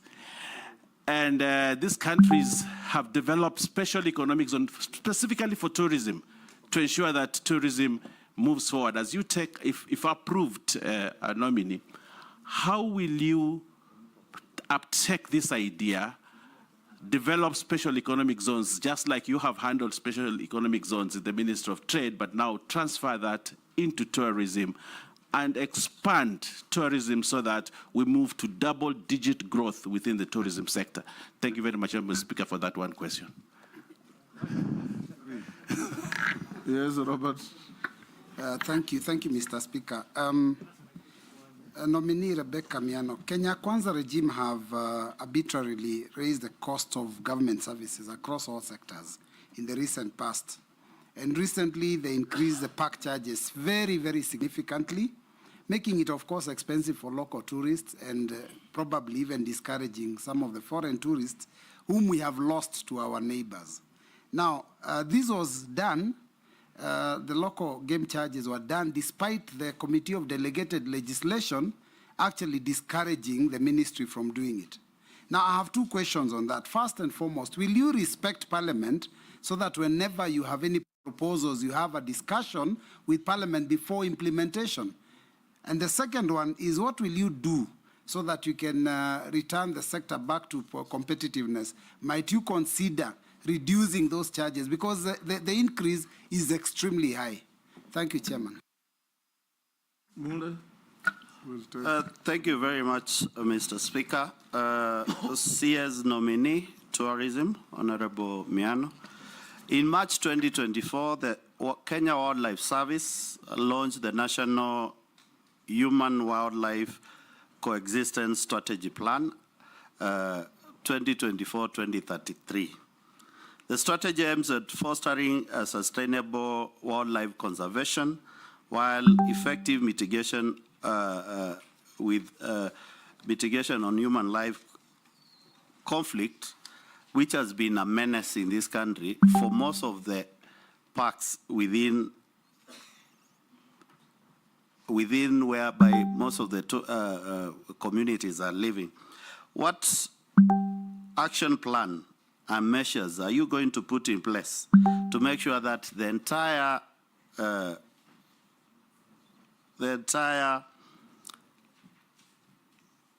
national strategic plan is implemented in totality? And how do you envisage, not thinking of the normal parks we are looking at, that is Tsavo, Masai Mara, there are also other destination areas in this country which need to be opened up for new corridors to attract tourism. We want to hear that from you. I rest my case. Go ahead and respond.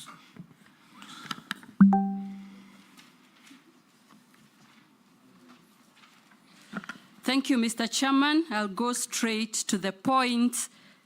The questions asked by Honorable Baya on Ronald Ngala Utalii College. I am informed that the college, the infrastructural work and buildings are about 85% complete, and it is anticipated by the month of October, most of the work will be completed and intakes will start happening. I am glad that that is the information that is coming up to show that eventually the Ronald Ngala Utalii College will become operational and offer the very much needed training after many, many years.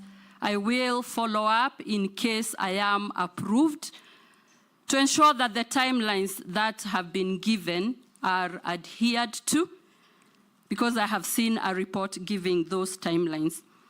On the matter of open sky policy, I've seen a lot of discussions with the Ministry of Transport, and learning from my experience in the trade docket, we need to move away from open policies, open trade, open skies, and work on strategies of easy access, enough access, robust access. For example, for our tourism, if we are able to attract many, many more airlines from various destinations and bring our visitors and tourists to Kenya with much ease, easy accessibility, then we will not have a debate that is seemingly emotive, but be able to attract as many arrivals with ease. I'm also aware that before COVID, we had airlines that had access to some of our airports, and especially in Mombasa.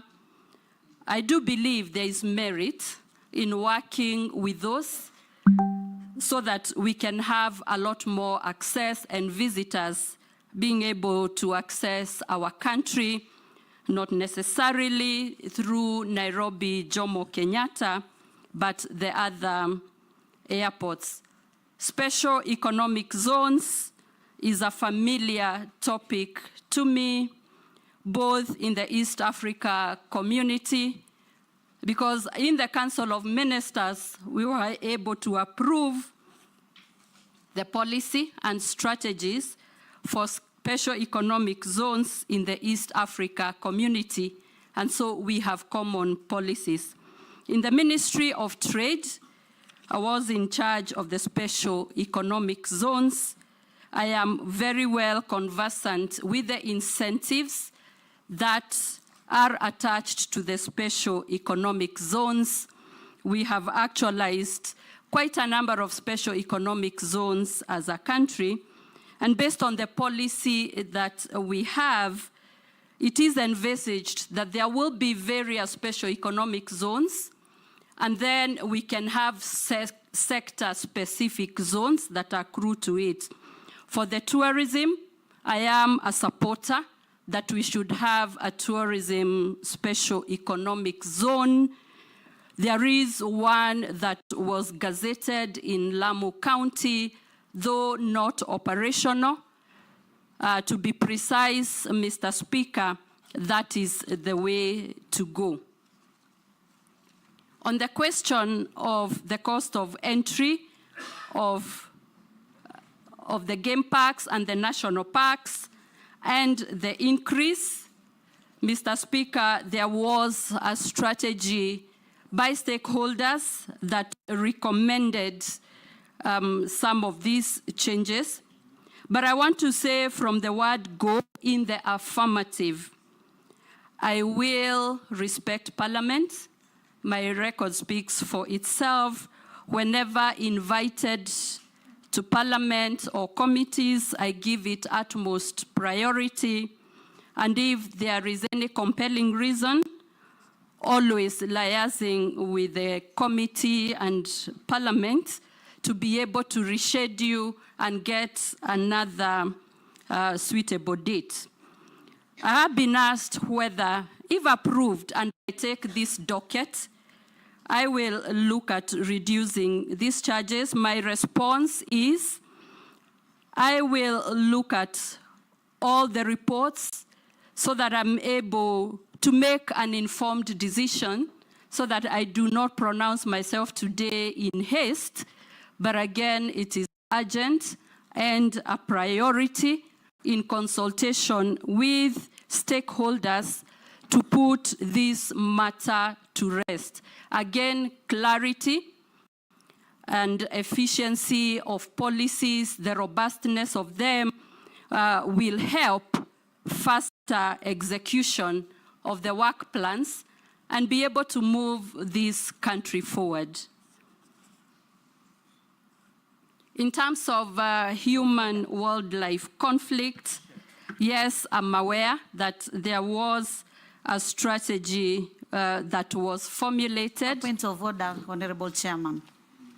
No. Honorable Chairman, my point of order, I just want to tell our nominee that when you are going to involve the stakeholders, don't forget the local communities and the tour operator, because on this issue, they were not involved. And that is why there is a lot of outcry. Mm-hmm. The comment, well taken, have already mapped out the stakeholders in the tourism sector. Yes, and I want to confirm that it will be comprehensive, consultative, and leaving nobody behind. Thank you.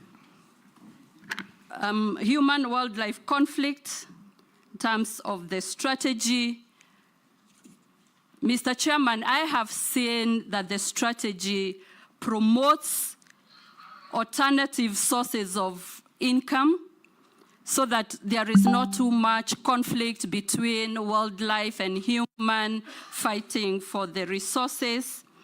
I have seen it is necessary to have fencing and just secluding the conservation areas. We need a lot of civic education and information on the coexistence between human and wildlife. On the matter of compensation, we need to streamline the procedures to make them more efficient, to improve governance so that the people affected are compensated on time, with integrity, correctly, because we do know that at times very delayed compensation does not even help the situation. And so this is one of that will be a focus area in case I am approved, together with the suggestion or the comment on attracting new corridors for the animals. And Mr. Chairman, this docket is starting to be very exciting, looking at what lies ahead, what as a country we can do to make it robust. And if there are any other manifestos or later manifestos are written, Kenya will not be punching below its weight. And that will help us to have increased our tourists, conserved our wildlife better, increased our foreign exchange earnings, created jobs. And if you imagine all the benefits that will accrue in streamlining and transforming and positioning this industry and this ministry to the position it should be, there is a lot of hope and a lot of promises in regard to this industry. Thank you. Russell. Thank you, Honorable Speaker. I'll just ask one question. Madam Miano, those communities that live close to wildlife sanctuaries have suffered, but this time around, what I want to hear from you is leadership in terms of what benefits is likely to accrue to them for actually preserving that wildlife and also not interfering with the sanctuary in terms of giving them water, scouts. There are many things that I'm sure those communities would want, not just the fence that will protect them. Maybe I will just want a comment from you. Thank you, Honorable Chair.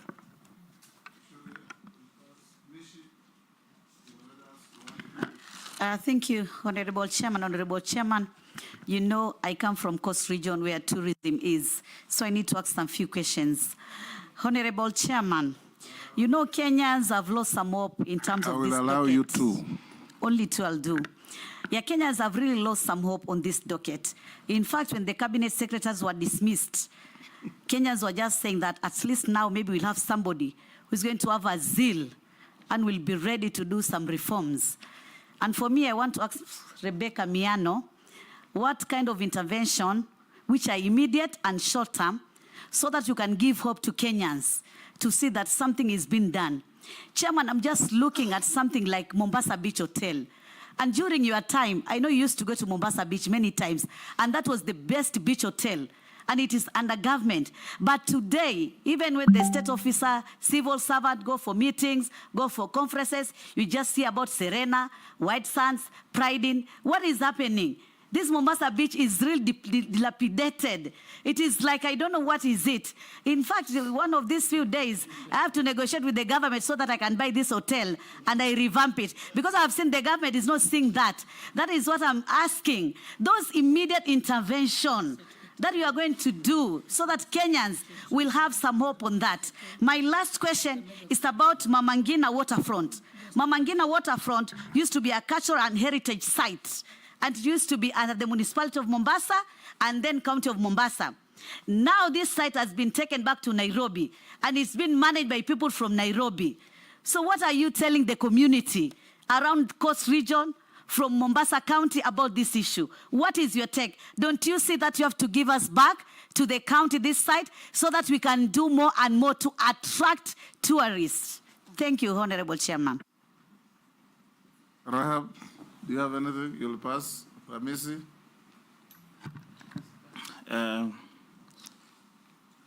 Mr. Speaker, I have some information I've been sent by a senior citizen on touching on nominees' credibility.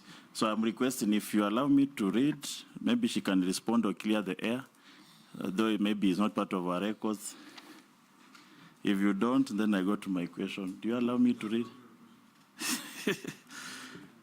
Okay. So, Honorable Speaker, Kenya, rich heritage. From where I sit, I don't think that is fetching from the world tourism market. When you see government officials visit on benchmarking, they'll go to Thailand, Dubai, European states from the historical sites. And then they come, they just wow at the tourism attractions elsewhere in China, and they come and sit. Tourism in the modern times has gone through a lot of innovations. There are different sustainability measures on the tourism. But in this country, we are just on Masai Mara, coast, beaches, and all that. If you look at the statistics on why people go to Singapore, for example, they don't have all those natural resources that we do. But it's about innovation, modernizing tourism. That is some aspect that I have not seen in this ministry. We are on the traditional, tired, we are not innovating on it. What is these new things we are going to see from your ministry going forward? Thank you. Thank you. Nominee, you can answer Honorable Mishi and Amisi. Thank you, Mr. Chairman. I will start with a question on the arid and semi-arid lands. I served as minister in the arid and semi-arid lands, and therefore very well conversant with the issues, the benefits, the challenges that face the arid and semi-arid lands. Happy to note that most of the animals, the wild animals, 70%, actually almost 90% are found in the arid and semi-arid lands, 70% of the livestock, most tourist attractions, conservancies, and this is one of the frontiers of development in this country.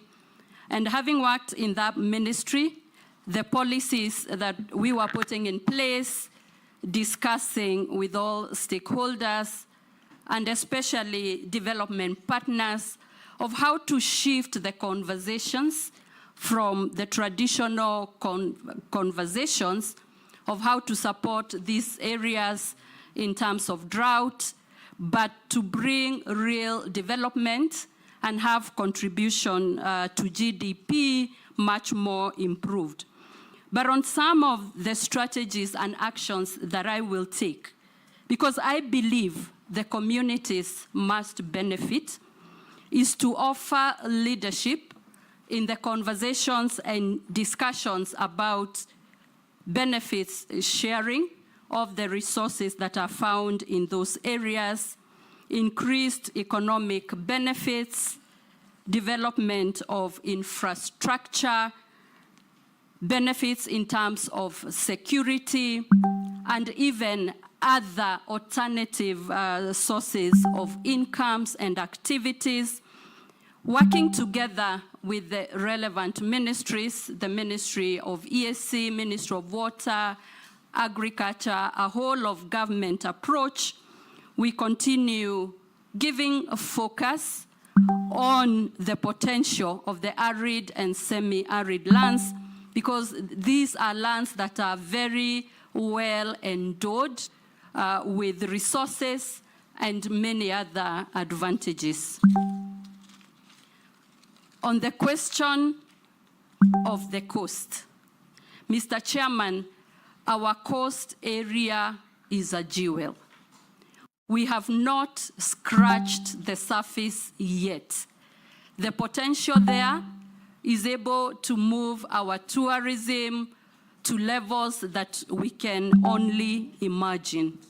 The beaches, the culture, and other exotic tourist products that we have are all found at the coast. The cruises and many other attractions. I want to commit that working together with the counties, we should work on identifying the niche tourist attractions, be able to form a circuit of the coastal counties so that when our visitors come, they have a full experience, be able to take advantage of what our coast has to offer. We need to have good infrastructures, our hotels in good order, more investments in hotels and other tourist infrastructure. We continue to make our coast area as a premier and best tourist destination in Kenya. We know that we also have some cultural sites. We have seen the Mama Ngina.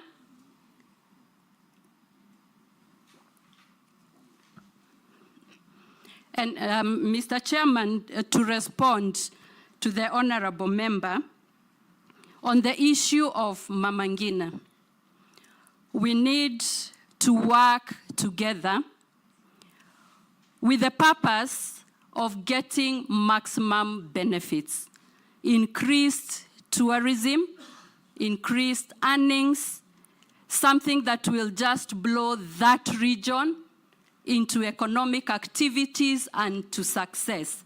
And therefore, reason together, consult with the counties and see the formula and the strategy that will achieve maximum benefit for this installation.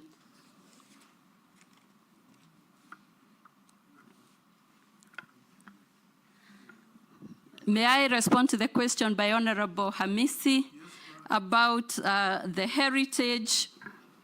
Again, we continue saying in terms of tourism, Kenya is punching below its weight. We have consistently focused on only a few areas or a few attractions, especially the beach and the safaris, but Kenya has a lot more to offer. The honorable member did indicate that some of the benchmarking trips go to other countries and maybe do not bring back enough information to spur and catapult our tourism sector. Mr. Chairman, there are quite a lot of things that we can take advantage of. The first one, we now know that our highest visitors and tourists are basically from the USA, followed by Uganda. And while I mention Uganda, Mr. Chairman, we used to have a lot of Ugandan citizens wanting to bring their functions at the coast, the beaches, weddings, anniversaries, but we got into a little issue with our systems and the Attorney General's office, and that has denied the country a lot of revenue that we used to have and marketing Kenya as a destination. What was the problem? When under the East African Community, we have a protocol on free movement of people, goods, and services. Mr. Chairman, I'll say it's a non-tariff barrier, but we will get the real issues and be able to resolve what it is and open up again this niche market of affording countries that are landlocked with opportunities to experience the beauty of the beaches and have memorable functions, anniversaries, and all that. But on the issues, on what we can do to spur our tourism, Mr. Chairman, we need to diversify the origin of our guests. We need to attract new markets, the Middle East. When I looked at the numbers, we are not getting enough visitors from some of these good destinations. The East, Japan, China, we need to diversify the source of our guests, while at the same time, diversifying our products so that we can do a lot more. As I finish, Mr. Chairman, branding and communication in our tourism has to take the center stage. We must package our country as a product to be consumed, produced, packaged, sold, and consumed. And so we should not spare any effort. We need also to take advantage of innovation, technology. I have seen information that we do not have a one-stop shop digitally where tourists can visit and get all the information they need, and that will also be a priority. so that we can package our country.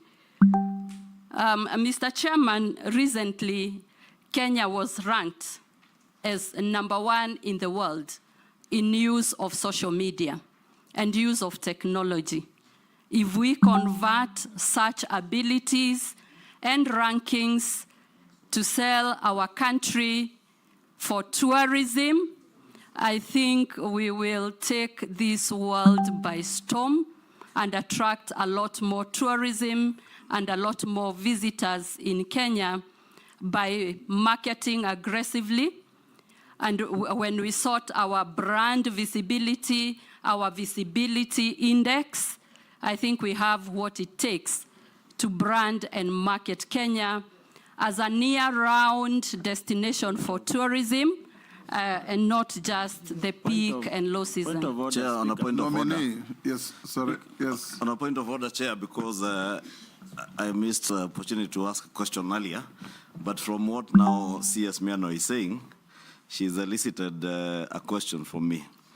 You have severally repeated that we are punching below our weight as a country in matters tourism. And you've said branding and communication is what will take our tourism to where we want it to be. You've also asserted that we can use alternative media like social media. You said you are ranked #1 in use of social media. Yes. So members are asking, is it use or misuse? And from what I hear, Honorable, and by asking, it's actually use of social media, not misuse. But it could also be misconstrued as misuse depending on how it's used. I want you to focus on the positive use of social media. And now that you are saying we are punching below our weight, how then, as a cabinet secretary, are you going to leverage on that strength by young Kenyans?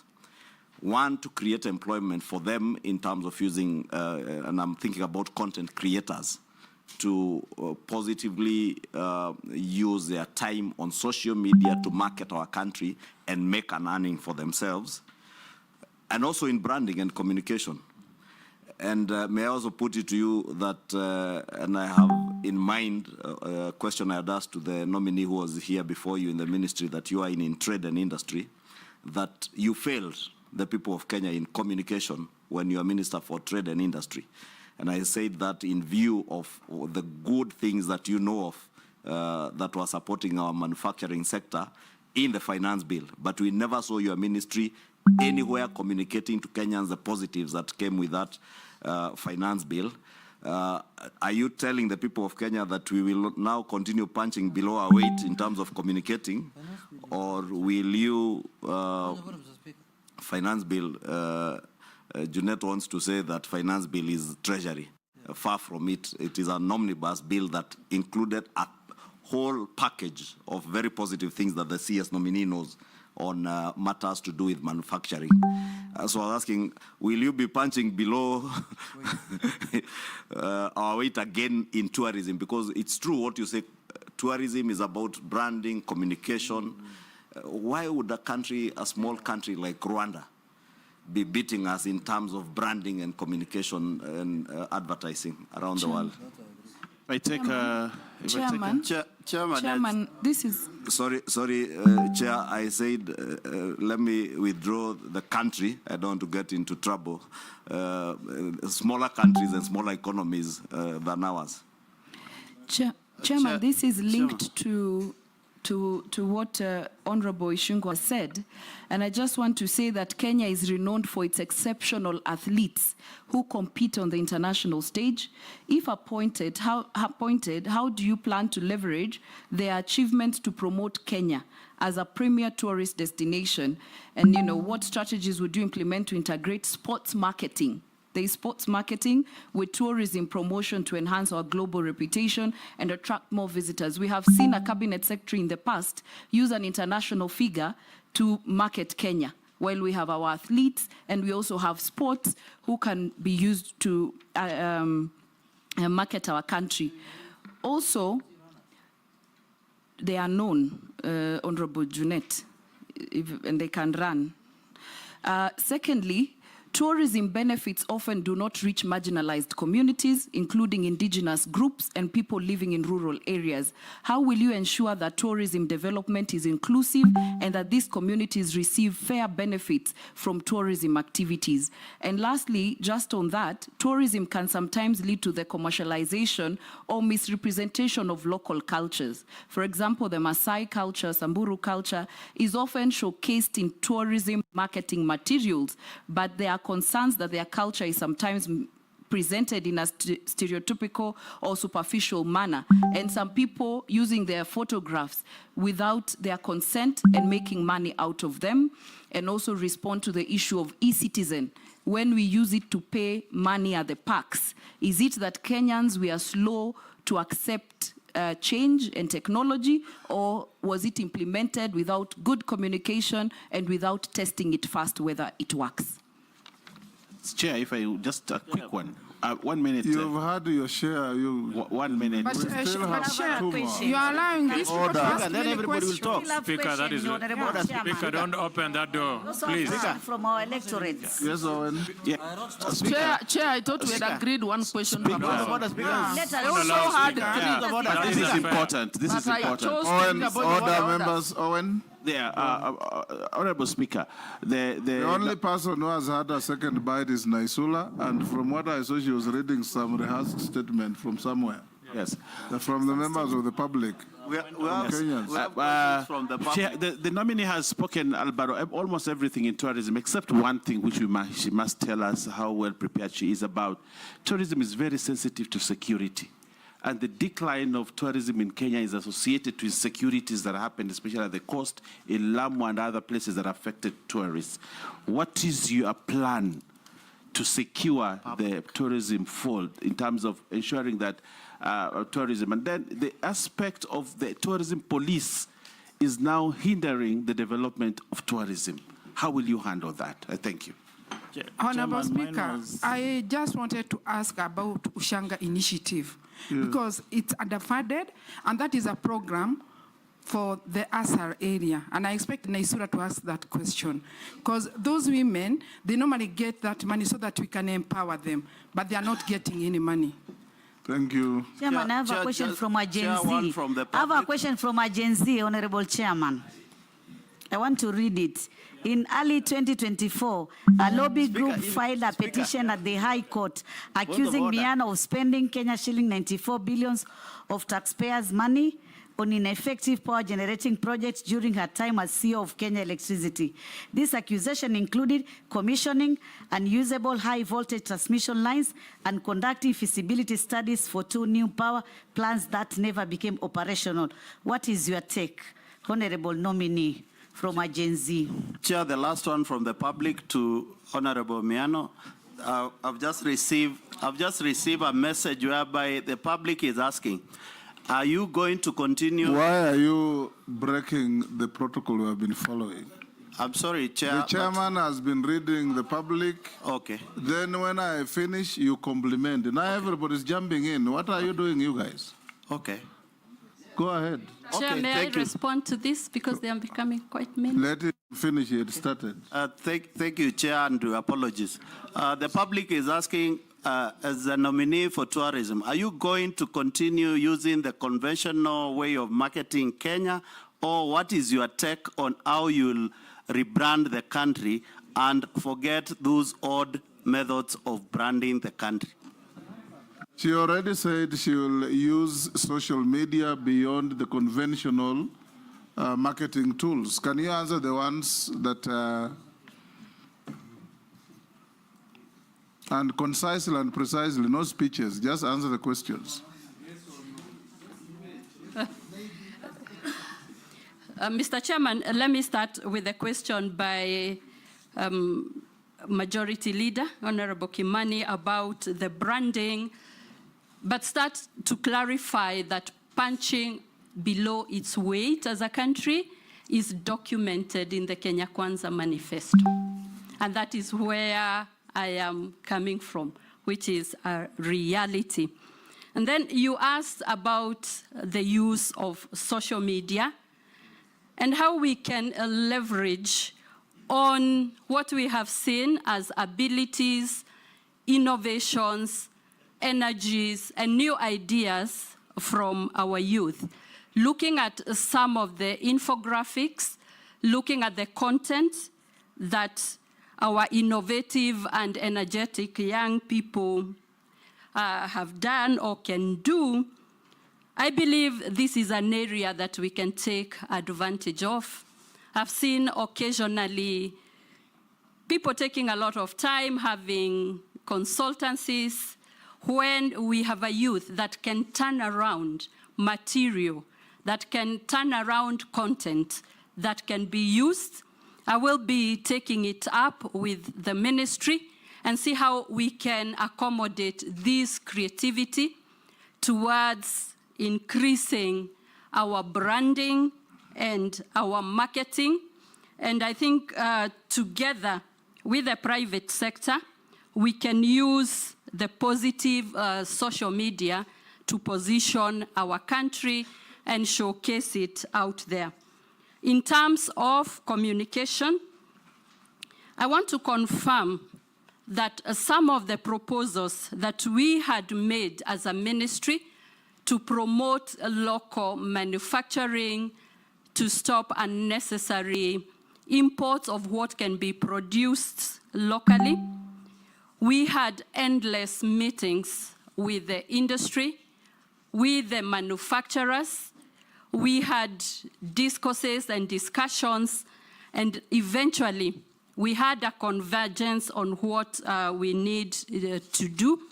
I want to confirm that we had enough consultation and enough communication in that regard.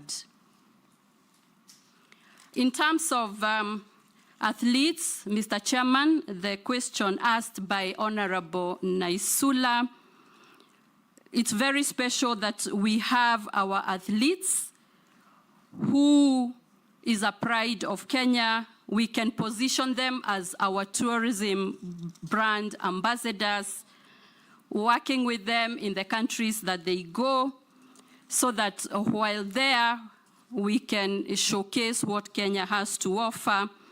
We can come up with marketing material and content to convince the world you will not have lived until you go to the home of athletes that is called Kenya, to just experience their talent, their brevity, their courage, and just find out what it is that makes them stand out, what makes them sweep the Kenyan stage. And I agree, it is a very niche market for tourism. On development and benefits of some of the marginalized communities, like I responded in the earlier questions, it's to ensure that there is fair sharing of benefits, that their cultures are respected. We should explore opportunities to even have intellectual property rights so that we can respect and safeguard the usage of the cultures that those communities have to offer. I believe they need to benefit in terms of the ripple effects of tourism, offer economic activities, offer employment, so that it is a win-win situation in the country. In terms of e-citizen, we are aware, and even as I was preparing, there is information to show that there is quite a lot of improvement needed, and especially even in tourism. I got information that occasionally when paying, especially as a foreigner or for services, it takes long, it may not be clear, but I'm aware that there is a lot of work going around to strengthen and to streamline the e-citizen platform. And I believe this will be one of our quick wins because it is digital and will hasten and make it efficient. In terms of the question about the power industry, Mr. Chairman, I do not have the actual information, and I'll be ready to respond to any issues that come through, but I want to confirm I've served with diligence, a good record, and I've done what I should as the CEO or as a strong leader in the energy sector, and I'm proud of the achievements that we received. But Chairman, I'll leave it there. But I also want to talk about how to refresh the Kenya brand and what... Talk about Ushanga. About Ushanga initiative, Mr. Chairman, this docket is in the Ministry of Heritage, Culture and Arts.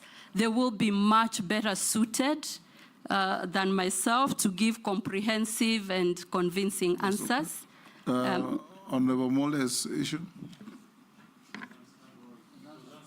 It was answered? Yes. Okay. Yes. There was a question about security. And tourism police and so on. Can you answer that? Yes. Yes, Mr. Chairman, the Executive Order number 1 of 2023 that organized ministries, there was envisaged a creation of National Tourism Service, which has not been operationalized. And again, it will be one of those priority areas because we need to ensure that there is enough security, not only for tourists, but also for the citizens.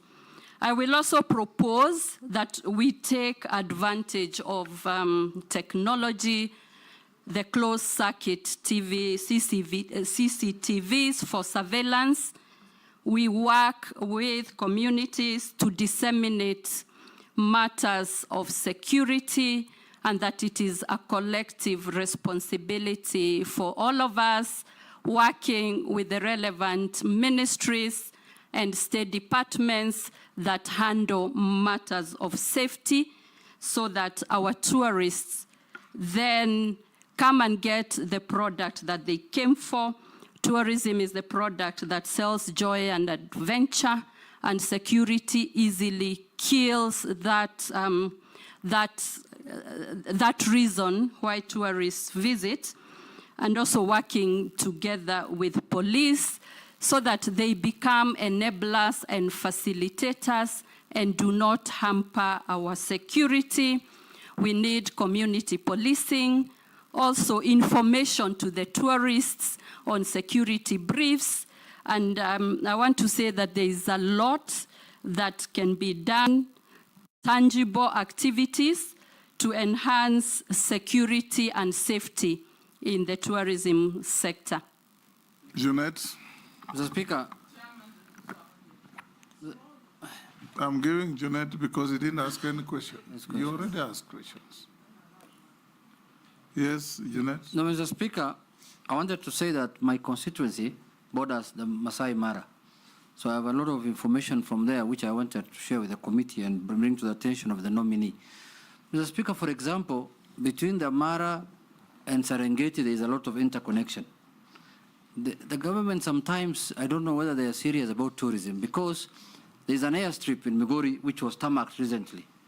When the tourists come from Nairobi, they land in, let's say, Kichwatembo, in Mara, then they are connecting to Serengeti. Mr. Speaker, they are lifted from Serengeti, from Mara to Migori, then they disembark, they get into a bus, they go to the border in Hispania so that their passports can be stamped, then they are brought back by a bus, then they again board, then they go fly to Serengeti. Or they fly from Mara to Kisumu, just for immigration services only. And they are around between 5 and 10 flights every week. So sometimes I wonder whether we want to make people comfortable or we want to make their life difficult so that they disembark, go to the border, just stamp his passport so that he can go to Tanzania, then come and board, and then go to Serengeti. Madam Nominee, if this committee approves you, what do you think you can do about that? Or you have no powers over that? It's an immigration issue. Yes, Mary? Honorable Chairman, this is from a Kenyan, and I think it's a Kenyan from Busia. He's saying, ask Mrs. Miano when new places like the ancient rock art in Busia will be considered in the tourism circuit. I think it's helping you to boost local tourism by enlisting new ancient places or new tourism sites across the country. Nominee? Thank you, Mr. Chairman. I appreciate the information by Honorable Junet and undertake to consult with the Ministry of Immigration, to the Department of Immigration, because I said easy access is key to supporting tourism. Nominee, it doesn't need any consultation. If you confirm that information is right, call your counterpart and tell him go and open a Department of Immigration at this point. You've read my mind. I was getting there. Yes. Because we have to consult, we work together, and go for action. Yes. I'm an executor. Good. Yep.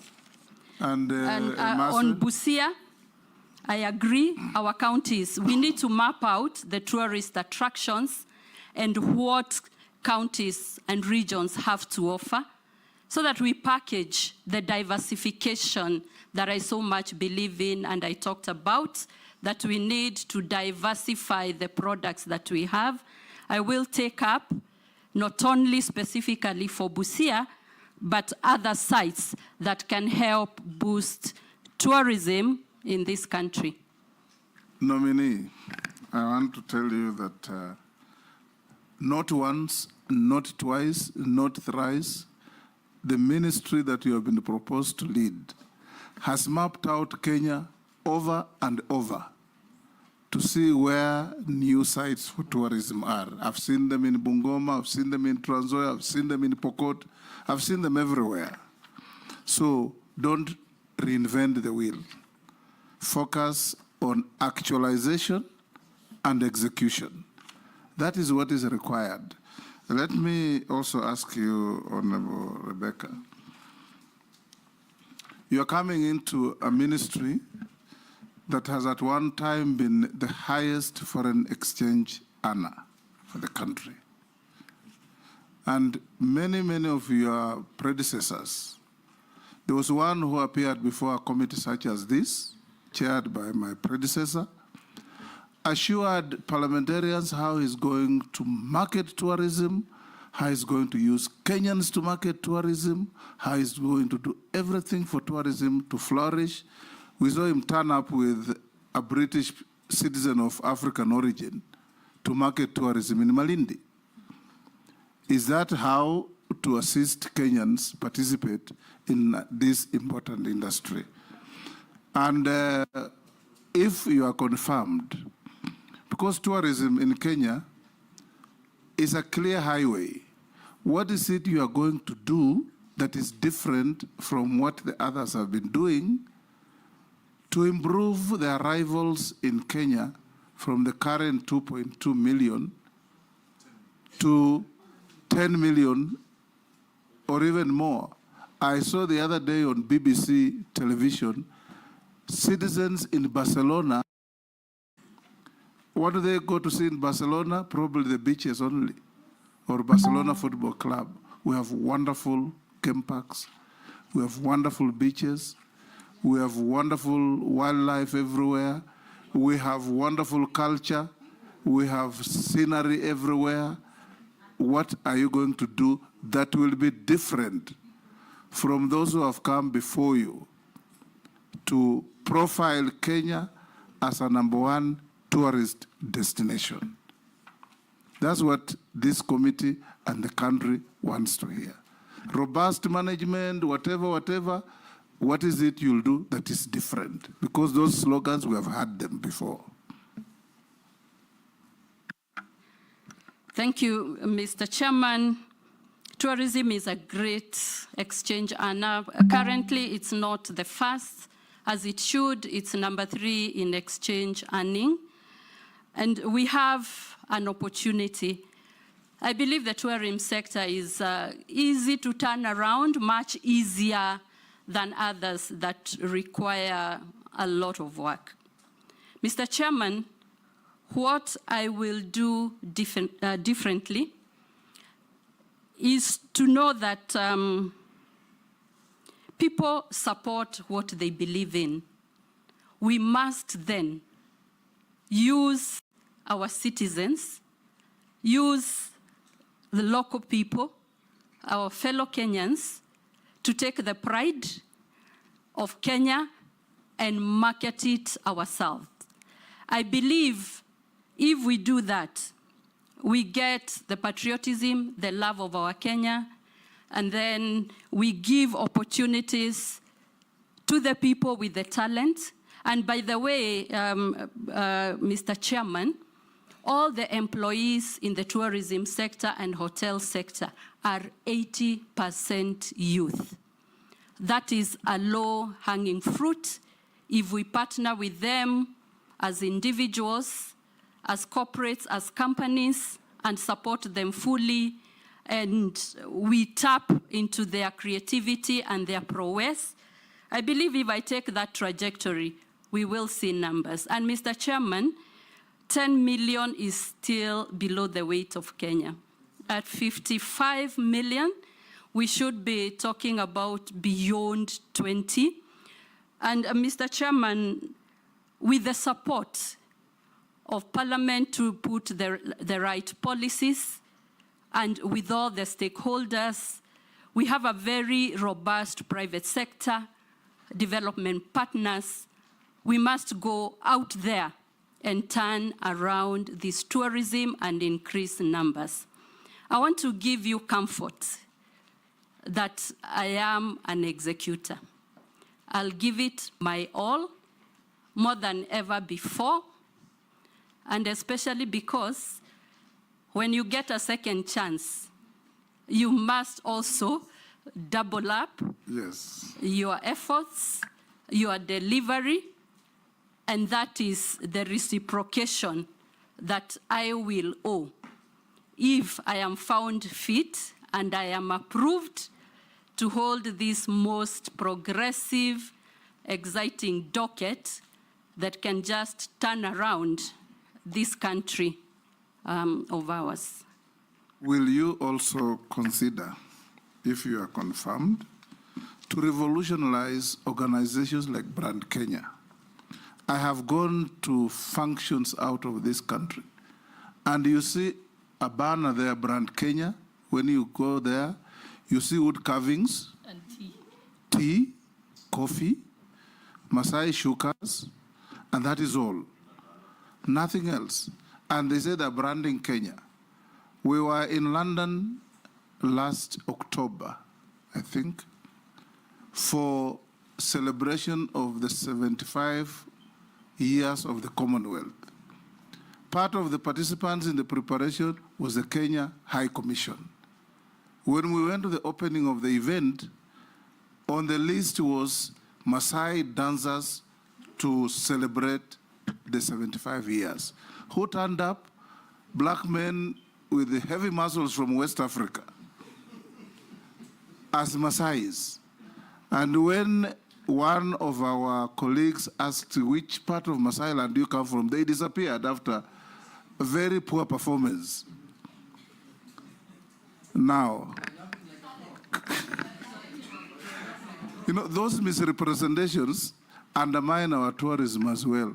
Lastly, from me, we used to have, when I was in Foreign Affairs, a demand from the Ministry of Tourism to post what they call tourist attaches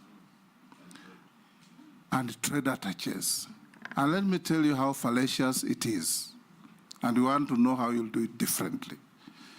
You pick somebody from the Ministry of Tourism, probably ushered through lobbying, and you post that person to China to sell Kenya tourism. For 2 years, he's learning the language. and his way around.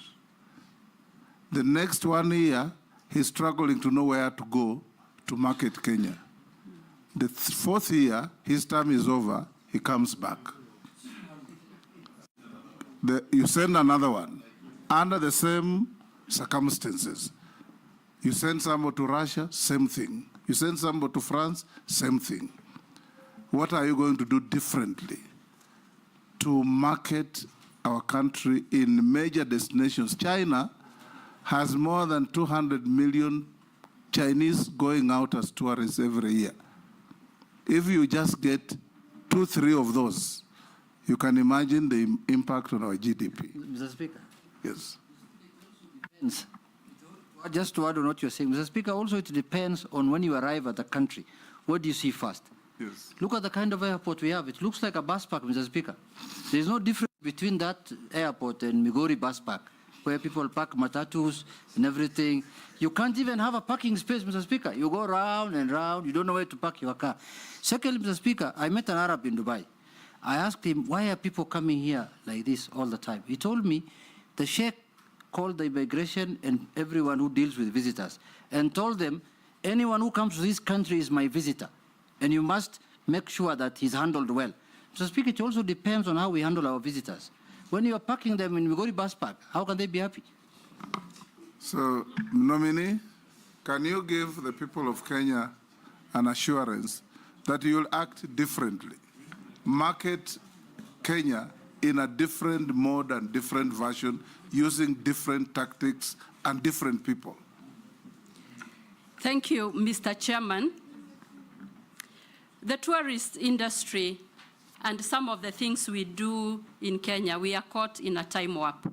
Comfort zone, doing the same things the same way. Carvings, the beach, we have not stretched our imagination.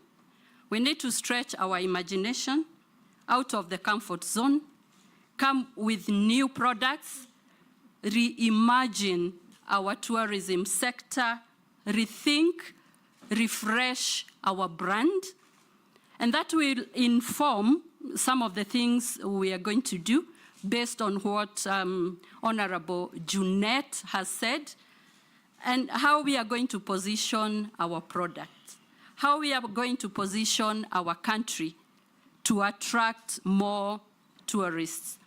It will mean getting new facilities, or at least renovating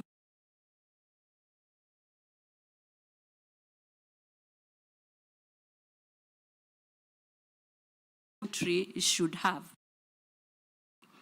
So, Chair, I will be very innovative, transformational, wanting to lead teams that are high performance, and will want to rally this vision through so that we get results.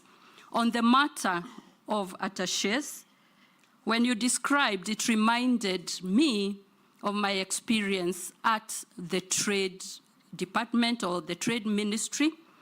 And it is a time for us to get our attachés based on their skills, their qualifications, their competencies, based on what they really can bring for the country.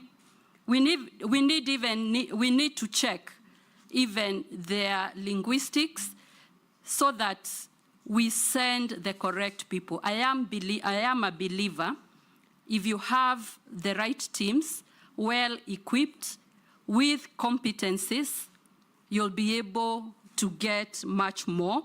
And this is... On a point of order, because I think the CS nominee did not get your question. Because when I listened to you, the speaker was asking, is there a need to have a trade attaché, a tourism attaché? Why not have what you have been calling a one government approach? Whoever is at a mission has the capacity and ability, and you're able to train them on how to market tourism. Because from what the speaker was saying, the example he gave, you send someone, it takes 4 years moving around China. Why not use the ambassador in China to market Kenya, to market Kenya as a tourism destination, and even use their locals there with the branding you are talking about? Mr. Chairman, if we get the right people, they are likely to do very well in multi-skilling. There will be no distinct or dramatic difference from an attaché who can do trade to the one who can do tourism. And I think if we combine those roles, it will be more efficient, more affordable, so long as we get the right people, a selection procedure that is fair and firm when we are getting the skills that we need, and we will not need to duplicate a Kenyan handling this, another one handling this, while one person can be very well equipped and able to deliver that service. Yeah. Mr. Speaker, she never answered my question about compensation. Wildlife. Yeah, human-wildlife conflict. The forms are not right, and they are not paid. 10 years down the road, we have not been paid. So please tell us what you're going to do differently. I am aware there is a backlog on compensation. The process has started and it's picking up again. Remember, in my previous docket, I was invited for a function earlier this year, and there was a launch of the compensation. And Mr. Chairman, like I said, and I remember we discussed here that compensation that is delayed may at times not be compensatory as it should be. So in my mind, I thought I had responded to the question, but I think this is something to give priority. Excellent. We do know that there are fiscal constraints, but prioritizing cost containment, removing non-essentials will still afford some resources to undertake the needed compensation. Rebecca, we are coming to an end. You had Naisula read to you what the public was asking. Mary Mase, Kami, and Mishi, and Mule. There are a few more from the public. What plans will the nominee put in place to ensure challenges of open skies are solved? I think that was asked by Owen. You don't need to answer. Somebody asked us, what are the qualifications for one to work as a tourism driver? I think that one must be. What plans will Mrs. Miano put in place to ensure there's clear database of all Airbnb's operators, as well as mitigate the challenge of conflict of interest between hotel keepers and Airbnb's operators? That one you had, I think, answered. Tourism sector has several statutory funds, such as Tourism Fund and Tourism Development Fund. I think this was asked and you answered. There is widespread concern in the local hotel industry regarding the impact of current budget cuts on domestic travel and hospitality in Kenya.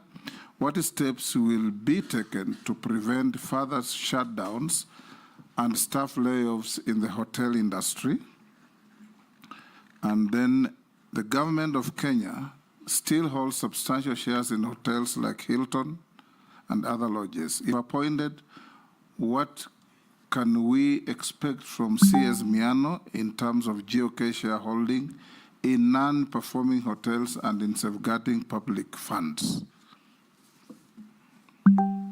Those that you have answered, you can skip. Yeah, just probably the last one.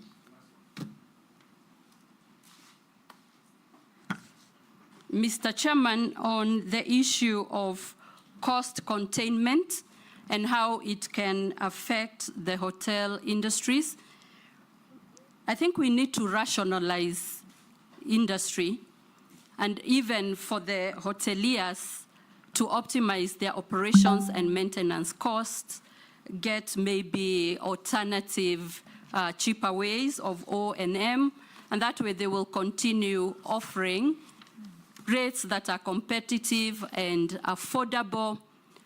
I believe, Mr. Chairman, like we said before, if we are able to sensitize our community on local tourism, and I'll give you just a very quick examples.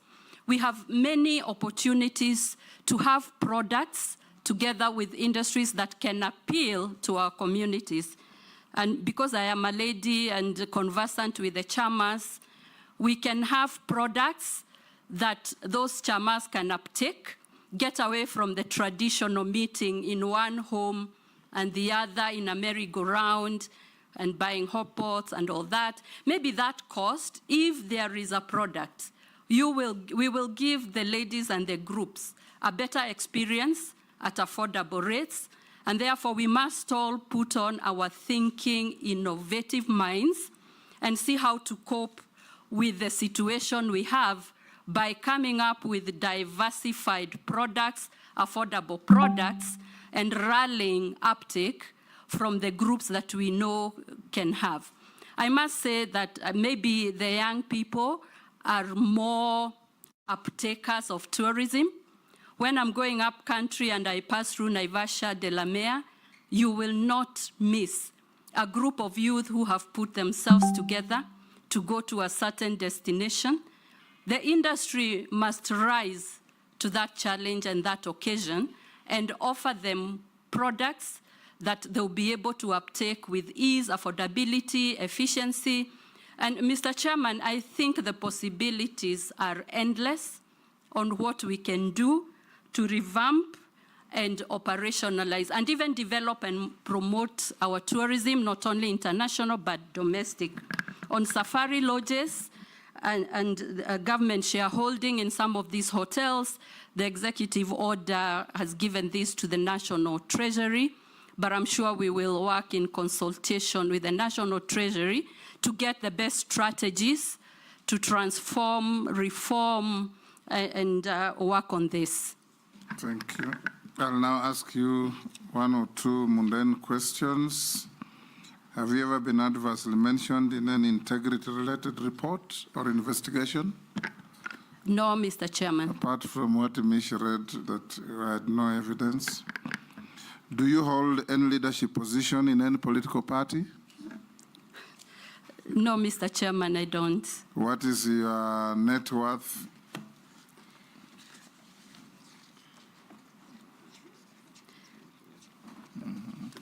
Mr. Chairman, my net worth is 444 million shillings. 444. How much were you worth when we last vetted you? When you vetted me about 22 months ago, my net worth was 397.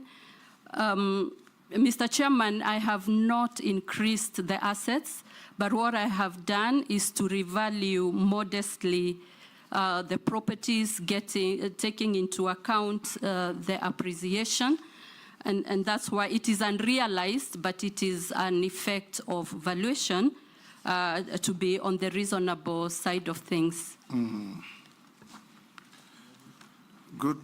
We have looked at your documents and compared with what we have. They are in order. We received 21 memoranda on you, some supporting you, some saying some things that we passed on to you, and your responses were all satisfactory.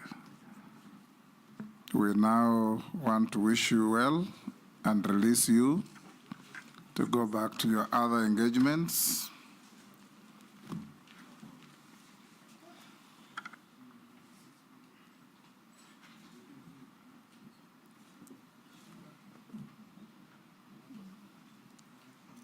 I think I'm feeling bad that they have not, the messaging has.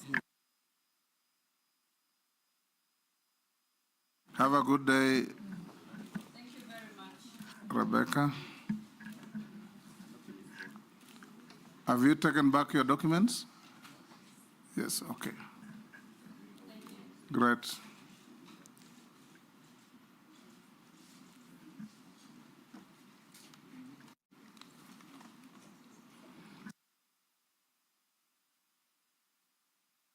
5 honorable members. We resume at 4. We can break for lunch. Members of the Fourth Estate, lunch is available for you as well.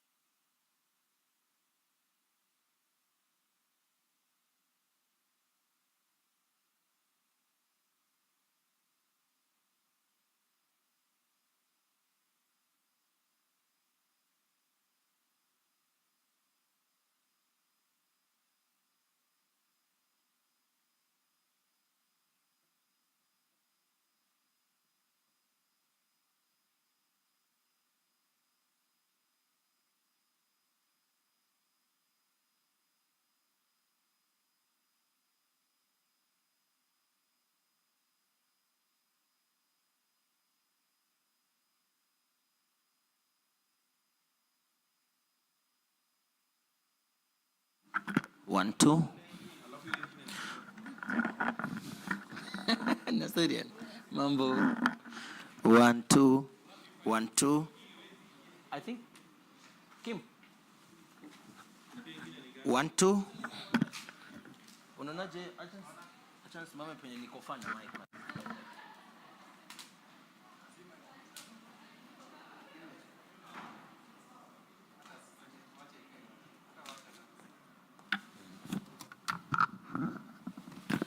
One, two.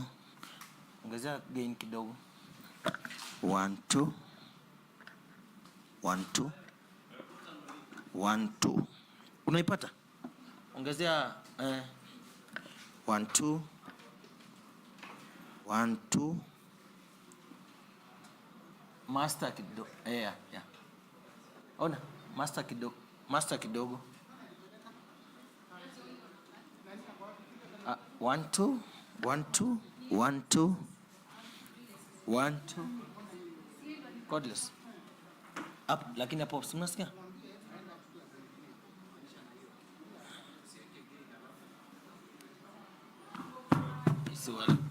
Si walipukia huko juu. Yeah, iko sawa. 1, 2. Ona. Kuna feed. 1, 2. Chill.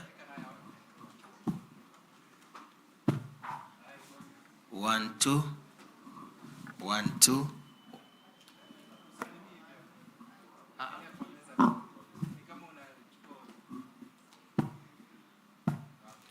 Yes.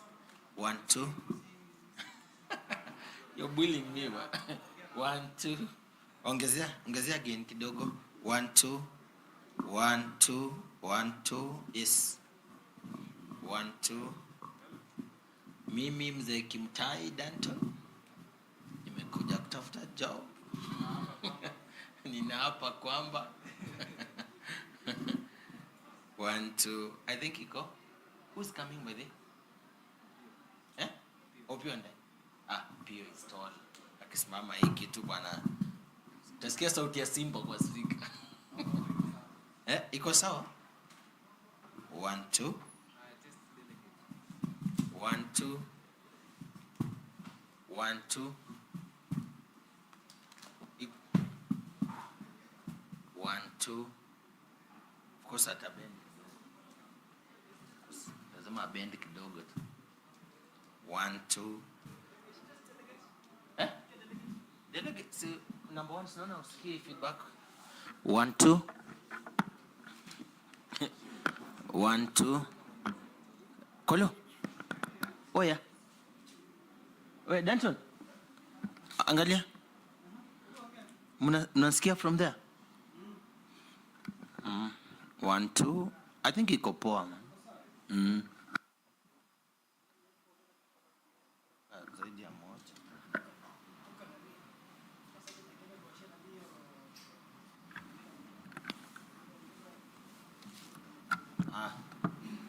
Sawa.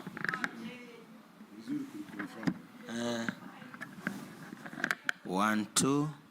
1, 2. Kim. Wanashikia 5. Ina 1, 2. Mbona inasikia inashikia 5? 1, 2.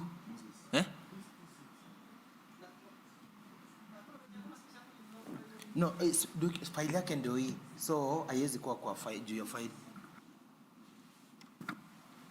Ile iko sensitive kushinda hii. No. Ama ngoja. 1, 2. 1, 2. 1, 2. 1, 2. Ona.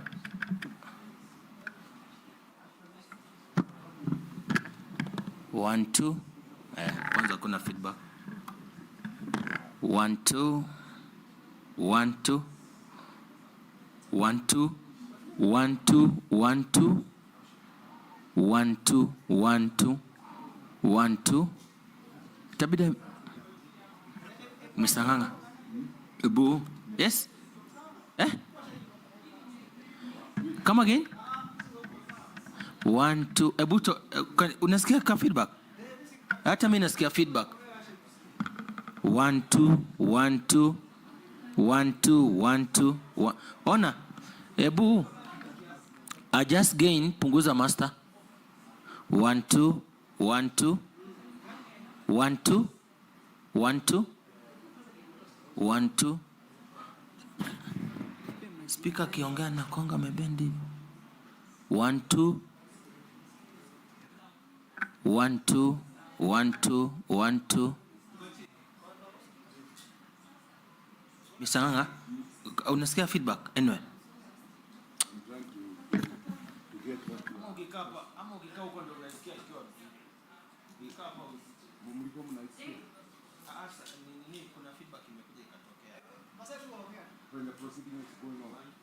Kidogo. 1 2 sound check. Itabidi speaker ongee.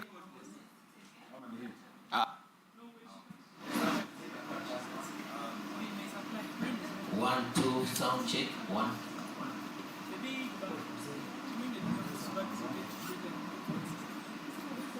Honorable member. No, I'm saying that this was a mic.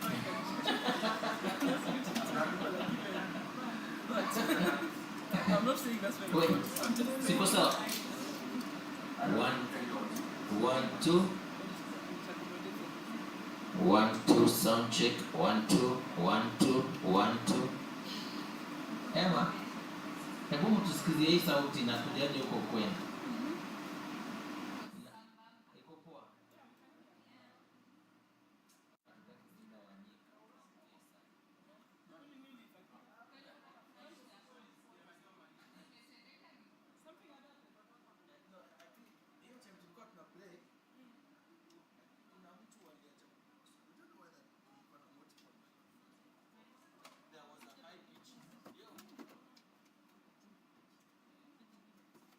Can you? 1 2.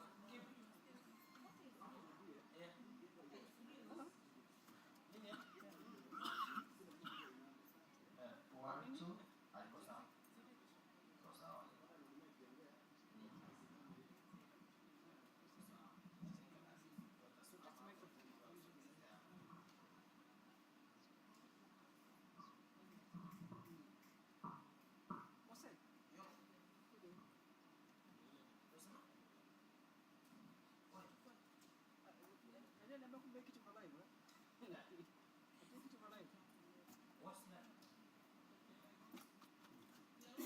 Who's cracking those jokes? You're live. We are testing live. You people need to stop jokes. Mama do karibu. Who's speaking with you? Nani nakuongelesha? Kama nimeonekana should be that one. Sasa nijue hizo nini. on screen.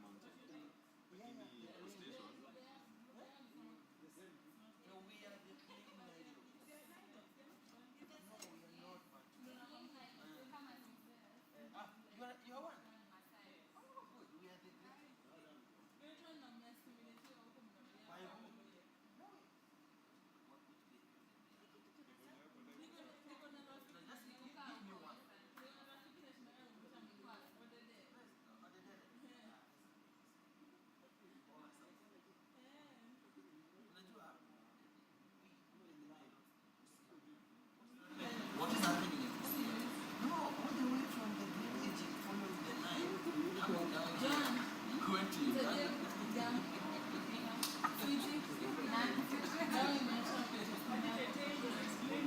No, she asked me to explain how we found ourselves there.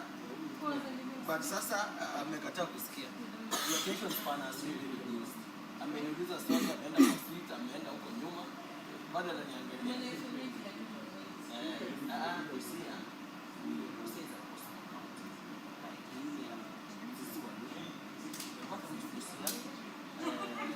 I meant to say Sisi, Waluya, Luos, not Mimi Luo.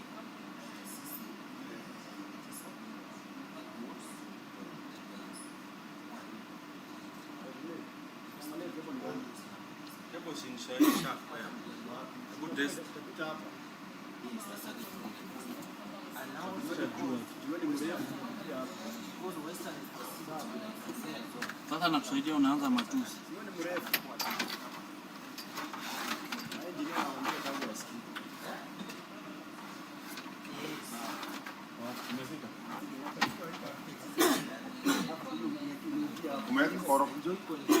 Nataka nimalizie kwanza. This is good.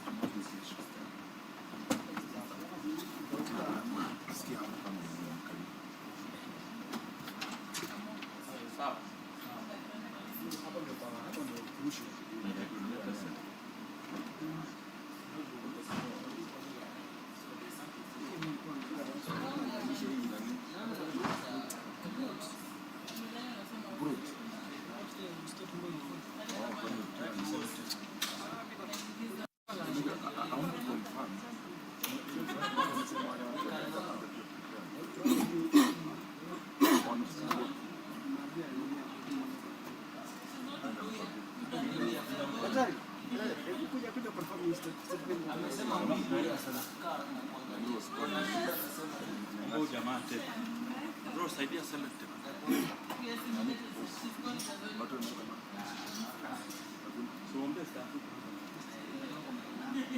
Nimwambia hawa alafu wanaona kama wanadanganya. Unajua mimi niko natafuta bako. Unajua hata nilikuwa na niambia hao hawako. Nimepigiwa na nyang'asi. Au hiyo maikolegi. Wako ananiambia. Wewe it's confirmed. Saka.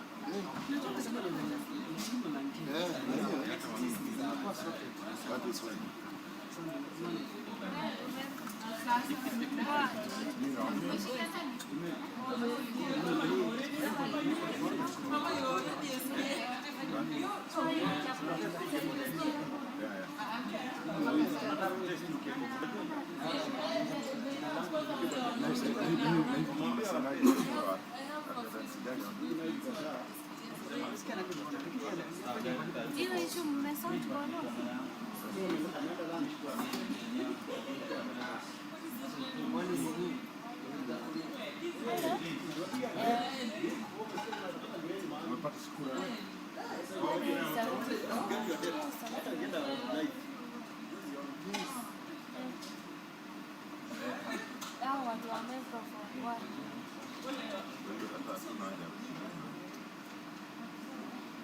Sasa mtu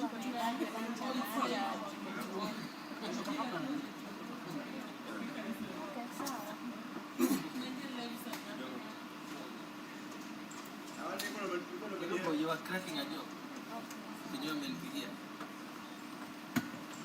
Collins, I was in the process of kumalizia kusaidia hiyo master. Okay. Alafu kwa internet bundles.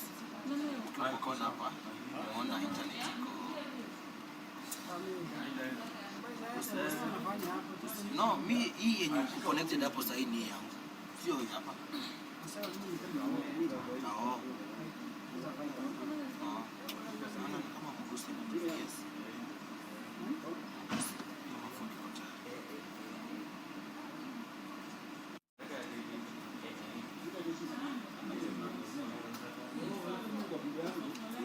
Baby. Hello. Mambo Debbie, Desamai hapa. Moses, nimepata missed call yako. Ni Moses hapa, nimepata missed call yako. Bro, usaidie na tape. Bro. Usaidie na hiyo salad.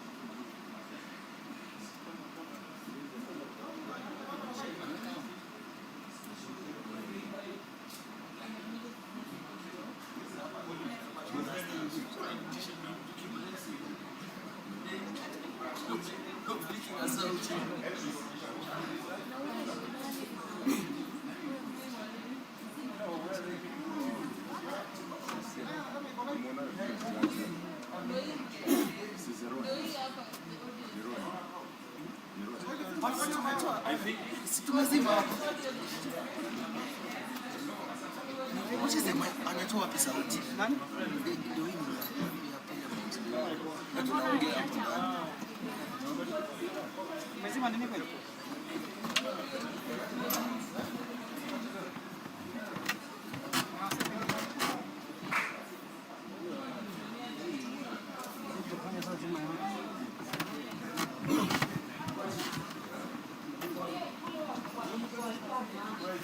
Baada ya kalai. Bosa. Boss. Video ya. Foto pale ni.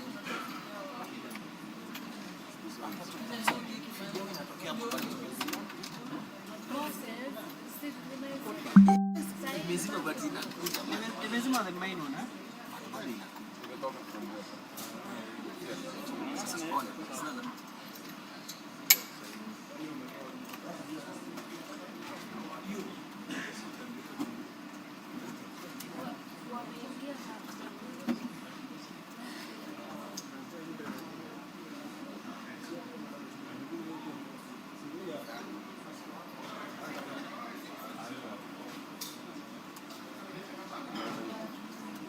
Sasa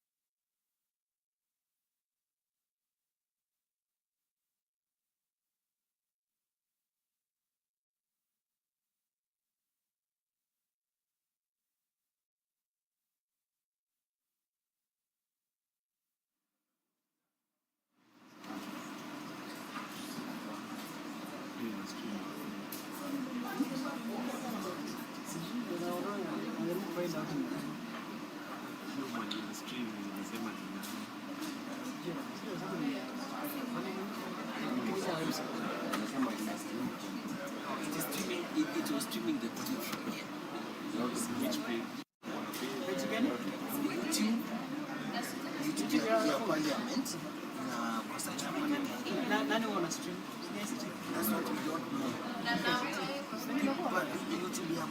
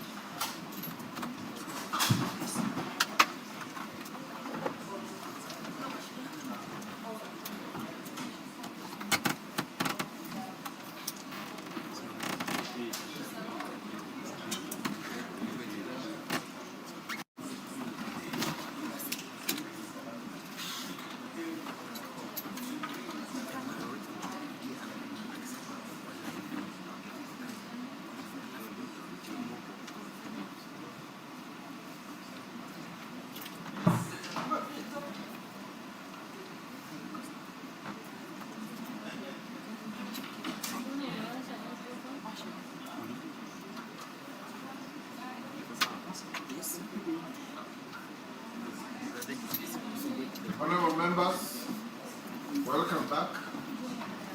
Hope you have had a good lunch. We have quorum. Sergeant, bring the next nominee.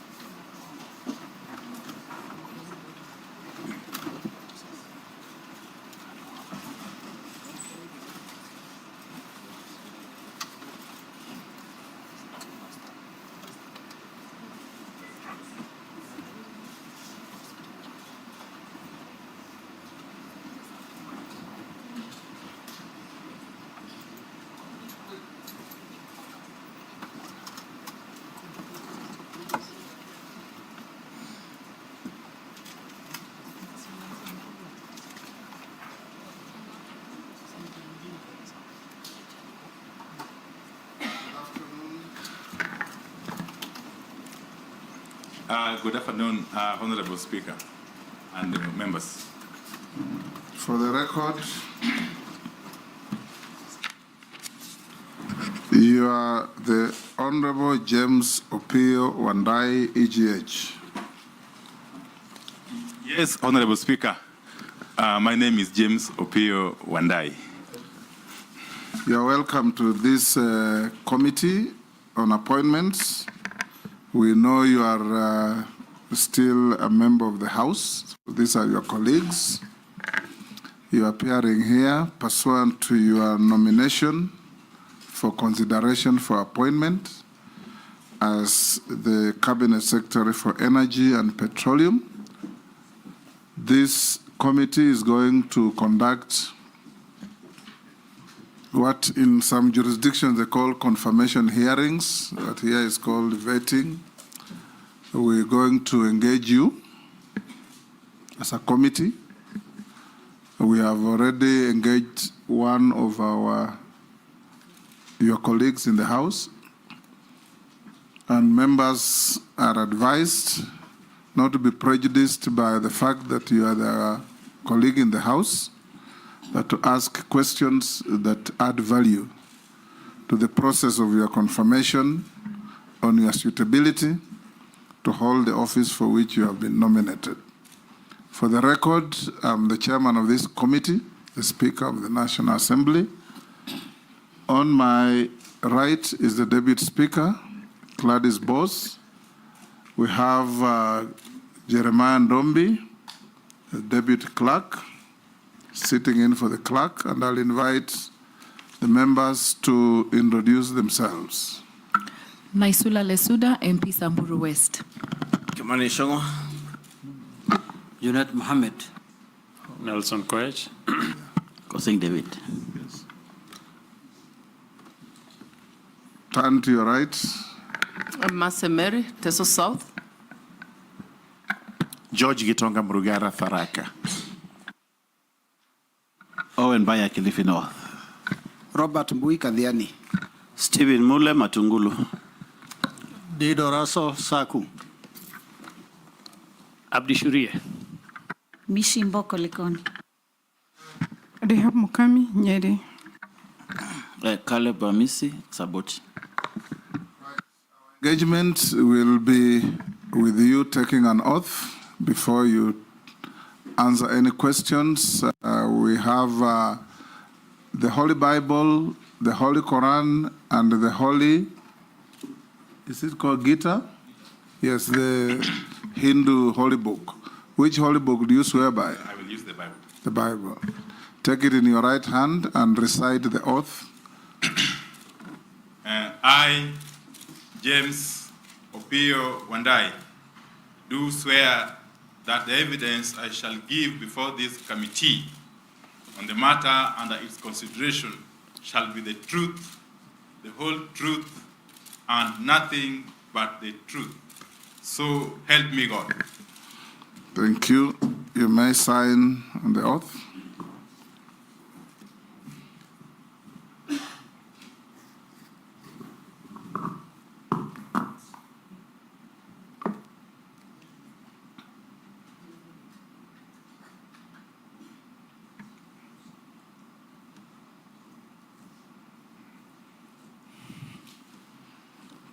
Thank you. You may also give the sergeant your original documents to enable the clerk cross-check with what we have on you.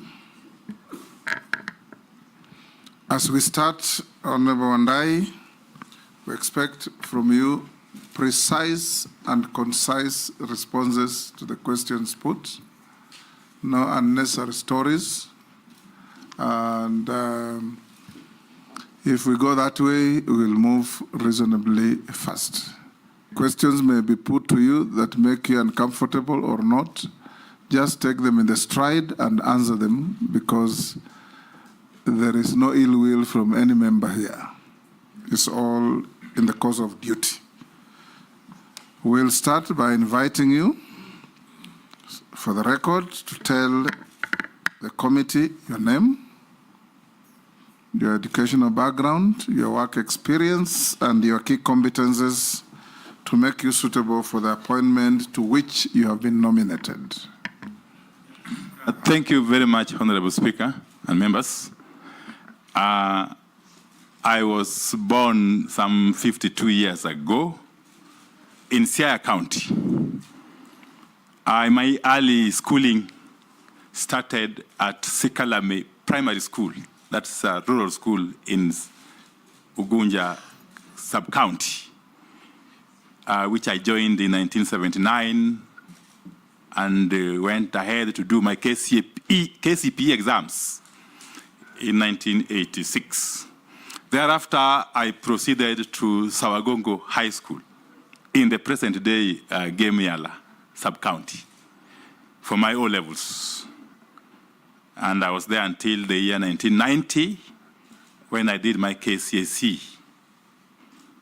upon which I proceeded to the University of Nairobi to pursue a Bachelor of Science degree in agriculture, majoring in agricultural economics, which I completed in the year 1996. Later on, I undertook a diploma course in business management at the Kenya Institute of Management.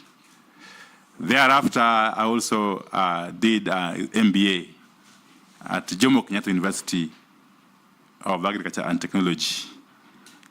I later on again enrolled for a Bachelor of Laws degree at Daystar University, which I completed last year, I think, yeah.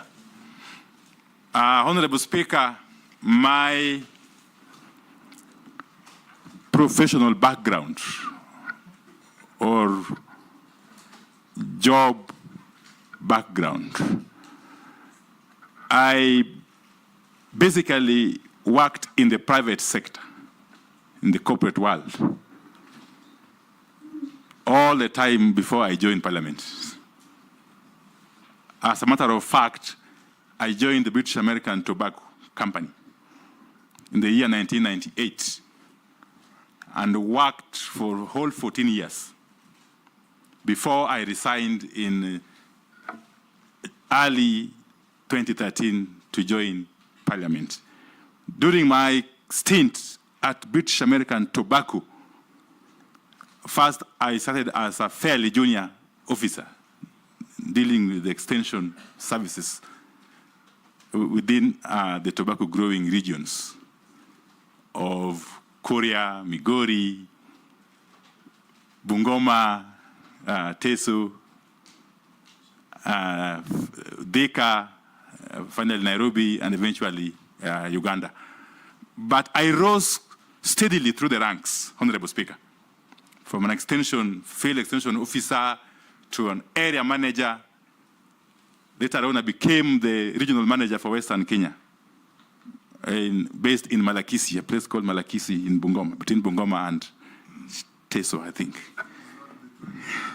It's in Bungoma, actually, yes. And specifically in Sirisia constituency.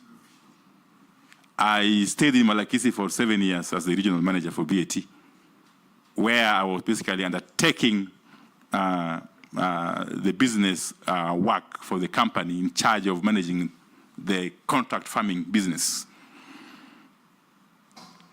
Later on, was promoted to handle the operations for the whole country, the leaf growing operations for the whole country, based in Thika from the year 2007 all the way to 2011. And thereafter, I was seconded on an international assignment on a project internationally, but based between Nairobi and London. And finally, I went on an international secondment in Kampala. I was posted in Kampala to manage leaf business sustainability for both Uganda and DRC. I was to be there for 2 years, but I cut short my tour of duty by a year to come back and run for elective positions as the MP for Ugunja, which I successfully did in 2013. But before I come to my role in Parliament, Honorable Speaker, quickly, during the time I was working in BAT, I was, of course, a business manager. Because up to the point I was leaving, I was now essentially a strategic business manager, dealing with strategic business issues and leading teams of diverse backgrounds. In my responsibilities, I was in charge of environment, health, and safety issues as the head of those departments. And therefore, I came into contact with matters energy fairly early in life. Fast forward, Honorable Speaker, when I joined Parliament in 2013, my first term at the 11th Parliament, I served in the committee, among others, the Committee of Environment and Natural Resources. In my second term, beginning the year 2017, I was privileged to be elected the chairperson of the Public Accounts Committee, a role I played for the entire term of that Parliament, serving with some distinguished members who are in this committee, including the Honorable Junaid Mohammed, who is now the leader of minority. Honorable Speaker, in my role as chairman of PAC, I interacted with accounting officers of all ministries, all state departments, and all constitutional commissions, but to narrow down to the Ministry of Energy, whose books of accounts I examined for the whole 5 years. So that gave me an idea, really, of matters energy and petroleum. I remember dealing with the two accounting officers, one in charge of energy, one in charge of petroleum for the entire period. And fast forward again to my third term, the 13th Parliament. Again, when I came in, I was privileged to be elected the leader of minority, alongside my colleagues, Deputy Honorable Robert Mbui, the distinguished member for Katiani, Honorable Junaid Mohammed again, who was then my chief whip, among others. But I must also hasten to add that in this term of Parliament, apart from being the leader of minority, I have also been a member of the Public Investment Committee, Energy and Commercial, that is ably chaired by the distinguished member for Pokot South, the Honorable David Kosing. That committee, as you know, Honorable Chair, deals with matters energy to a very large extent, alongside other matters under the commercial ambit. So, Honorable Speaker, I come before you confident, truly confident, that with the nomination by His Excellency the President, for me to be the Cabinet Secretary for Energy and Petroleum, I come with the competencies, the necessary competencies that are required to handle the docket. Yes, I'm extremely confident that this docket I can be able to manage, given my background, both academic and professional, and ultimately, again, parliamentary.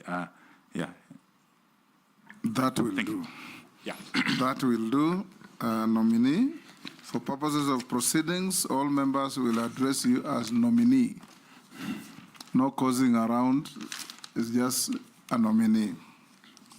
So nominee, I'll invite the Deputy Speaker to be the first to ask a question.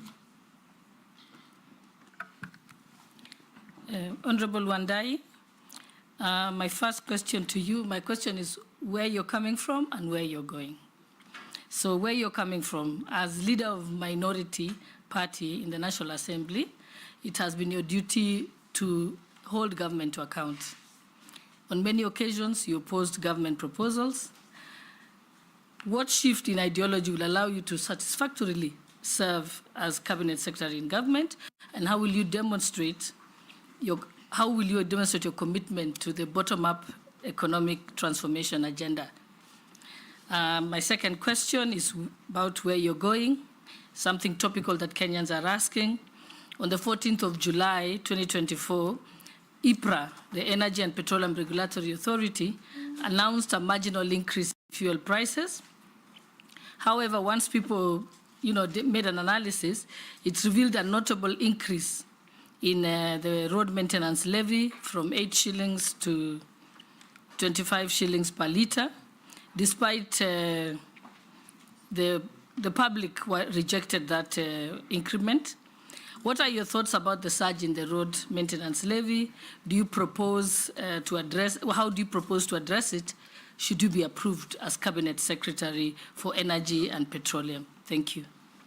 Honorable Speaker, first and foremost, when I was sitting in the House, indeed I still sit in the House before I eventually resign if you agreed to approve my nomination. Honorable Speaker, I was simply playing my role.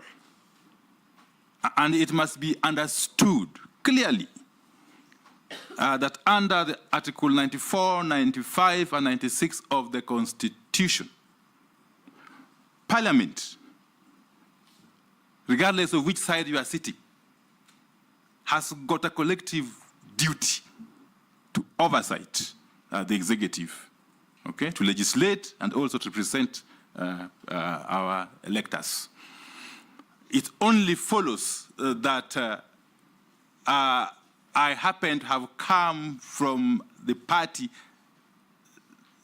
to which the president and his executive do not belong. And let me say this, Honorable Speaker, because there's a misnomer here. People tend to think that it follows, it goes without saying that the president and his team must come from the majority side. In America, for instance, you know very well, yeah, that despite President Joe Biden being a Democrat, the leader of majority in the House of Reps is a Republican. Okay, when you go to the Senate, it's the vice versa. But therefore, I was simply playing my role first and foremost as a member of Parliament under Article 95 of the Constitution.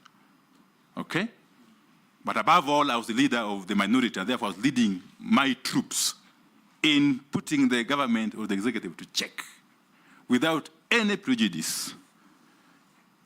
Secondly, Honorable Speaker, there is no contradiction whatsoever in what I believed in then and what I believe in now.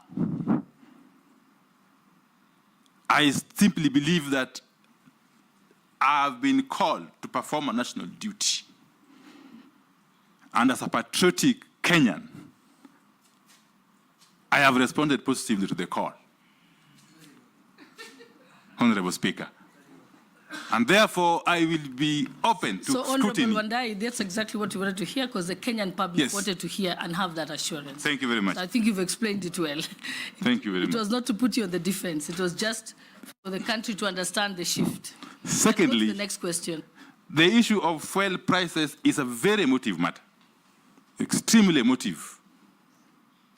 But I will come to it perhaps later. For now, let me just say this, that the road maintenance levy is one of the levies and taxes that constitute the ultimate pump price of fuel. Unfortunately, it doesn't fall within the remit of my ministry if I get approved. The road maintenance levy is a levy which is proposed by the Ministry of Transport and Roads.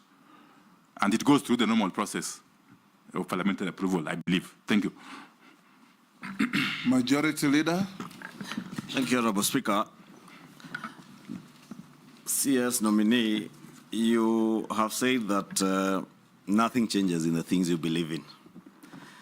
And I want to believe if nothing changes, your publicly known stand on the fight against corruption will continue being so even when you join the ministry, if you are approved. And in view of that, you do know the problems that pervade the power sector, especially in regards to the cost of generation of power and what is offloaded to the Kenya Power and Lighting Company.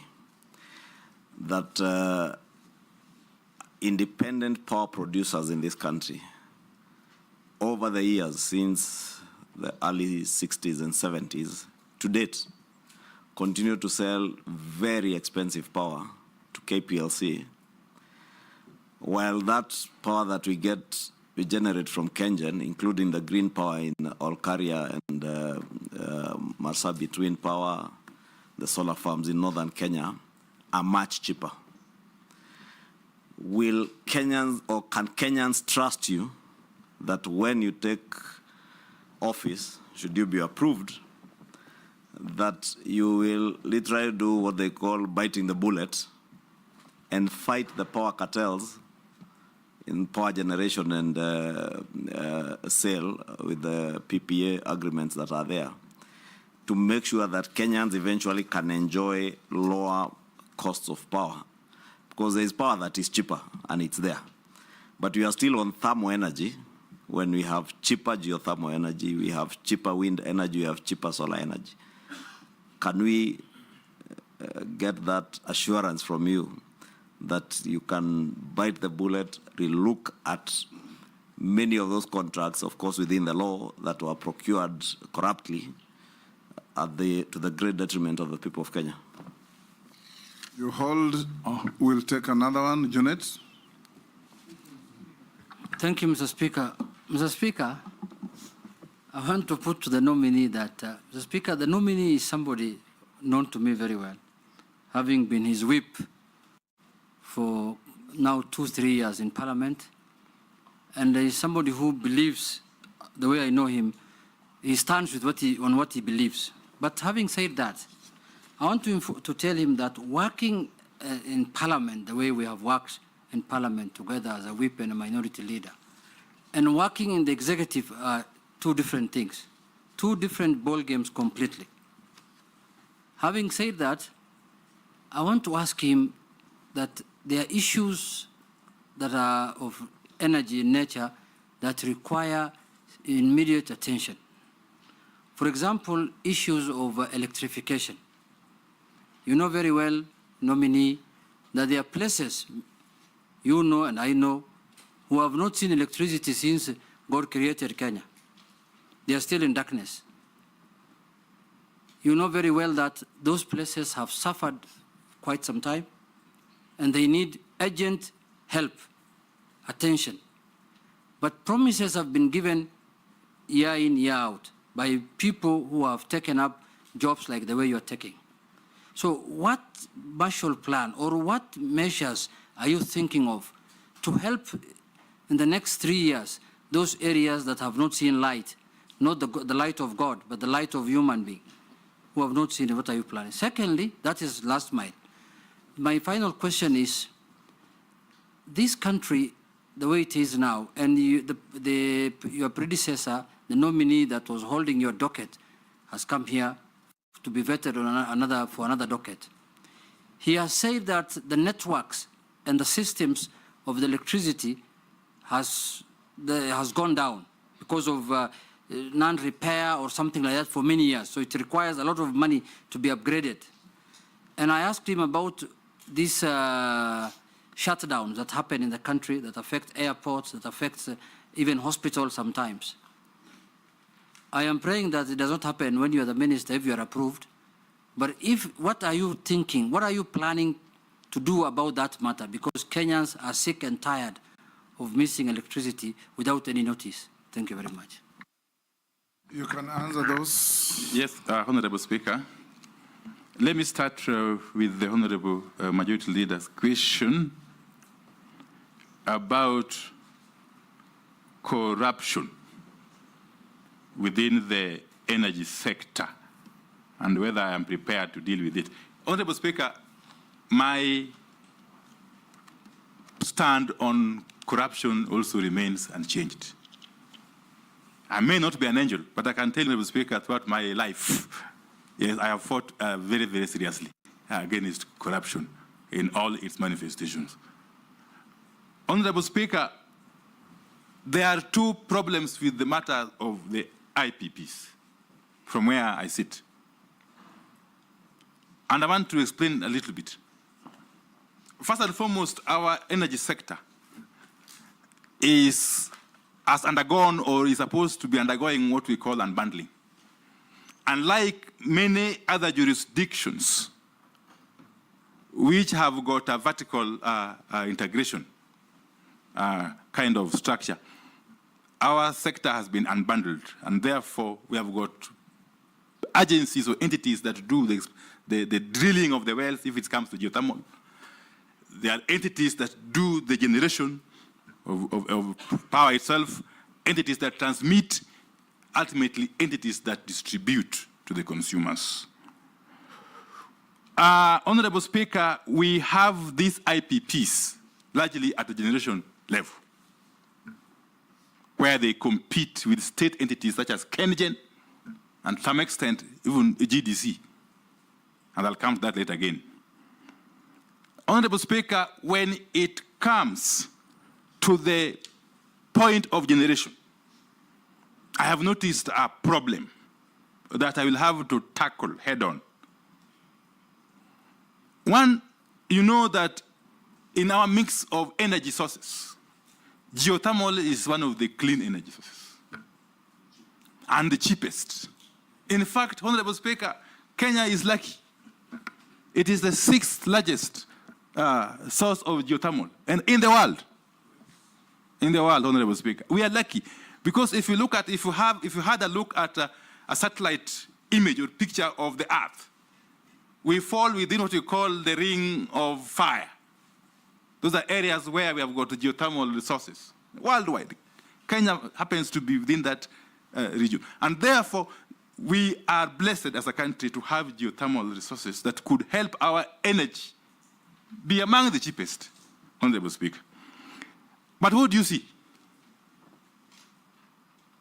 GDC, which is supposed to do what we call de-risking, yes, because not every private player can do the drilling of the wells.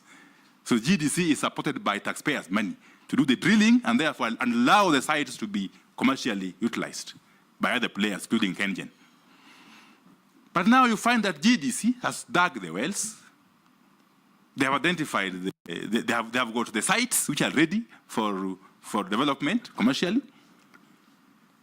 And you find that licenses for a number of those sites have been given to private entities, these so-called IPPs, a number of whom are not utilizing the sites. They have kept them for purposes of speculation. And therefore starving KenGen, which has got excess capacity of opportunities to generate more power, or geothermal power for that matter. Okay? So the country is losing on that account alone. Persons who have been given licenses, what we call geothermal concessions, and they are holding those licenses, which are public assets in my view, whilst KenGen, which is a publicly owned entity, at least 70%, has the capacity, the expertise, the resources, is not able to get access to those sites to be able to generate for us energy. So that I will have to deal with. But I will have to deal with them by way of first engaging with the Attorney General to see what we can do about these licenses that are remaining idle without necessarily exposing the country, of course, okay, to litigation and the likes. But eventually to see to it that in the new dispensation, if such licenses are to be issued, there must be conditions. That you get a license, but you have got certain terms within which to play. That is one. Two, it is this animal that we call take or pay. These are IPPs which have been given, which have signed PPAs, the power producing agreements, with Kenya Power and Lighting Company. And the agreement is such that whatever they generate, you either take it, or if you don't take it, you still pay for it. So really, that is not sustainable. And they are very, very, very long-term agreements. Some running as long as 20 years. Again, I will have to engage the Office of the Attorney General on how to deal with this. But eventually, of course, I'm aware that there is currently a moratorium on the engagement of IPPs following the presidential task force on PPAs that was established earlier in 2021. Even if that moratorium is lifted eventually, we shall have to ensure that whatever PPAs we get into do not put us in that or in such a situation. As a matter of fact, my view is that eventually, because currently we have a very robust legal framework, since the enactment of the Energy Act of 2019, one of my first duties within 100 days, if I am lucky to be approved, would be to ensure that the requisite regulations are brought to fruition, because there are different stages of processing, so that the country can benefit fully, can reap the full potential from this robust legislative framework. But then, if it comes to that, I foresee a situation where this country will not need this kind of lopsided agreements. We may actually want to have an energy auction kind of situation, where you generate your energy, take it to the auction floor, as it were, and then we buy when we need it as consumers, through KPLC, of course. Okay? That is a futuristic view, my Honorable Speaker. Let me quickly go to the next question, because I'm trying to be, okay. Yes, I understand Honorable Jeanette's view that the executive is not like Parliament. I'm here to experience that because, Honorable Speaker, you know, I have never worked in the executive throughout my life. You will get to learn. Yes, so I will get to learn. And I'm a first learner, I believe, Honorable Speaker. So I don't have any qualms that I will be able to fit in fairly well. Honorable Speaker, the immediate issues, which are of concern to nearly all members of the National Assembly, I being one of them, at least for now. The issue of rural electrification, the issue of last mile. Honorable Speaker, I said from the outset that our energy sector is supposed to have been unbundled. But I must add that that unbundling is not yet complete. Why do I say so? You still find Kenya Power and Lighting Company competing with REREC in last mile connections. Honorable Speaker, Kenya Power and Lighting Company is a publicly listed company. It's supposed to be running commercially. It's supposed to be profit motivated, if you ask me. And therefore, it cannot be able to do what NEREC was envisaged to do. That is to extend power. Nominee. Yes. I want to guide you. Yes. You have been nominated to be the CS Energy and Petroleum. Instead of pontificating on what they are, tell us, if you are confirmed, what do you want to do with them? That will be your vision, and that will be your message to the country.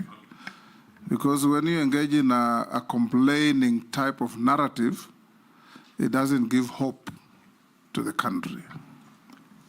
Let me endeavor to give hope now to the country. Honorable Speaker, therefore Mr. Speaker, yes. Speaker, the nominee is trying to shed off the opposition leadership slowly. So he said what the energy called load shedding. He's shedding. He said he's a very fast learner. So now he's learned already. Thank you for the guidance, Honorable Speaker. Yes. Let me say this. Even those parastatals you're talking about, they are going to be under your watch. Okay, so let me say tell us what you want them to be. As a policy direction, yes. I would endeavor, first and foremost, to separate or to reduce the overlap, okay, in the functions of KPLC and REREC, okay? And to empower REREC fully to be able to undertake the mandate of last mile connections. Okay? So that KPLC can concentrate, can focus on its commercial function, business. Is that better, Honorable Speaker? You are trying. Okay. Yes. Finally, Honorable Speaker, on Honorable Janet's question, it is indeed true that we have got fairly dilapidated infrastructure, especially for transmission. Again, you must also understand that these are legacy problems. Before the coming into being of KETRACO, it was the sole duty or mandate of KPLC to do the whole business from generation to distribution. Some of this infrastructure was inherited, and some improvements have been done, but there's still room for further improvement, especially if we have to take electricity, optimally to those who need it. Honorable Speaker, we have situations where we are not able to evacuate power from the generators, okay, to the end user because of lack of transmission capacity. That's something I'll be working closely with the agencies in my docket to be able to fast track the modernization of the infrastructure. And especially when it comes to the last mile connectivity, we are going to work closely with REREC together with KPLC again by way of engaging with the development partners to be able to finance this process. I'm aware, Honorable Speaker, before I conclude, that there was a proposal in the now defunct Finance Act 2024 for some money for each constituency. But as a matter of fact, 50 million shillings. In the budget, yes. In the budget, yes. Now that has been removed in the week of the withdrawal of the Finance Bill 2024. But let me assure my colleague members and the public generally that even with that, all is not lost. We are going to work very systematically with the REREC and KPLC to engage the development partners to help us finance this function. Indeed, even as we speak, there is a project going on which is being funded by the World Bank, okay, in terms of extending powers to those areas where the national grid has not reached, what we call the off-grids. And they have been very helpful, Honorable Speaker. I must commend the management of both KPLC and REREC, because as we speak, there are islands on Lake Victoria which previously had no power. And since the national grid cannot be extended to those areas economically, they have resorted to the off-grid power production, which is really helping those areas. We want to extend this to other areas, especially the far-flung areas of northeastern, okay? Yes, to use solar power to be able to light up those areas. Thank you. Yes. Naisula? To the nominee, there has been talk about breaking Kenya Power's monopoly. I want to hear your view. This is a conversation that Kenyans have had for a very long time. Shouldn't Kenya have a choice, depending on your, the costs, the operational efficiency, and all that, whether people should be able to have a choice? The second question is that the Auditor General revealed issues related to meters, specifically the absence of check meters, malfunctioning check meters, and inconsistencies between check meters and the main meters. And that is why people get a different bill. It doesn't match. And so I wanted to ask, these are the cartels we have discussed for the last 2 days, people who don't want this country to move forward. And how do you intend to deal with these electricity cartels and address this irregularity in the metering? Yes, Nelson, we'll take a bundle before you unbundle. Honorable Wandayi, you were heavily opposed to the G2G deal. Now, if this House approves you, you are literally going to oversight the same G2G arrangement because it's still on progress. Has your position shifted or will your position shift if this committee approves you? Posing, take the third one as well. Yeah, thank you, Speaker. Honorable Wandayi, it's a big problem in the entire Western Kenya in terms of clean power, blackouts. The entire northern Kenya, I mean Western Kenya, that is from Nyanza, South Rift and North Rift. Should you get the favor of the House, how will you tackle that very fundamental issue that is almost historic? Number two, Honorable Wandayi, where is tallow oil in Turkana? Go and find out where that animal is. Should have actually produced oil in Kenya. Should be oil producing country. But disappeared. There's a lot of money that has been sunk and nothing is going on. Where is tallow oil? Thank you, Speaker. Okay, let me endeavor to answer these three. Very short. We can take the next Kikaria. Wow, a mouthful. Those are four, and they're all very short. You should answer them as with brevity, the same way they are asked. Thank you, Speaker. Just want to follow up on what Naisula was talking about metering.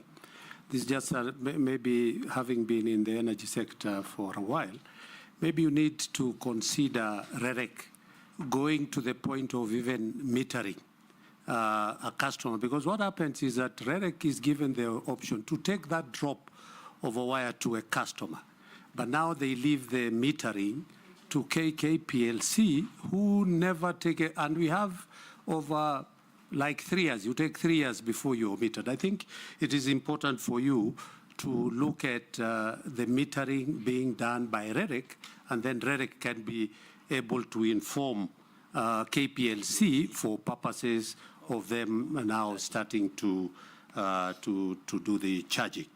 But there is this question of customers make applications. Then it takes too long to a point that we encourage illegal contractors to come and put lines and transmission.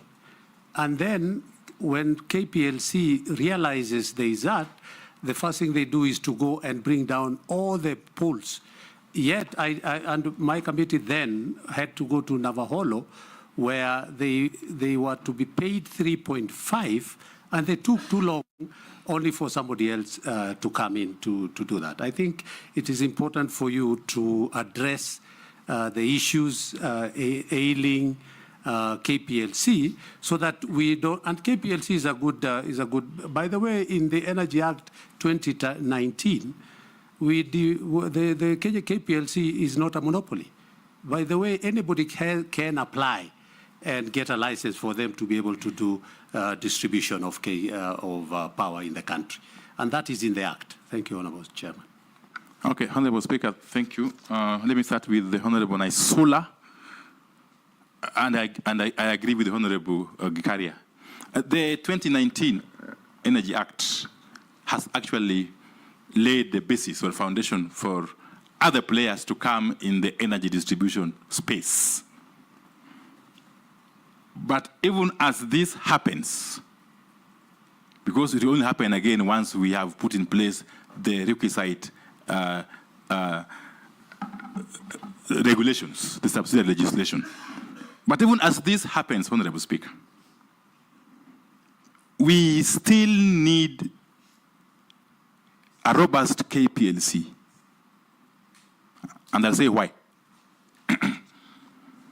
KPLC, because of the legacy, of course, issues, has got an elaborate infrastructure layout across the country.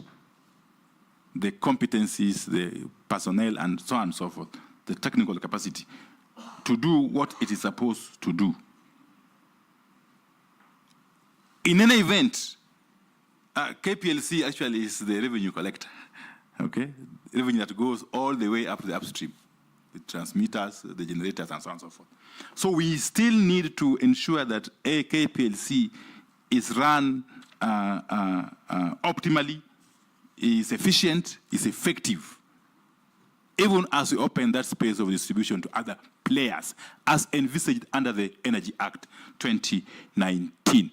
What I foresee us doing going forward, and I will have discussions with my team if I'm approved, is that we may want to create zones, okay, for purposes of optimal utilization of these resources, so that we avoid conflicts if and when this process begins.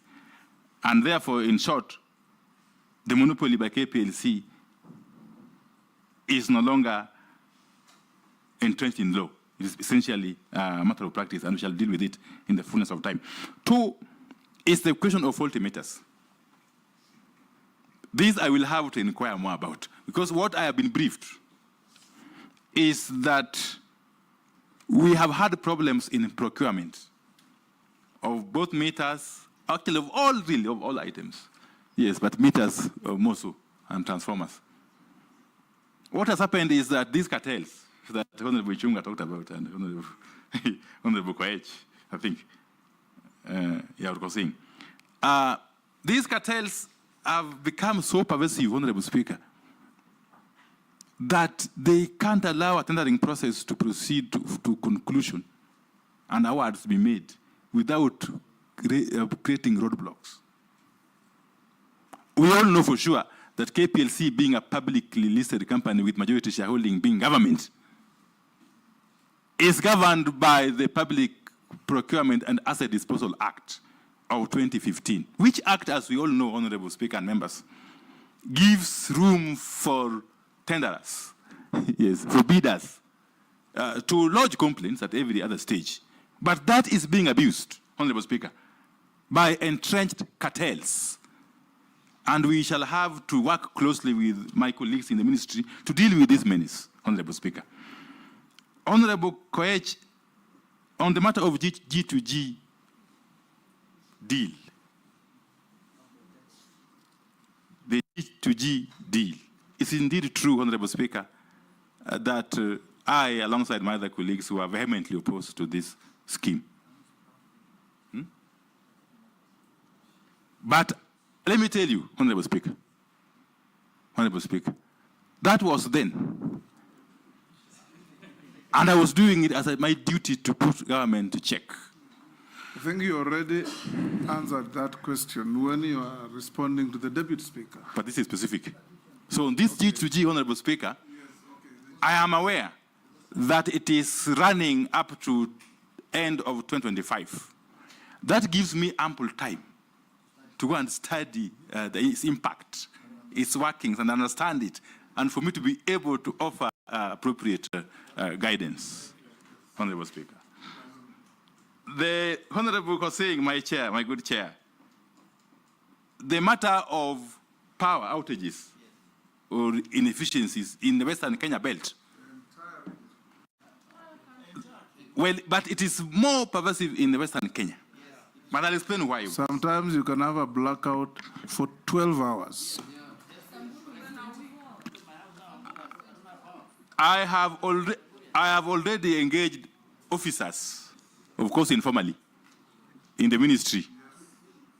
And if I am approved, if I'm eventually appointed as CS Energy, I am going to fast track the development of transmission lines, okay, with the requisite capacity to evacuate power and take to the consumers, not only in Western Kenya, but across the country.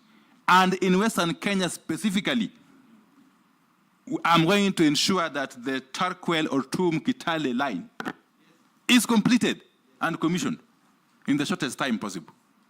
That will deal with power issues in Pokot, in Kitale, in all that area. I will also ensure similarly that the Kibos or Kisumu, Kakamega, Musaga line is also completed. Similarly, the Narok-Bomet line has to be completed within the shortest time possible for the entire southern Nyanza region, including Kisii and Nyamira counties. And Bomet, of course, southern Nyanza includes Migori, Homa Bay, and yes, and the islands, yes, in Lake Victoria.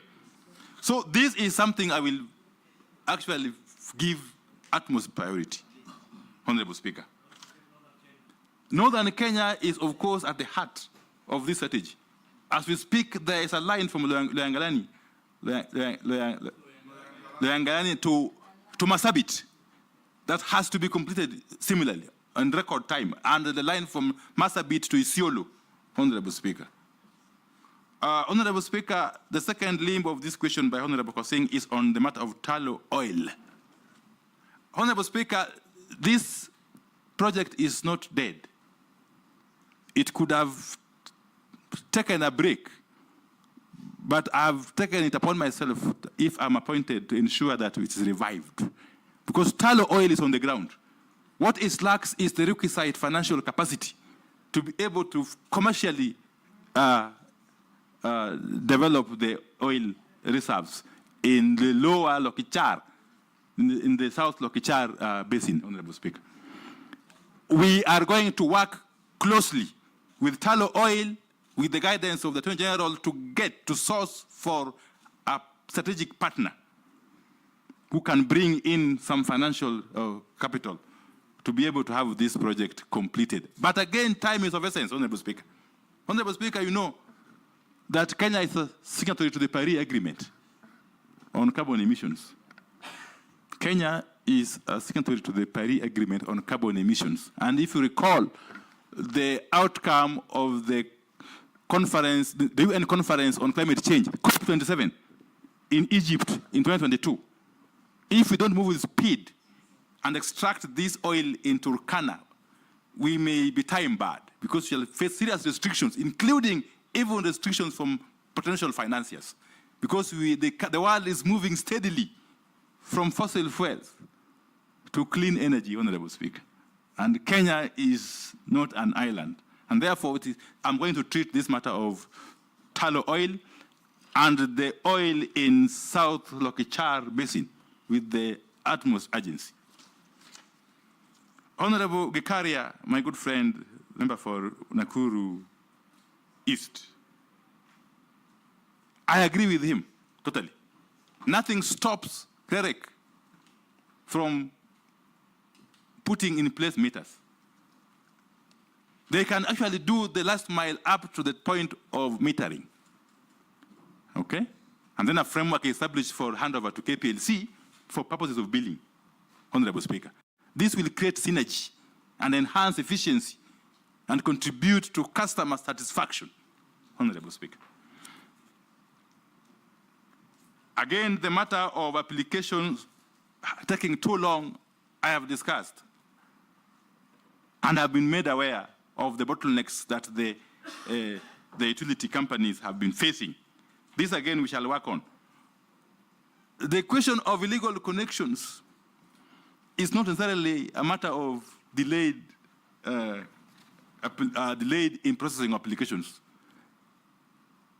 The matter of illegal connections will still be there even if the applications are processed on time.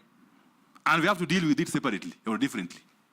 And my proposal, and it's a crime, you know that. It's a crime, of course. Yes. It is a crime, but we must also live with the reality that some of these areas where this practice is rampant are not easy to access, even by the officers of Kenya Power and Lighting. Yes. Yes. So we are going to work on a proposal, of course, together with Parliament and the Attorney General, to pursue an option of bulk metering. Okay? In those kind of situations, the Kenya Power and Lighting can be empowered to identify one entity or one person who will then be billed, and then he distributes the power to the rest of the law already consumers. Allows them to do that. Why don't they? Yes, that's why I said from the outset, Honorable Speaker, that I will... Anyway, you are not the minister, so I will need to address it when you... fast-track the issue of the regulations, yeah. We'll go to the next batch. We'll start with Robert. Thank you, Mr. Speaker. To the nominee, you know, when Jubilee came into power in 2013, they marketed their last mile connectivity very, very well. In fact, citizens were of the opinion that they would all be connected within like a month or so. And so that has brought a lot of pressure on members of parliament, because whenever people are not connected, they have this belief that the member of parliament is seeking to only power some areas in their constituencies and not others. I would like you to, from your opinion, having of course studied the situation, to tell us what will you do to ensure that this pressure is taken out of members of parliament, because members, the public thinks it's our issue. Now, the other issue is an issue of public confidence, Honorable Wandayi, in that office, and considering that you have been also with us in the minority, And I'm saying this because you know what Kenyans out there have said, and it will be important for you to address them from this point. What can you tell those Kenyans that believe that you took advantage of the young Kenyan demonstrators, some of whom who died while they were demonstrating, so that you could negotiate your way into government?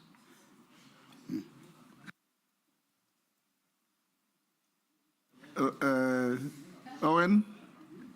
Thank you very much. After that boom from your former deputy, I want you, from your former deputy, I just want you to focus on cost of power, Honorable Wandayi. Order, Bossing? Yeah? It has expired. I would like to get full attention. Honorable Wandayi, the cost of power in this country is such that it is over the roof. If you get a power bill, you look at it, you're paying so many things apart from, in fact, the units that you are paying for actually become a small part of what you're paying for. For this country to rise or fall in terms of manufacturing, in terms of production, the cost of living and the prices of items, it all falls and all rises on the sword of power cost, for which, in your statements, you have said this country, in Parliament, many times in Parliament, you've said that the cost of living in this country is very, very high. But one of the biggest contributors of that cost, of that high cost of living, is power. You are in the middle of it. Apart from thinking about reticulation of power, apart from thinking about all these other things, you have a big elephant in the room.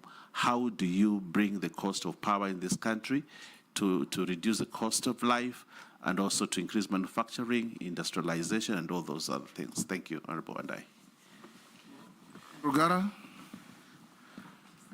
Thank you. Thank you very much, Mr. Speaker.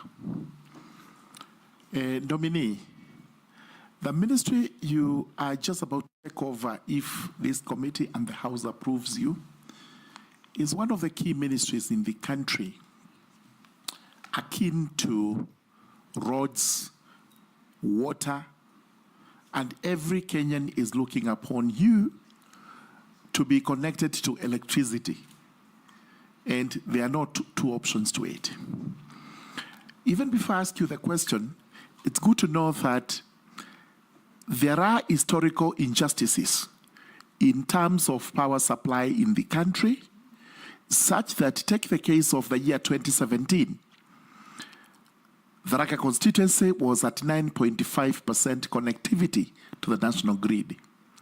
At the same time, Gatundu South constituency was at 100%. These are all equal Kenyans. There really should not be that disparity. Number two, we have schools.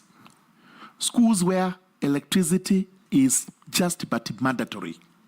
Yet, those areas are not connected to the national grid, and the children are supposed to compete competitively in national exams, which are standard. My question to you is, would you be subscribing to a form of affirmative action in terms of electricity supply to constituencies which have lagged behind? And it's just not to Tharaka.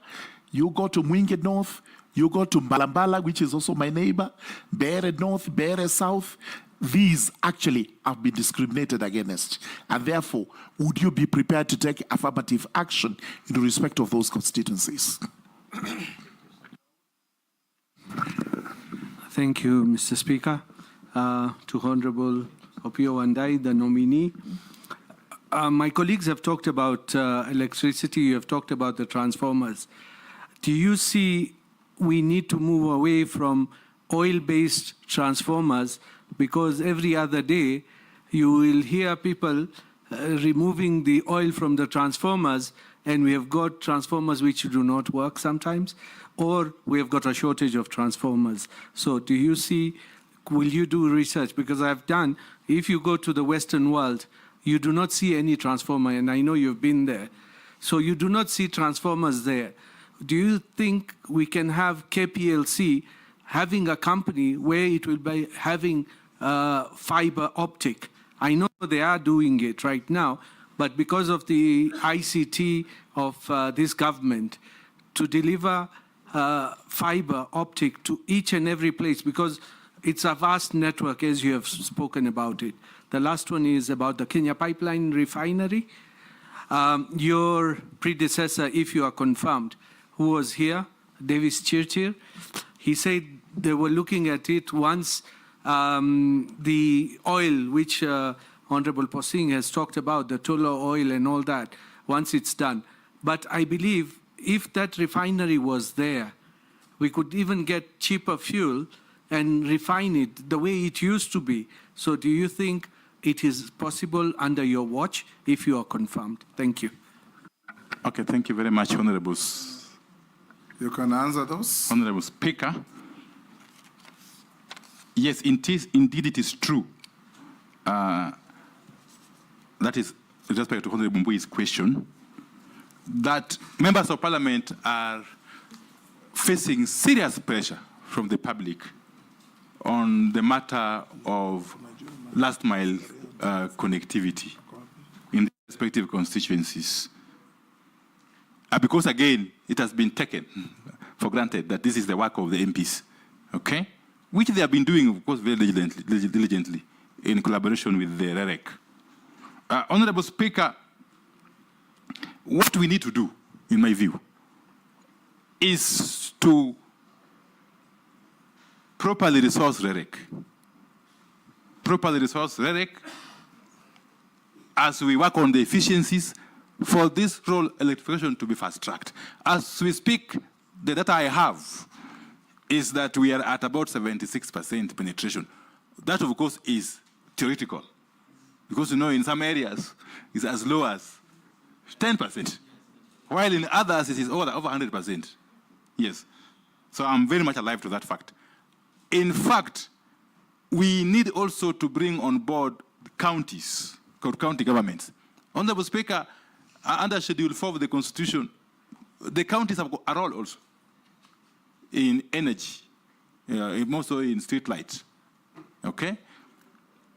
What has happened in the past is that REREC has been able to build street lights, which street lights go off soon after they are commissioned for lack of payment of bills and maintenance, which they presume is the mandate of the counties, Honorable Speaker.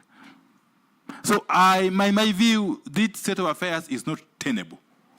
We must make a decision, and I'll be coming back to Parliament. Okay? We must make a decision as to whether to empower REREC fully, to be able to be in charge of this street lighting, up to including payment of bills.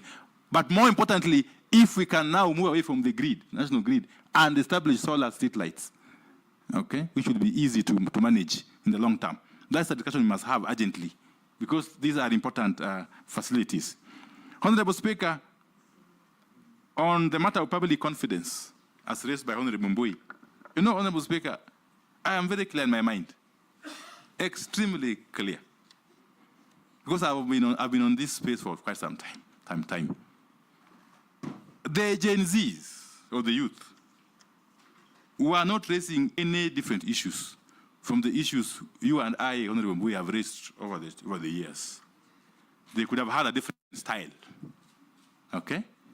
But the issues they were raising were pertinent issues, which you all agree must be dealt with, okay? And therefore, it is not proper to say that we have taken advantage of the Gen Z's clamor to get into government. First and foremost, Honorable Speaker, I never applied to join the executive. But I was pleasantly surprised and felt greatly honored that my name was recommended. And His Excellency the President went ahead to nominate me. You know the facts. Just answer the questions. So, Honorable Speaker, I still maintain the view that we are not in any way in betrayal of the cause. Don't allow Mbui to bully you. Of the youth, yes. And have no apologies. Yes. Yes. But again, Honorable Speaker, as I conclude on that one, you know, we are basically coming on board in a paradigm shift. I'm very pleased that the President has actually declared that we have to adopt a paradigm shift in the management of government and state affairs. And I'm most privileged if I'm in our country. In our country. Yes. Yes. Thank you, Honorable Speaker. We are living in different times. Yes, we must also think differently. Sorry. Honorable Speaker, Honorable Baya, you are right. The cost of power is exorbitant in Kenya. Even if you compare ourselves to our neighboring countries, especially Ethiopia and even Uganda, really. But part of the reason why our cost of power is too high, is the exorbitant amount of commercial and technical losses that Kenya Power, especially, incurs. Kenya Power loses up to 23% of the power it buys from the generators. Okay? In other words, it doesn't sell. Almost 23% of the power it buys from the generators. Inefficiency and recklessness. Yes, there are many factors. You must assure the country that this will stop. This is going to be managed. I can't say it will stop, Honorable Speaker, because in any scientific process, there can be losses. But they have to be reasonable losses, Honorable Speaker. Yes. So we are going to work closely with the KPLC, and I'm happy, Honorable Speaker, by the work the KPLC management is doing currently. As a matter of fact, I'm privy to the information that they have done some turnaround. I'm not allowed by the rules of the CMA to get into details. But they have done some turnaround, and they may post some good figures in the coming... Don't be prejudiced by briefs you have received. You'll get there and learn. Thank you, Honorable Speaker. I'm just being optimistic. Yes. And giving the country hope. To borrow your words. Yes. Okay. Continue. Honorable Speaker, let me dash to the question, by Honorable Dawood. Murugara. Murugara first. Murugara, yes. Honorable Speaker, it is true, there have been historical injustices. Okay? And we must work together in terms of addressing these injustices or these imbalances. We must correct them. That's systematically.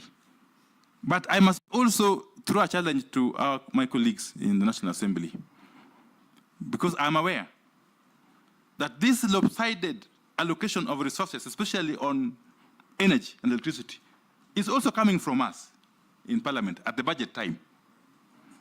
The agencies, the ministries, are receiving printed estimates with figures which they cannot change, they can't touch, which figures are scary, Honorable Speaker. You find one constituency being allocated upwards of 400 million Kenya shillings, while another one is getting a paltry 10 million Kenya shillings in the same financial year. So we must also actually do some introspection as a House to help us in the ministry, if and when I am approved, to deal with this issue. You know, once you bring printed estimates, the ministry, the agencies have got no leg room. They have no room to maneuver. Okay? So these imbalances, these injustices may continue as we watch, Honorable Speaker. There is also the issue of solars for schools. There is currently a very robust project being undertaken by REREC, the solar for schools. We want to follow through this project to ensure that at least every school in this country is able to benefit. Point of order. No. Point of order. George? Me. Point of order. Solar has been tried from time immemorial. It works only for 1 month, 2 months, it just dies. And those schools will remain in the books of KPLC or whoever that they are connected through solar when actually it is not working. So it doesn't make sense whatsoever for Kenya Power or for RELEC to introduce or to go back to that solar business.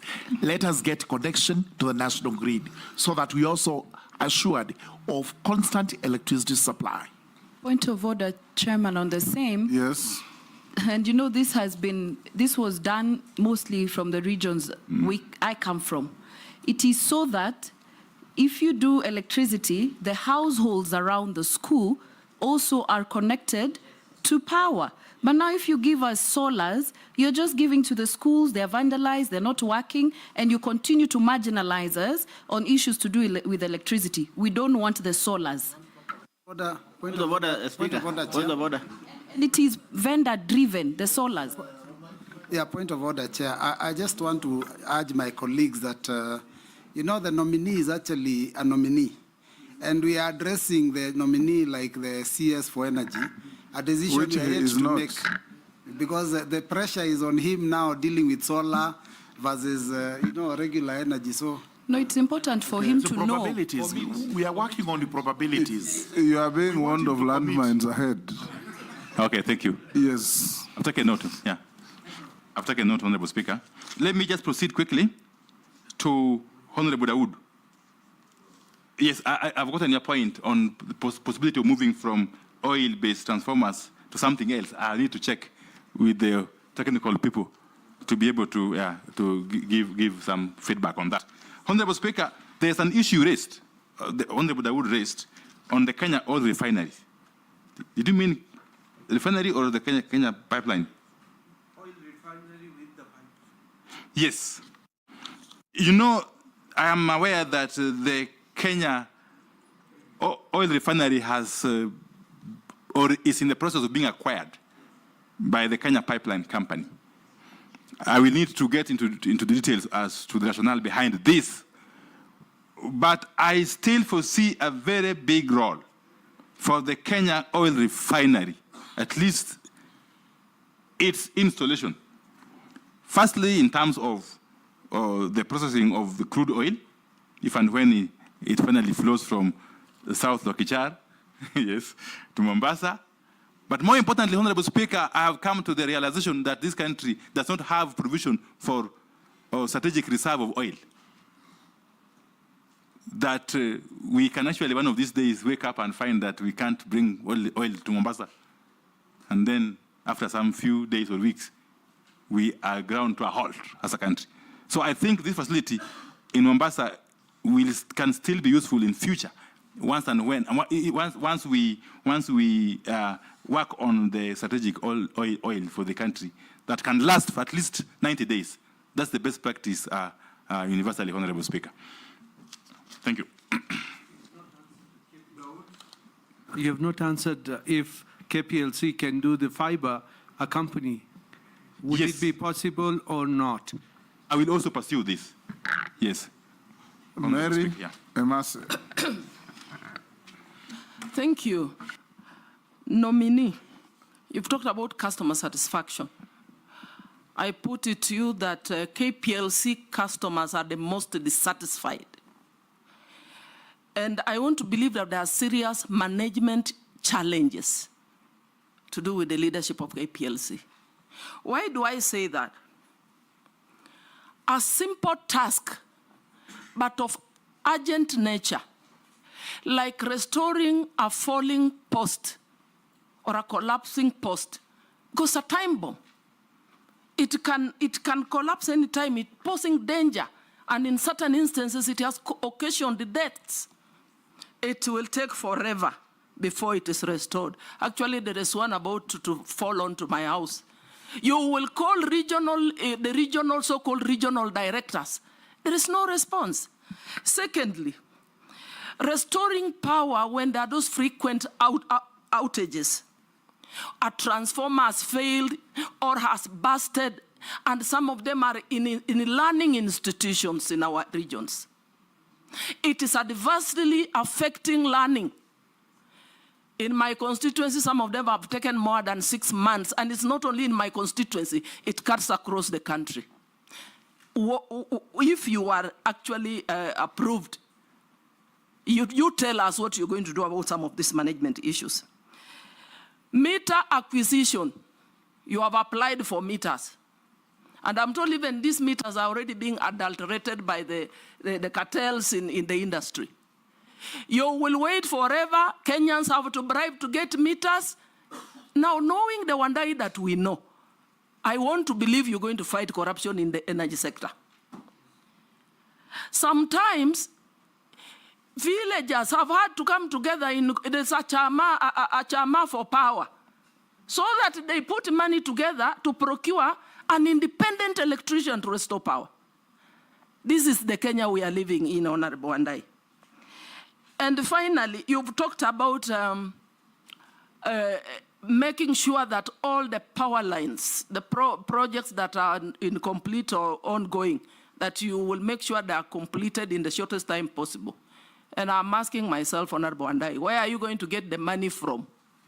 Because after rationalization of the budget and the collapse of the finance bill, which you strongly objected to, reject the bill, can you tell us where you're going to get resources to finance all those projects? Because I want to believe the reason they are incomplete is because of funding. Thank you. Thank you, Honorable Speaker. Nominee, there are some key transmission lines that are yet to be constructed. And with the shrinking revenue and reduced headroom to borrow, what are you going to do to ensure that they are done, since the country needs them? Honorable Mishimbo. Yeah, thank you, Honorable Chairman. Honorable Chairman, my first question is on environmental concerns. And I'm talking about the proposed Lamu coal power plant.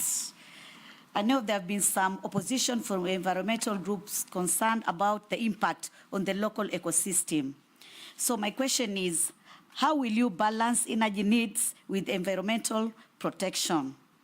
My second question, it is on the issue of the project dubbed the Lake Turkana Wind Power Project. I know you are once the chair of PAC, and I was also in the committee of PIC, and this matter kept on coming and coming each and every time. This project was at a tune of 70 billion, and so many billions had been already utilized. So I just want to ask you, do you see that the taxpayers' money had some value to where we are right now in regards to that Lake Turkana wind? I know you are not yet the Minister for that energy. Maybe you're going to be approved. I want you to check on this, because a lot of money have really been utilized, and yet we don't see any tangible results from that.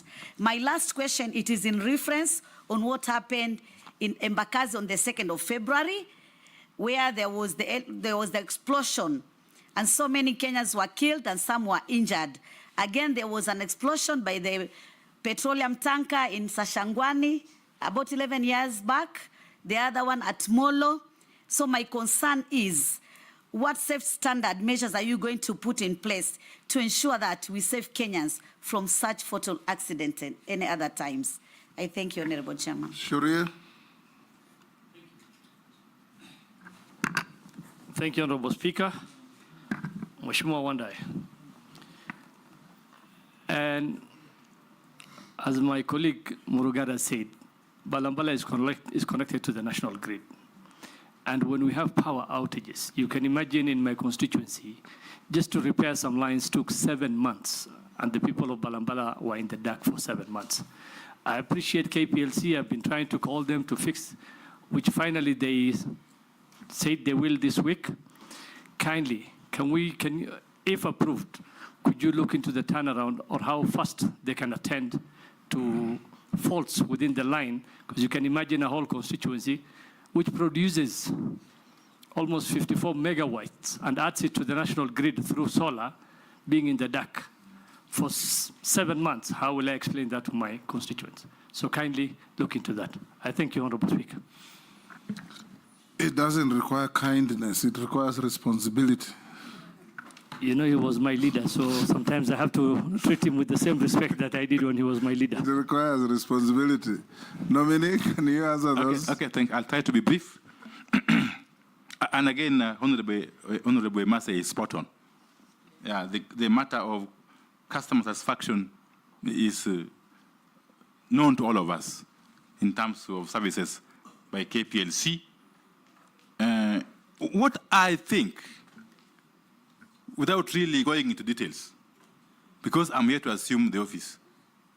Honorable Speaker, what I think KPLC requires, and it's a giant company, actually employing over 10,000 people. What I think KPLC requires is an urgent, what we call business process reengineering, to look at the totality, okay, of the architecture of the management of KPLC processes and functions. Honorable Speaker. Two is the question of transmission lines that are yet to be completed. Honorable Speaker, some of the lines, actually nearly all of the lines that I mentioned earlier on, that I will try to fast track their completion, have got funding. Okay? They have got funding as we speak. And most of the funding coming from development partners. So my work will be to work closely with the agencies responsible to have these projects completed within the timelines that are stipulated. The Honorable Mukami, again, is basically speaks to the question that has been raised by Honorable Massey. Yes. And I will work closely with you if I get the honor of being approved, yeah, to see to it that this is done, the matter of completion of these transmission lines. Honorable Mishi, yes. The question of carbon emissions is very serious. But again, we shall have to work closely with all stakeholders to strike a balance between energy needs of the country and environmental protection. That delicate balance will have to be struck, Honorable Speaker. Yes. Lake Victoria. Just on the same. Yes. If you allow me, Mr. Speaker, I don't want to allow myself. Thank you. I would like to ask you a question on nuclear energy. You know, there's a proposal in my... It's not the same. No, He it's... was answering a question on coal. That is called, this is nuclear. So how can it be the same? It's different. Yes. Let him finish answering those questions, then I'll give you... Thank you, Mr. Speaker. Honorable Speaker, Lake Turkana wind project. Honorable Speaker, for sure, this is a matter again of public notoriety. I kept hearing about it when I was in the last parliament, I think. Yes, it was within the purview of the Committee on Energy and PIC then. I'm aware, despite all the issues that were raised then and even now, that eventually the power is being generated. Okay? As a matter of fact, Honorable Speaker, in our total installed, out of our total installed energy capacity, which is about 3,200 megawatts, the wind power is accounting for about 460 megawatts or so, the bulk of which is from this Lake Turkana wind. So I will take time once I assume, if and when I assume office, to establish more details surrounding this project, yes, and to draw lessons from it that could inform our future engagement with similar projects. Yeah. Yeah, Honorable Speaker, yes, again, the issue of gas explosion in Bakassi, Sachangwan, and so on and so forth. It's a question of regulation. It's a question of regulation. I will be working closely with EPRA and enforcement of the law. Yes, I'll work closely with EPRA to see to it that these occurrences are a thing of the past. In fact, Honorable Speaker, one of the areas I'll be focusing on, if I get to be appointed, is to push the LPG uptake by the public in terms of cooking, okay? From the current about 40% to 100% by 2028 actually, 2028. That should be the target, Honorable Speaker. And we are going to work closely with all the relevant players to ensure that we make it possible for the Kenyan people in the countryside and everywhere else to access gas, clean energy for cooking. And because we can no longer continue in the manner we are continuing of using charcoal, using firewood. It's not sustainable, Honorable Speaker.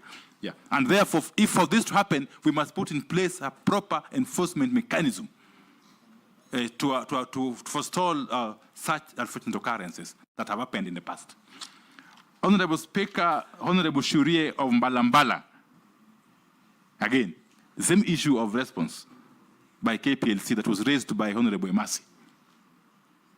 But I'm also happy that the solar plant in Garissa is really contributing immensely to the national grid. Currently, solar energy is accounting for about 220 megawatts of our total installed capacity, the bulk of which is coming from Garissa. And Mbalambala, to be specific. I'm also happy, Honorable Speaker, to notify honorable members that there's also a line which I want to fast track, a transmission line from Garissa to Garissa, that if completed will also help in connecting the populace around that area to the national grid. Honorable Baya, if you allow me, I just finish with him. Yes. Honorable Baya's question on nuclear energy. He did not finish asking. Now you can ask. I would like to say this, yes, we must generate electricity through other means, including safe energy like nuclear. There is a proposal to set up a nuclear plant in a place called Uyombo in Kilifi North constituency. And this has elicited a lot of reactions. It's not just about environment, it's just about human beings and preparedness of this country in venturing into nuclear energy and nuclear waste and all that whole realm about nuclear. But the people of Uyombo have said no, they have refused. And looking at many factors, and they have a right, they've been forced, they've been beaten, many things have happened to force them into this nuclear. Would you stand with the people of Uyombo and actually agree with them and look for other sources of energy other than nuclear? Honorable Speaker, let me just take some 2 minutes to explain something. First and foremost, Kenya is a member state of the International Atomic Energy Agency that regulates matters nuclear across the world. And Kenya has adopted the International Atomic Agency's milestone approach in terms of establishing a nuclear energy plant. In this approach, there are phases that we have to go through. I am informed that the first phase, which involves public participation, among other things, has been undertaken. But more importantly, Honorable Speaker, we have even gone further and identified a site, an alternative site, as is required under the framework of the IEA. And the site, Honorable Speaker, is in Kwale County. The alternate site is in Kilifi County. The alternate site is in Kwale County, Honorable Speaker. What I want to assure honorable members, even though I haven't assumed the office, is that once I assume the office, if I do so, I will revisit the matter. Not as a way of stopping it, but as a way of encouraging more holistic involvement of all stakeholders as we move forward. Because this country, Honorable Speaker, my view, that is my personal view now, needs nuclear energy. It is not only clean, but very cheap. Correct. It will only rival geothermal energy in terms of contributing to our baseload, Honorable Speaker. Thank you. Russell. Thank you very much, Honorable Speaker. Honorable Wandayi, I think for your information, Lake Turkana Wind Power evacuates 360 megawatts to the national grid. But Marsabit, the main town in the area, is on on diesel generators. That is the inequality that is there. So my question is, in Vision 2030, we as a country project to be a middle-income country and industrialized. But that cannot happen without having power. Because 3.3, I think, gigawatts is not enough power to seriously run industries. And there are also many interests in the power sector. Cartels, big corporations who have interest. There are many who have preceded you. I really want to hear from you, what is it different that you are likely to do? Honorable Mvurya said something, Juneta said something, and you come from some other corner. Maybe you bring a new type of thinking to all this. Maybe you will share with us. Thank you, Honorable Speaker. Thank you very much, Speaker. Honorable Wandayi, the nominee, I want to look at Kenyans and to tell them what new formula are you going to bring to the energy sector to see the pump of oil in the petrol station go down and to see the purchase of electricity in this country goes down by at least 30%. Thank you. Thank you, Mr. Speaker. I just want to follow up where Honorable Imase left, Mary. Billing of Kenya Power, if you do get through, if there is wrong billing, you have to pay before you even complain. It's like KRA. So if you do go in, would you probably talk to them and, you know, if there's a dispute, of course you don't pay the whole thing. Thank you. Honorable Speaker, beginning with the Honorable Russell's question, yes, it's indeed true that the Turkana power, wind power, the energy from it is not going to Marsabit. Okay? And of course, this is a factor of transmission, Honorable Speaker, which I said earlier on, yes. And in fact, there are now plans to take it down to Mombasa, yes, to Mariakani. Yeah. So I think we still have to look at our transmission network and see how constructively we can re-engineer it to serve the country better. Honorable Speaker, Honorable Russell has spoken about a very serious issue here. Kenya, of course, aspires to be a middle-income economy. This is according to the country's Vision 2030, which is in line with the East Africa Community's Vision 2030 also. Yeah.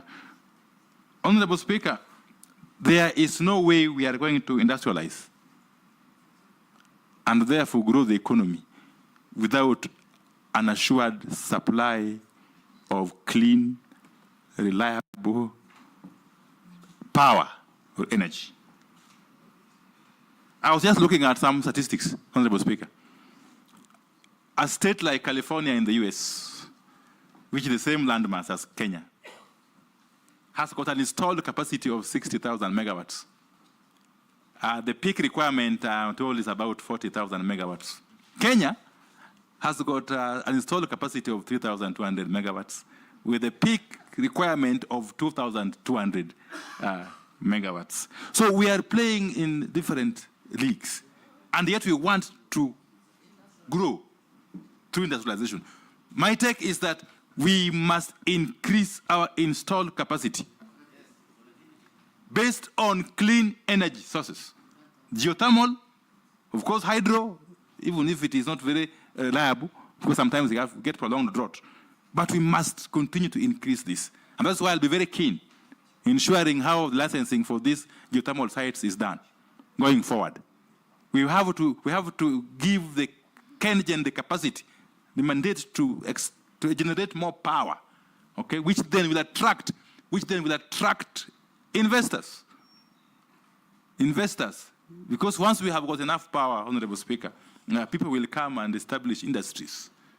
There's a school of thought that has it that first of all we establish the industrial parks, then power will. I don't think we have to find a balance, Honorable Speaker.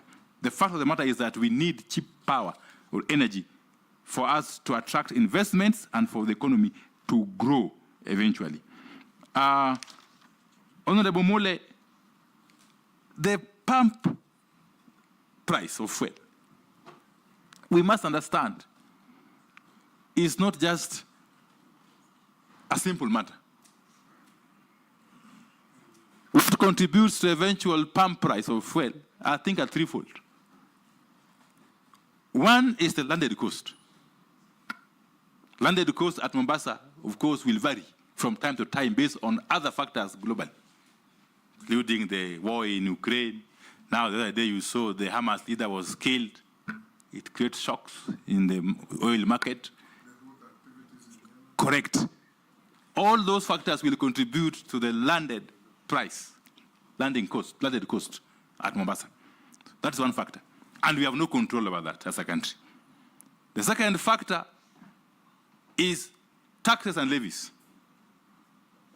which to a large extent is determined by the House, the National Assembly and the Senate, I believe. So I'll be working closely with you if I get appointed to address that. But the third factor, Honorable Speaker, which we as a ministry may have more control over, is the question of storage and transportation of fuel, the logistics.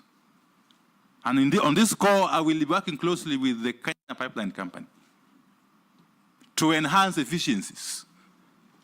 I'm happy to note that there are opportunities for the Kenya Pipeline Company to extend its pipeline, which is currently about 1,340 kilometers, from Mombasa to Kisumu and Eldoret.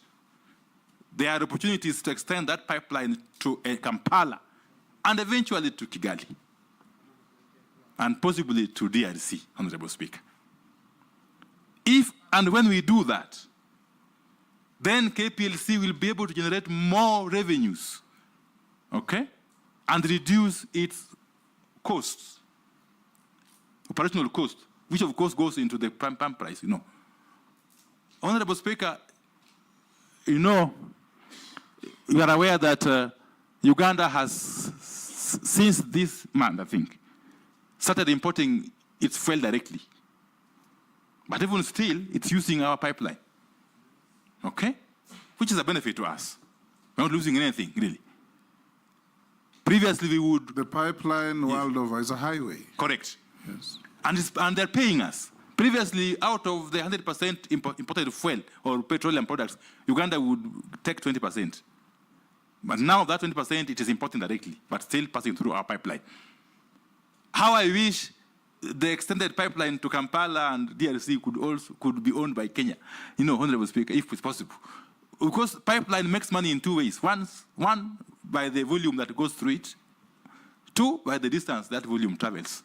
So I think we have got serious opportunities to make Kenya Pipeline Company more competitive, even now it is posting fairly good profits. Pipelines all over the world are not constructed with domestic resources. They're so lucrative that any lender will give you money. So it's up to you to go and organize. Thank you. I think it's finished, Bill, basically. Yes. Yes. I'm going to look at why they are billing you incorrectly, Honorable Dawood and other. Okay, another consumers here. Nominee, let me ask you a question or two. Kenya Power is a monopoly.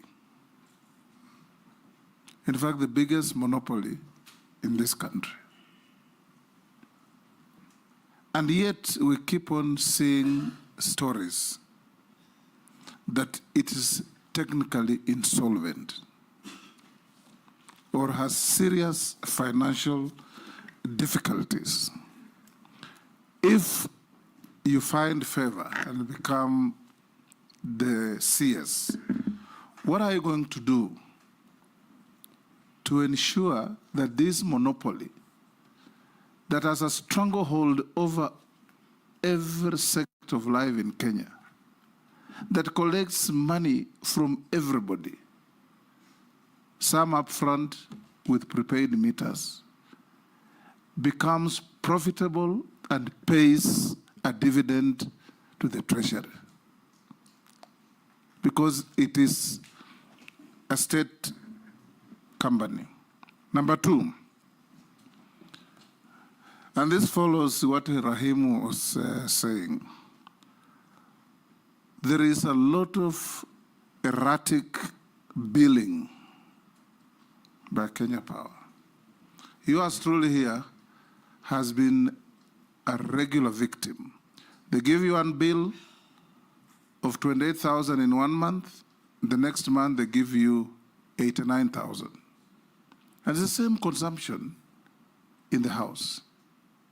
There is one time they gave me a bill, nominee, of 550,000 for a month.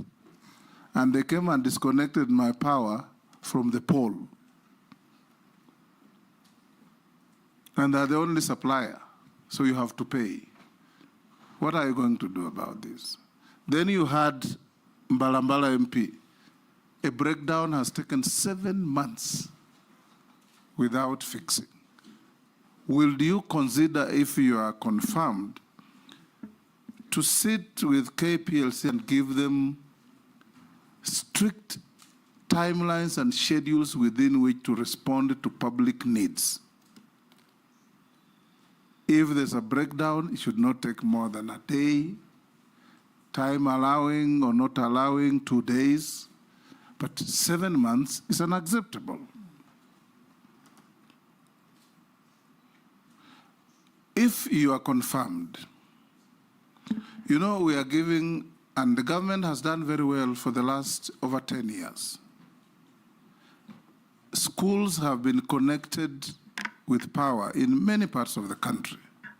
But if you go to these schools, if you turn up as an MP, the first thing you are told is, we have not paid our electricity bill. Please help us to pay. Would you consider having an arrangement where schools and public institutions are charged subsidized rates so that they do not pay commercial rates like industries, factories, and other households? So that in some schools you go, there is power connection, but the only thing it's used is teachers charging their phones, nothing else. They cannot afford to use it for anything else. So if you can consider that. Lastly, if you are confirmed, you know, I was the first electricity regulator in this country, you remember? At that time, when we carried out a study, there was in the Southern Africa countries called the Southern Power Pool, where Zambia, Zimbabwe, South Africa, Botswana, Lesotho, Swazi were all interconnected. So if there was a shortage of power in Zambia, it automatically flows in from the connection in the pool and vice versa. Would you consider working with your counterparts in the region to create a power pool for the East African countries, including Ethiopia that now has enormous capacity after the Renaissance Dam, so that we can, in times of stress like droughts, it automatically flows into Kenya, there is metering, and we pay for it? Thank you, Honorable Speaker. I will answer them in the reverse. And I agree with you. We have no option but join in the East Africa Power Pool. First, as a way of creating for our actors additional market, so that if we do what we are promising to do of increasing our installed capacity, then excess energy can find an outlet, Honorable Speaker. And in the converse, if we are short of energy for whatever reason, we can get energy from the neighboring countries within the pool easily into our national grid, Honorable Speaker. There are no two ways about it. The issue of possible subsidy for schools is a great idea in my view, Honorable Speaker, and it's an issue I may have to pursue and see to what extent it can be actualized. If and when we adopt it, it looks very revolutionary because the schools are actually suffering a great deal in terms of struggling to pay these bills.